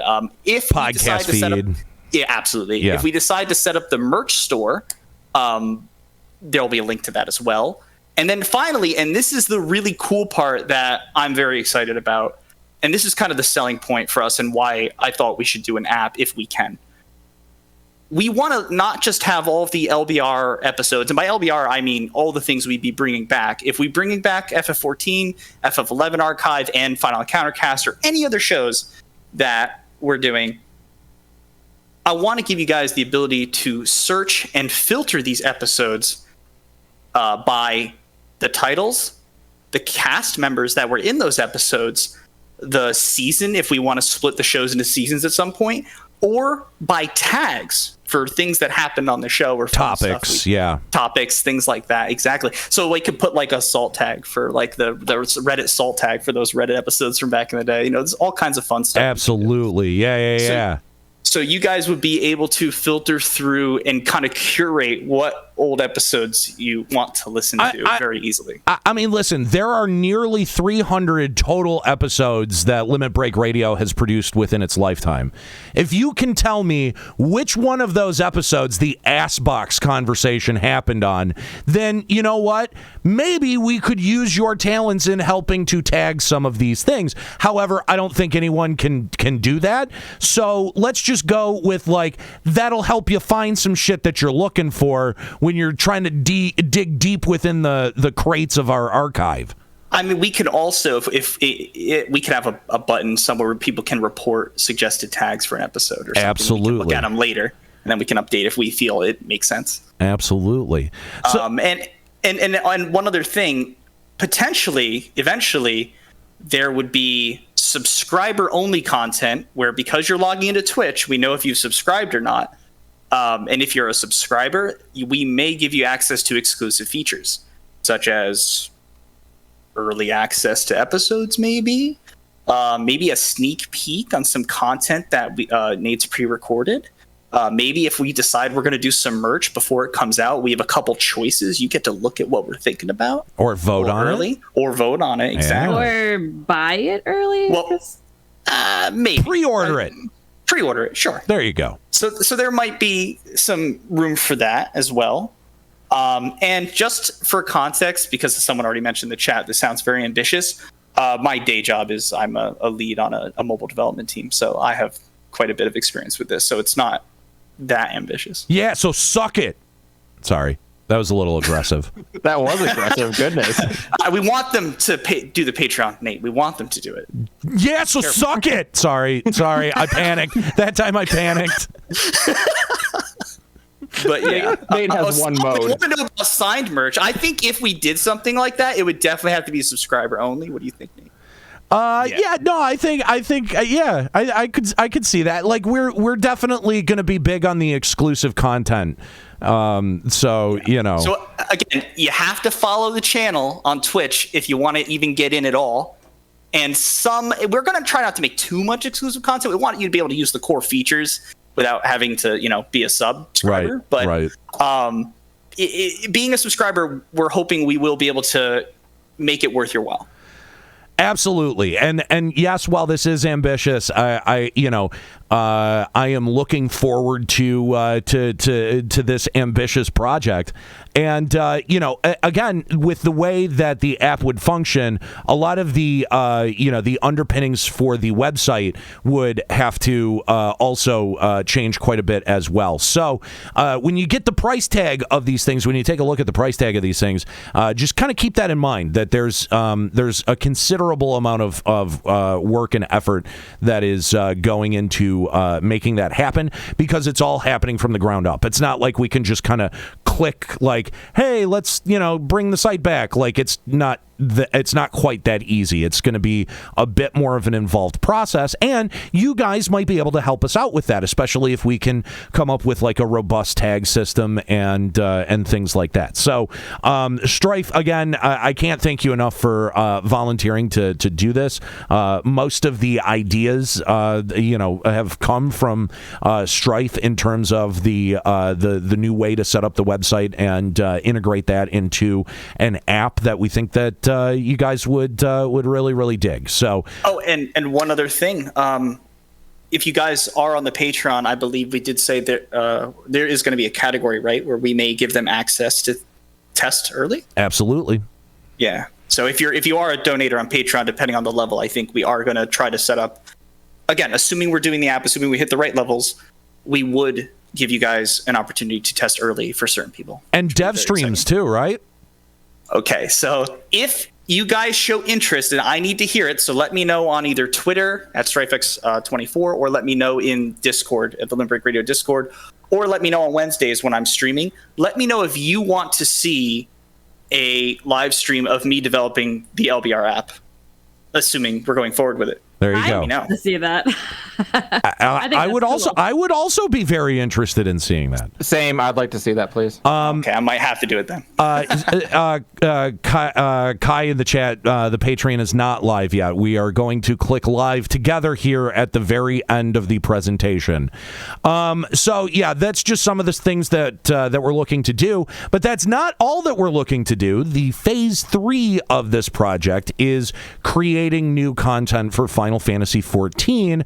Oh, but it's not just Final Fantasy XIV. By the way, did I mention that I started a very serious addiction again called Final Fantasy XI? And I think that this show was once about another game other than Final Fantasy XIV. Oh, that's right. It was about Final Fantasy XI. So there's the possibility that if you guys really get some momentum here, that we can start bringing back new content for Final Fantasy XIV, and not just in the form of these reunion shows either. So let's get down to brass tacks. Let's actually talk about some support tiers here.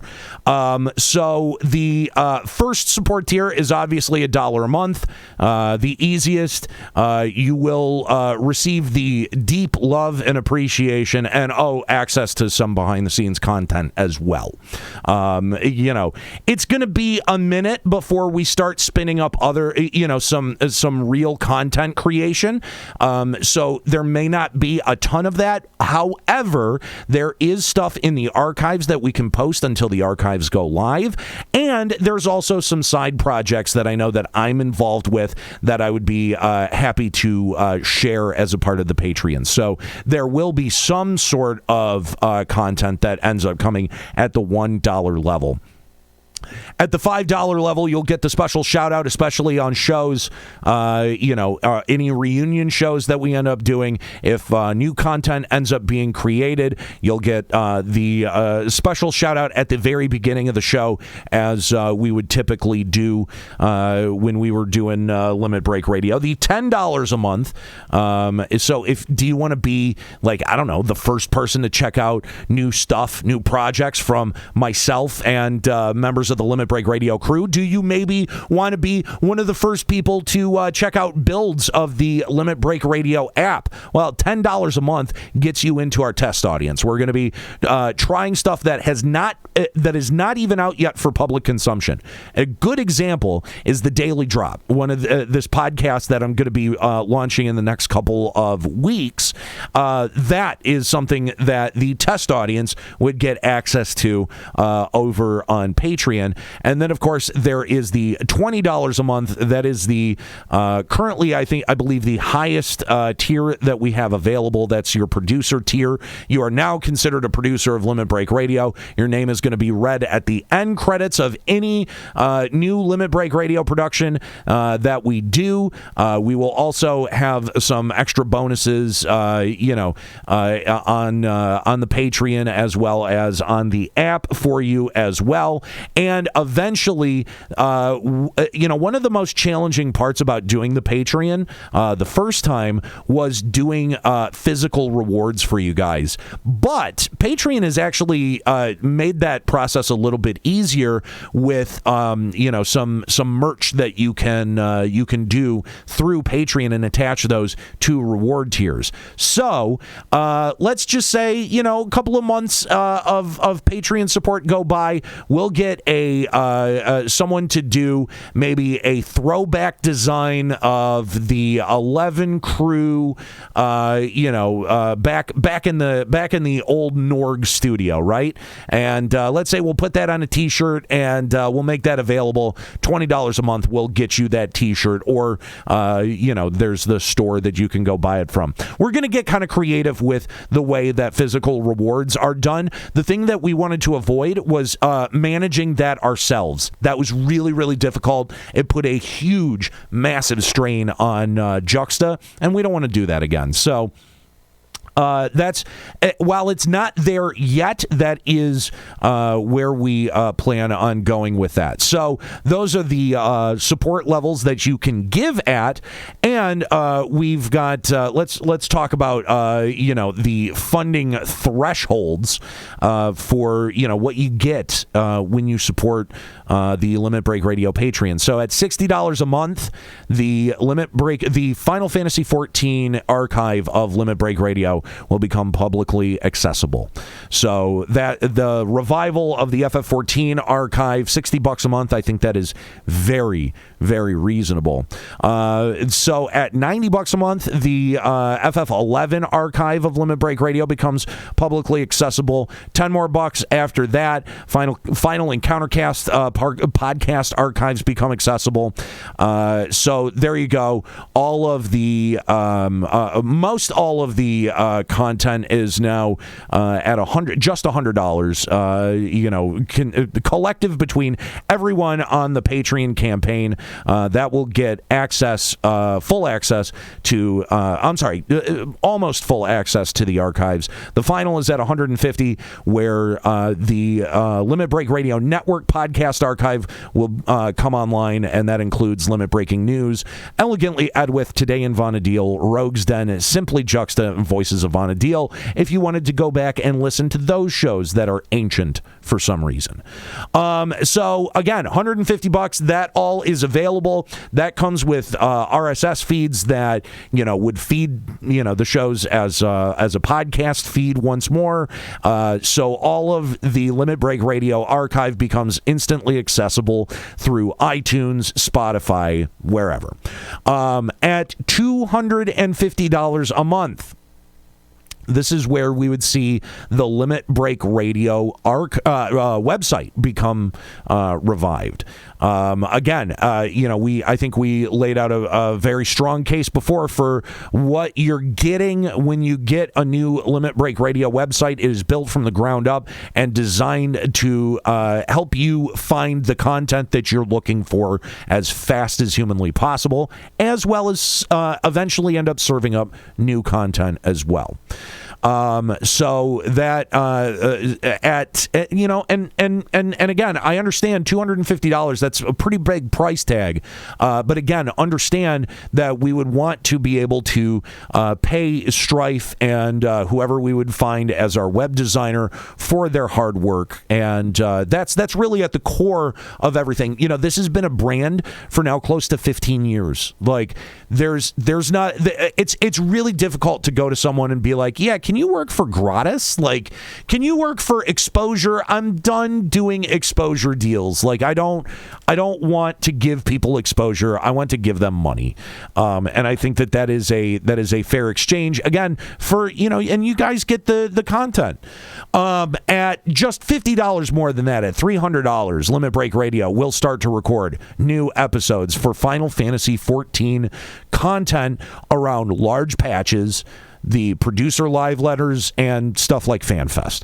So if you, at just the bare minimum, $300 a month, again, I think very reasonable for a Patreon campaign, we bring back the show on a semi-regular basis. We will at least hit the high notes. Endwalker comes out, we'll have a discussion about Endwalker, maybe a couple of more shows like, around Reaper and Dildo Mage and, a couple of other, different topics. And then, we would come back and do new episodes around big patches.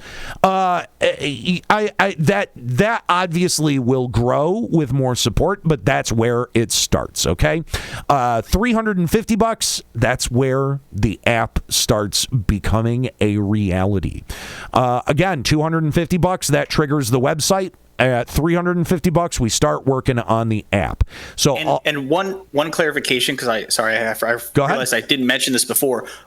When we do the app, if we do the app, right, it will be on Android before iOS because it's going to be cross-platform. But we are going to focus and make sure that Android UI is polished first. Yes, since more people have Android phones. So just be aware of that if you're donating, thinking, I'm really excited for this app. Just know if you have an iPhone, you might be waiting a little bit longer than if you have an Android. Wait, more people have Androids than iPhones? In the world by quite a significant margin. Most people are not rich, Nika. Yeah. Androids are dirt cheap. No, they're not. Mine was not cheap. Because you're buying high-end Samsungs. Most of the world, they're very cheap Android phones. We can talk about socioeconomics later. Okay.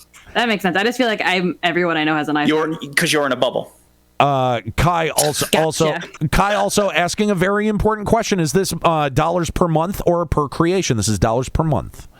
I think that's a more fair way of doing it, considering that a significant portion of this is reviving an archive.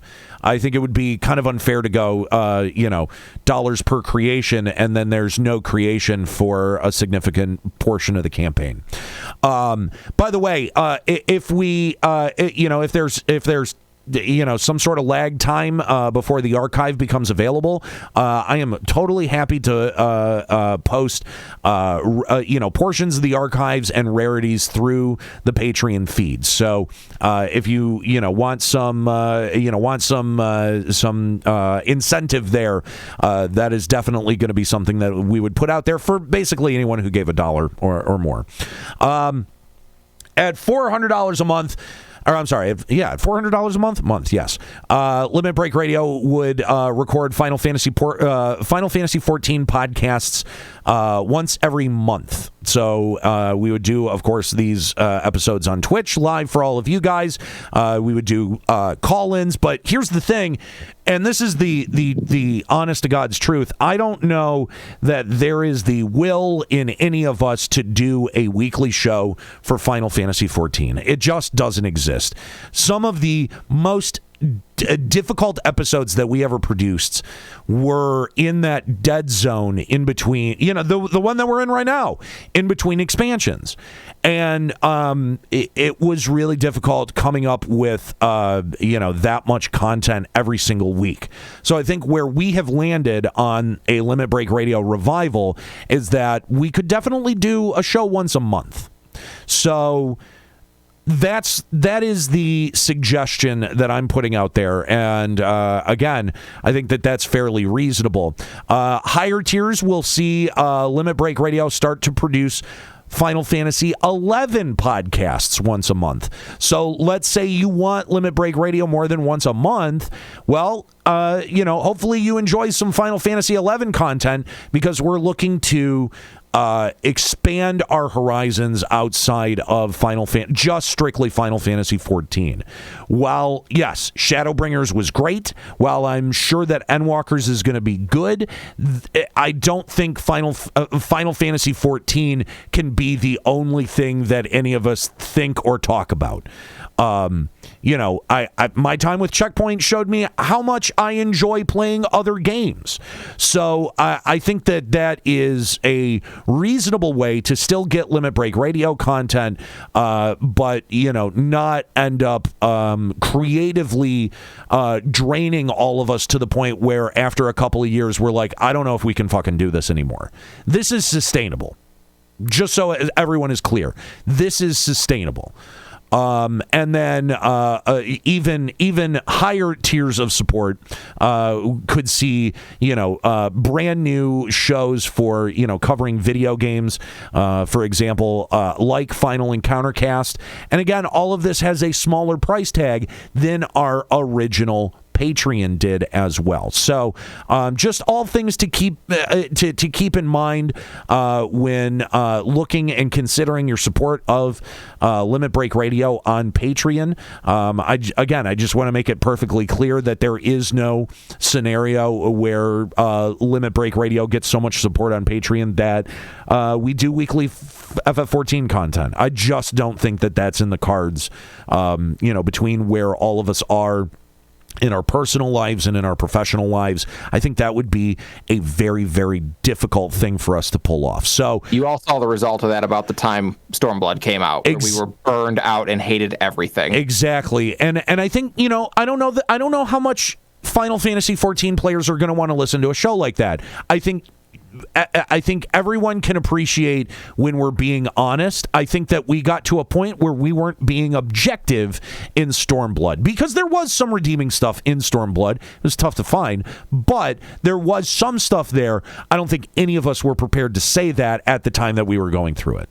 I'll say on a second playthrough of Stormblood, when I came back to the game, I did go through Stormblood going, you know what, actually, there's some really cool moments in this story that I just glossed over the first time because I was so burned out and just wanted it to be done. Absolutely. Ash Saber saying the return of something like FEC would make me real happy. I loved when you guys took on broader gaming content. Well, the way that you do that, again, I don't think that we would be interested in making like a Final Encounter Cast Patreon, but I think the way that gets done is through the support of the Limit Break Radio Patreon. So there we go. I think we've laid it all out as best that we can, at least, without you guys being able to go there and take a look for yourself. Now, keep something else in mind, is that, because this is the exact same account, we still have people that are signed up. So when this goes live, it's actually going to look like we have like $400 and almost $50 worth of support on Patreon. So there's a couple of caveats here that I have to mention. After the first month of, rebills, like when we actually start collecting money, that's when we're going to decide which work starts. I think it's probably pretty safe to say that I've got some work to start doing on bringing the archives back, and that's fine. I'm totally willing to start doing that now. But we are going to wait until after the first 30 days to gauge where the actual Patreon is shaking out. The other thing is that even if we make it to a point where we are committed to making Final Fantasy XIV content, either around around big tentpole pieces of content, or whether it's on a monthly basis. The real start of that commitment starts at Endwalker. If if we got to spin our wheels for 6 months until this fucking expansion comes out, I think that's going to leave us pretty creatively devoid. That's not to say there will be no Limit Break Radio content between now and Endwalker. I think especially if we hit those support goals, that will motivate us to do a couple of specials in between now and then. But really, that commitment starts when Endwalker is officially released. And I hope that everyone can understand that, especially coming back to a project as large and as potentially daunting as this is. There's a couple important caveats that we have to get right out of the gate. So hopefully that doesn't dissuade anyone from supporting the Patreon where they were thinking about doing it before. But here it is. We are now at the end of the explanation portion, and I think it's time to launch this sucker. Are we ready? Should we do like a big countdown? Yeah. Do we want to do a countdown? Or just do the Blues Brothers hit it. Let's do a countdown. It's on the outline, but you didn't mention it for this revival of LBR. Are the hosts going to be Nero, Nika, and Strife?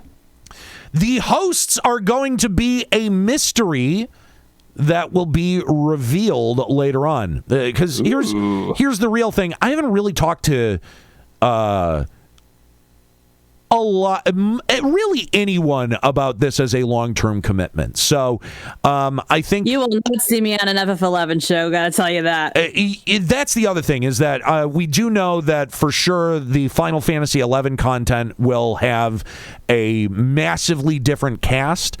For FF14, that's a toss-up. I think I think we can have fun with revealing who the members of that show could possibly be. So don't spoil it, Eskalia. God. It would be hard for me to spoil it. I have no idea. Yeah, neither do we. Anyway, so don't ruin the mystery. It's going to be a mystery. Don't ruin the mystery.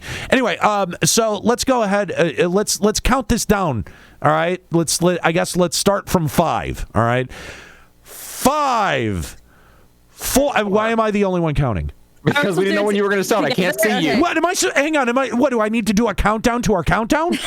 Yes, because we can't see you. Okay, ready? Wait, I don't know. It's not even going to. We're starting at 5, and I'm going to go 3, 2, 1, and then we're going to start at 5 because that makes no sense.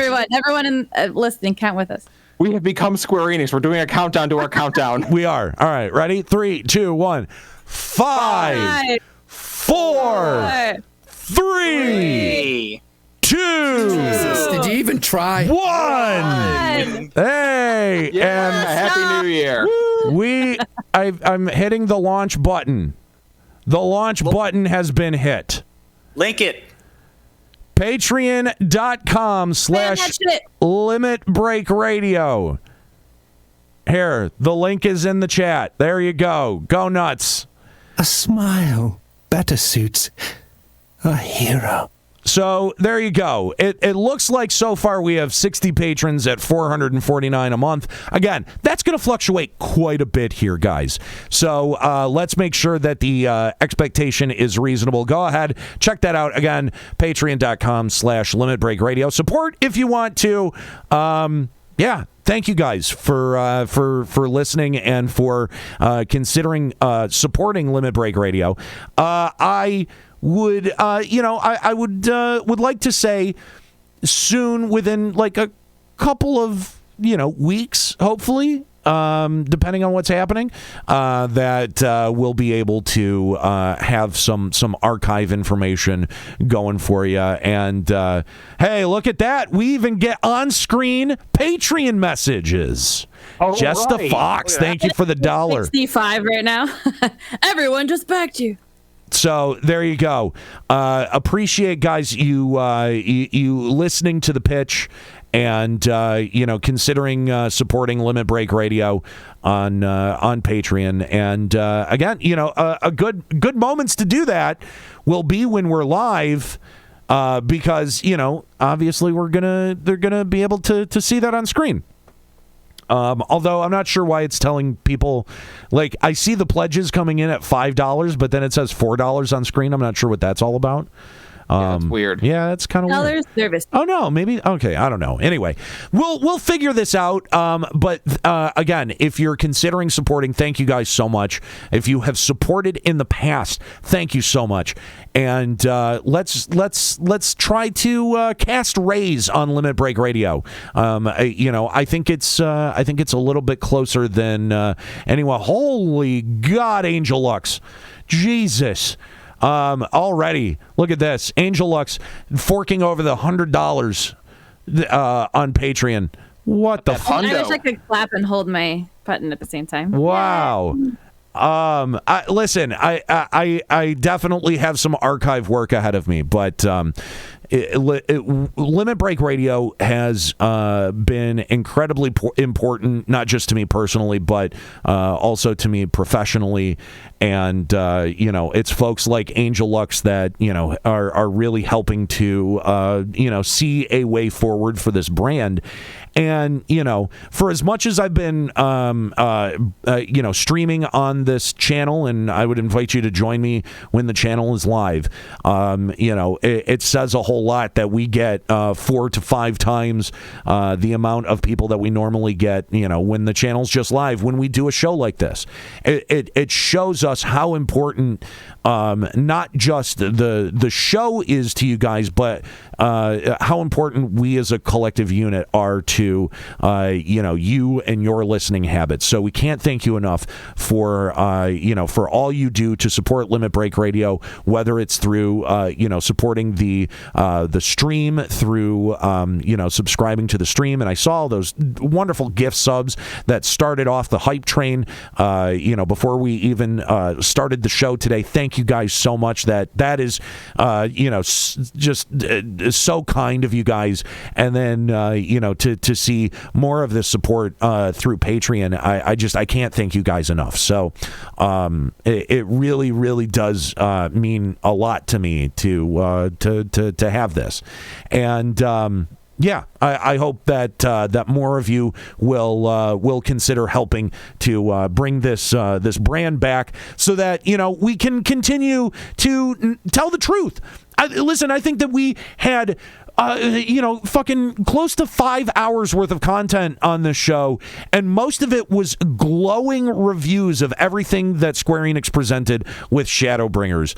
I think that Limit Break Radio has had a long storied history of telling audiences the truth about not just about Final Fantasy XIV, but about Square Enix and what we experience when we all have that collective experience in EORZEA. And so it's for all of those reasons that I hope you consider supporting Limit Break Radio. I think that's where we got to call it here. It is so hot in this room and gross, and I am personally very, very gross at the moment.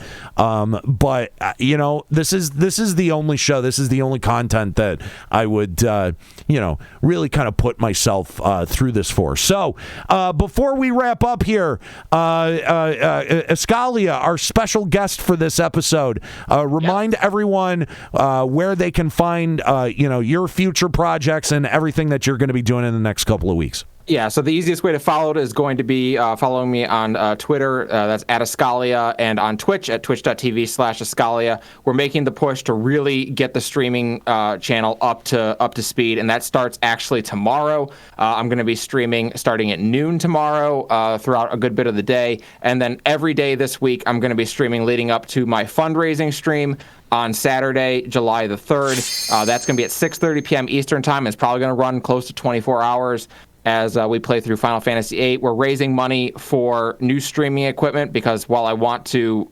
I've said since the original incarnation of LBR, I would rather not do it than have it be bad. So I need to get some better streaming equipment in here before I can make a real commitment to do that. I'm going to be posting a calendar tomorrow of various appearances that I have coming up throughout the next month. Nice. And when I'm going to be on stream. That'll be posted tomorrow on social media. My lovely wife sat in this very hot room with me making it all night, so she's dying right now. And yeah, guys, it's going to be a lot about, it's going to be gaming, it's going to be tabletop, it's going to be LGBTQIA inclusivity, it's going to be sex and kink positivity.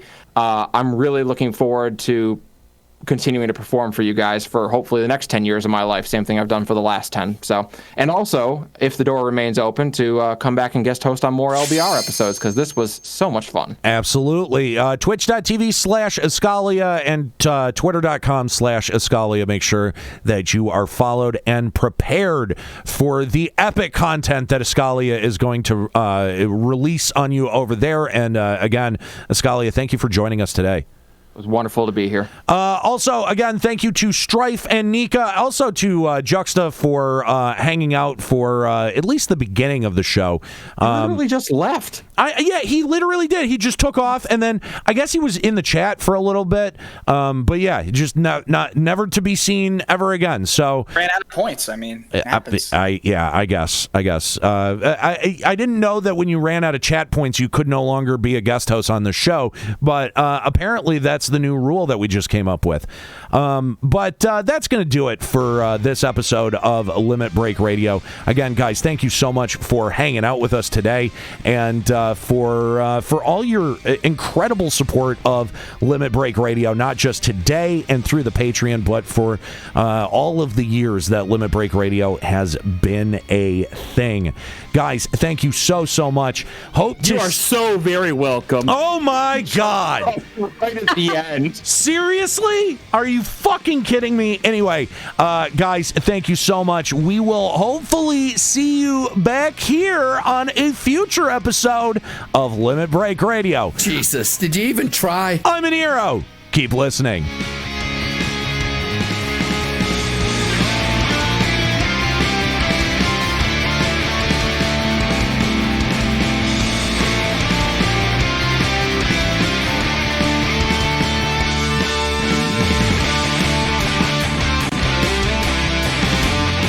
Limit Break Radio is a production of LimitBreakRadio.com and Bender Media Productions. This episode was produced by Aniro Grigori, Strife, and Eskalia Rayumasa. Final Fantasy XIV and EORZEA are trademarks of Square Enix. Opening music in this episode from Pirate Crab. Listen to Man with the Machine Gun and other great tracks at piratecrab.bandcamp.com. Closing music in this episode provided by Husky by the Geek. Listen to this and other great Final Fantasy XIV and video game rock covers and original music at facebook.com/Husky by the Geek. In-game graphics for Limit Break Radio's Twitch stream are provided by the generous viewers of the Limit Break Radio Twitch channel. Thank you for your support. Limit Break Radio and its hosts are solely responsible for its content.